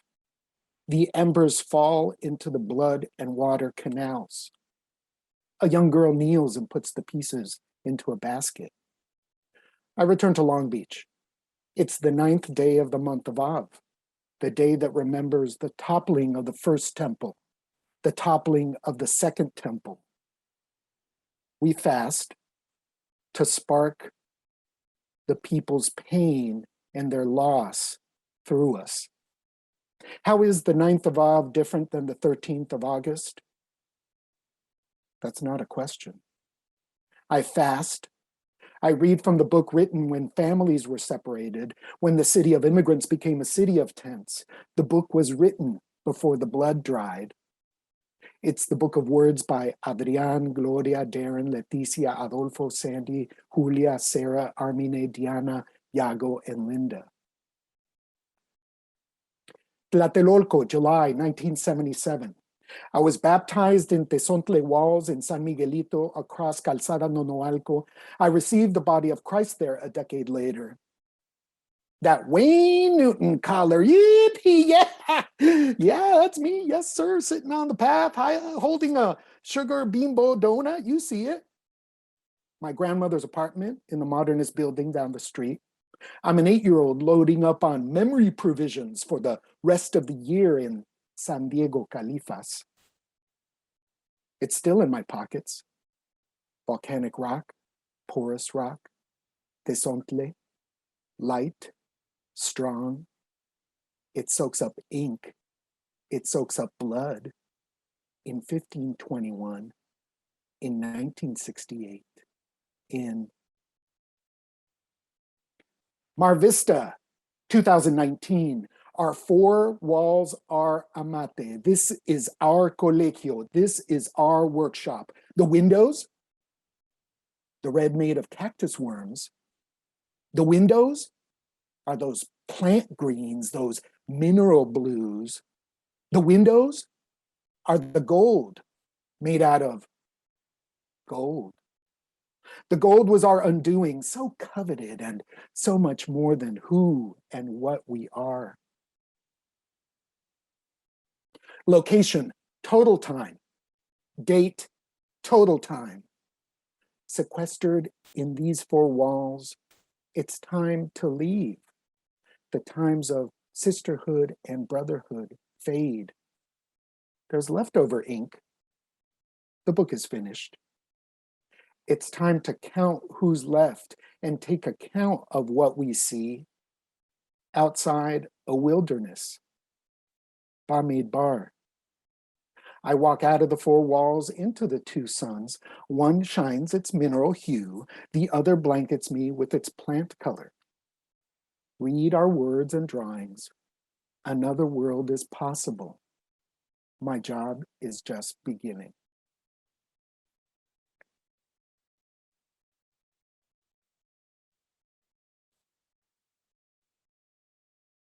¿De quién es la sangre que nutre la tierra? ¿De quién es el llanto que produce la lluvia?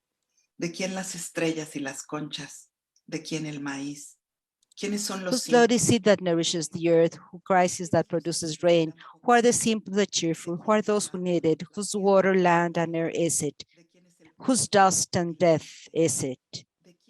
Who do you come from, and to whom do you return? We run out of paintings, no words, silently hoping that our heartbeat will suit the music of the beginning, to go back to the root, to fly over the colored rainbow of a new era.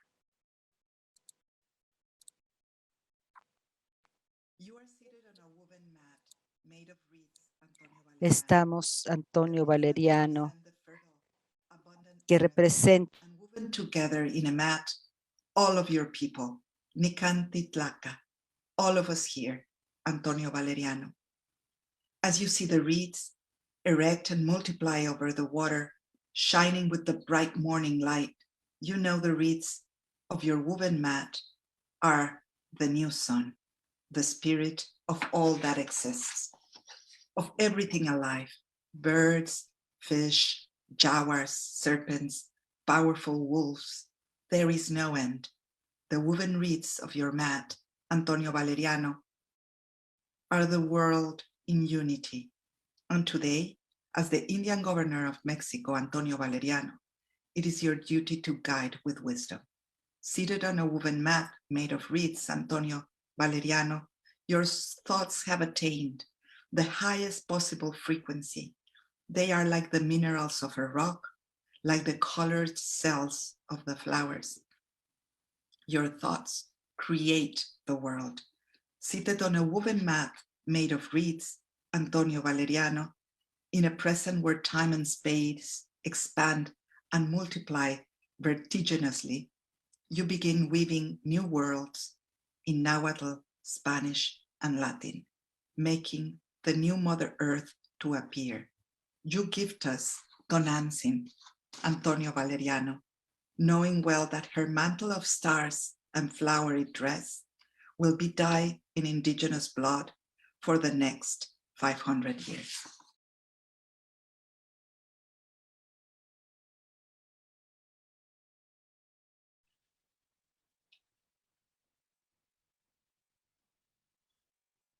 Aquí en Califas, the city of angels, here where the open wings of mariposas cross streets like they cross borders, crisscross voices with those who came before us, to those who will come and strengthen the resolve of those here.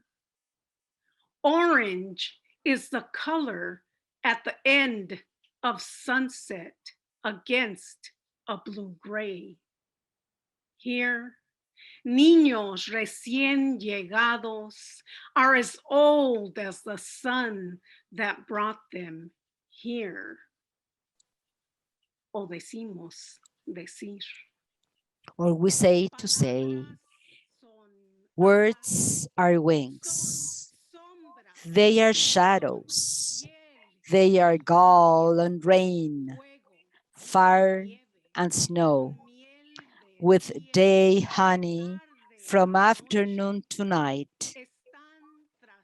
They are plotted in so many bodies, nude of oblivion, in every millimeter of ant memory.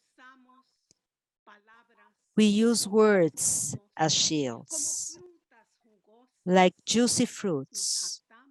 We boast, we evade, we play with them. We treat them tenderly. Sometimes we yell at them when they reach the belly. They are a silent sylvity or whistle, which is stuck in the throat. We say they are authentic, with authority, with incalculable determination on the rising moon.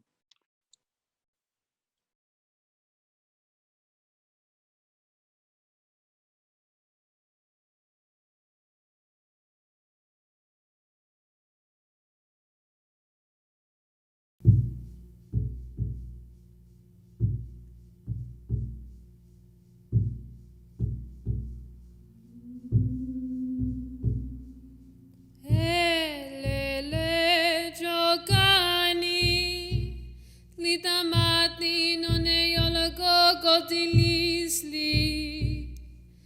Elele jogani.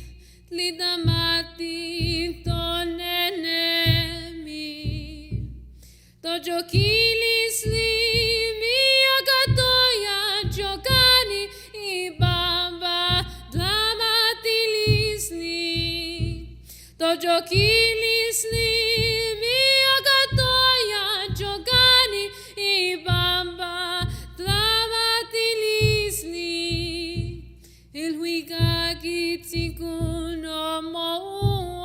Jogani ni hiyo kidia elele el wikaki tsikuno mo jogani ni hiyo kidia elele dicho kitsatsi kuang jogani wala chicho wakyawali dicho kitsatsi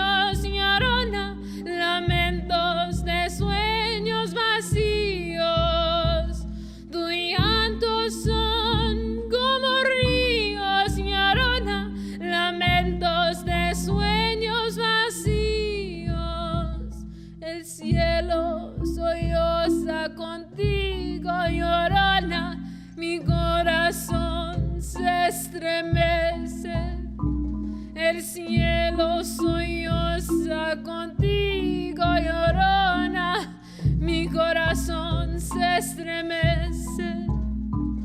Tus gritos son los gemidos, llorona, de la noche que oscurece. Tus gritos son los gemidos, llorona, de la noche que oscurece.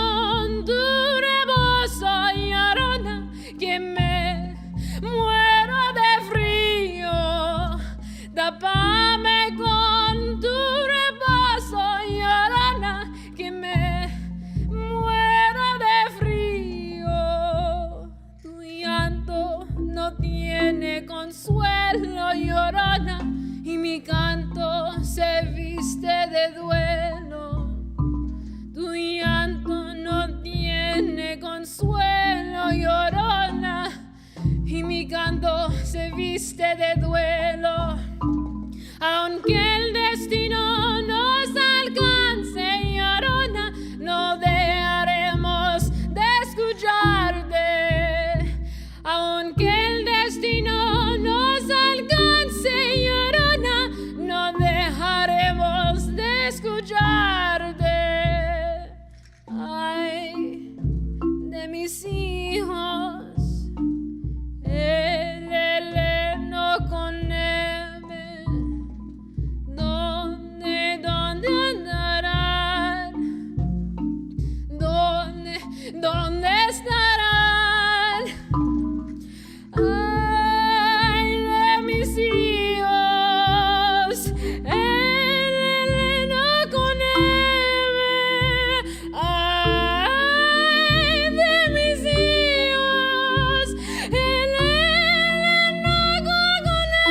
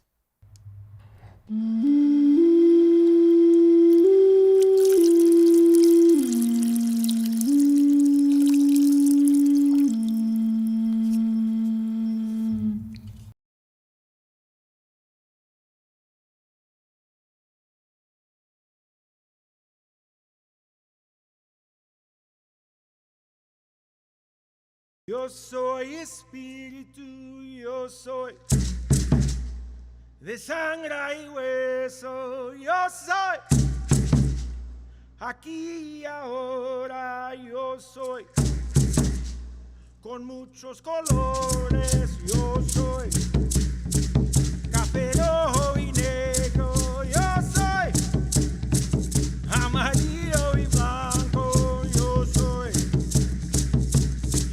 del sol, yo soy de los cielos, yo soy del norte, yo soy del oeste, yo soy aquí y ahora, yo soy del este, yo soy.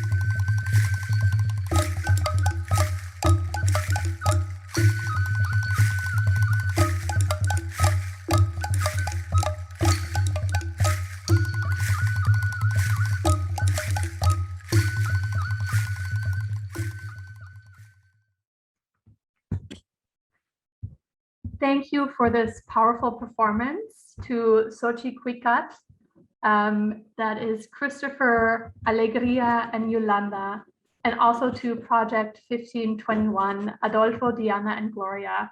These were powerful performances, and I still have goosebumps, so thank you. Thank you again to our readers, to our audience who's joined us today, to all our organizers, AV teams, and there were many, Lexicon, and the interpreters. Thank you. And especially thank you to our audience for sticking with us all day long. You made this commemoration special. This program will be available in all 3 languages at the GRI YouTube channel in September. If you would like to stay in touch with us and learn more about events at Getty or LACMA related to the Florentine Codex or Latin America, please sign up via the link in the chat or in the link at the bottom of the YouTube page for the event, which we will be posting in a little bit.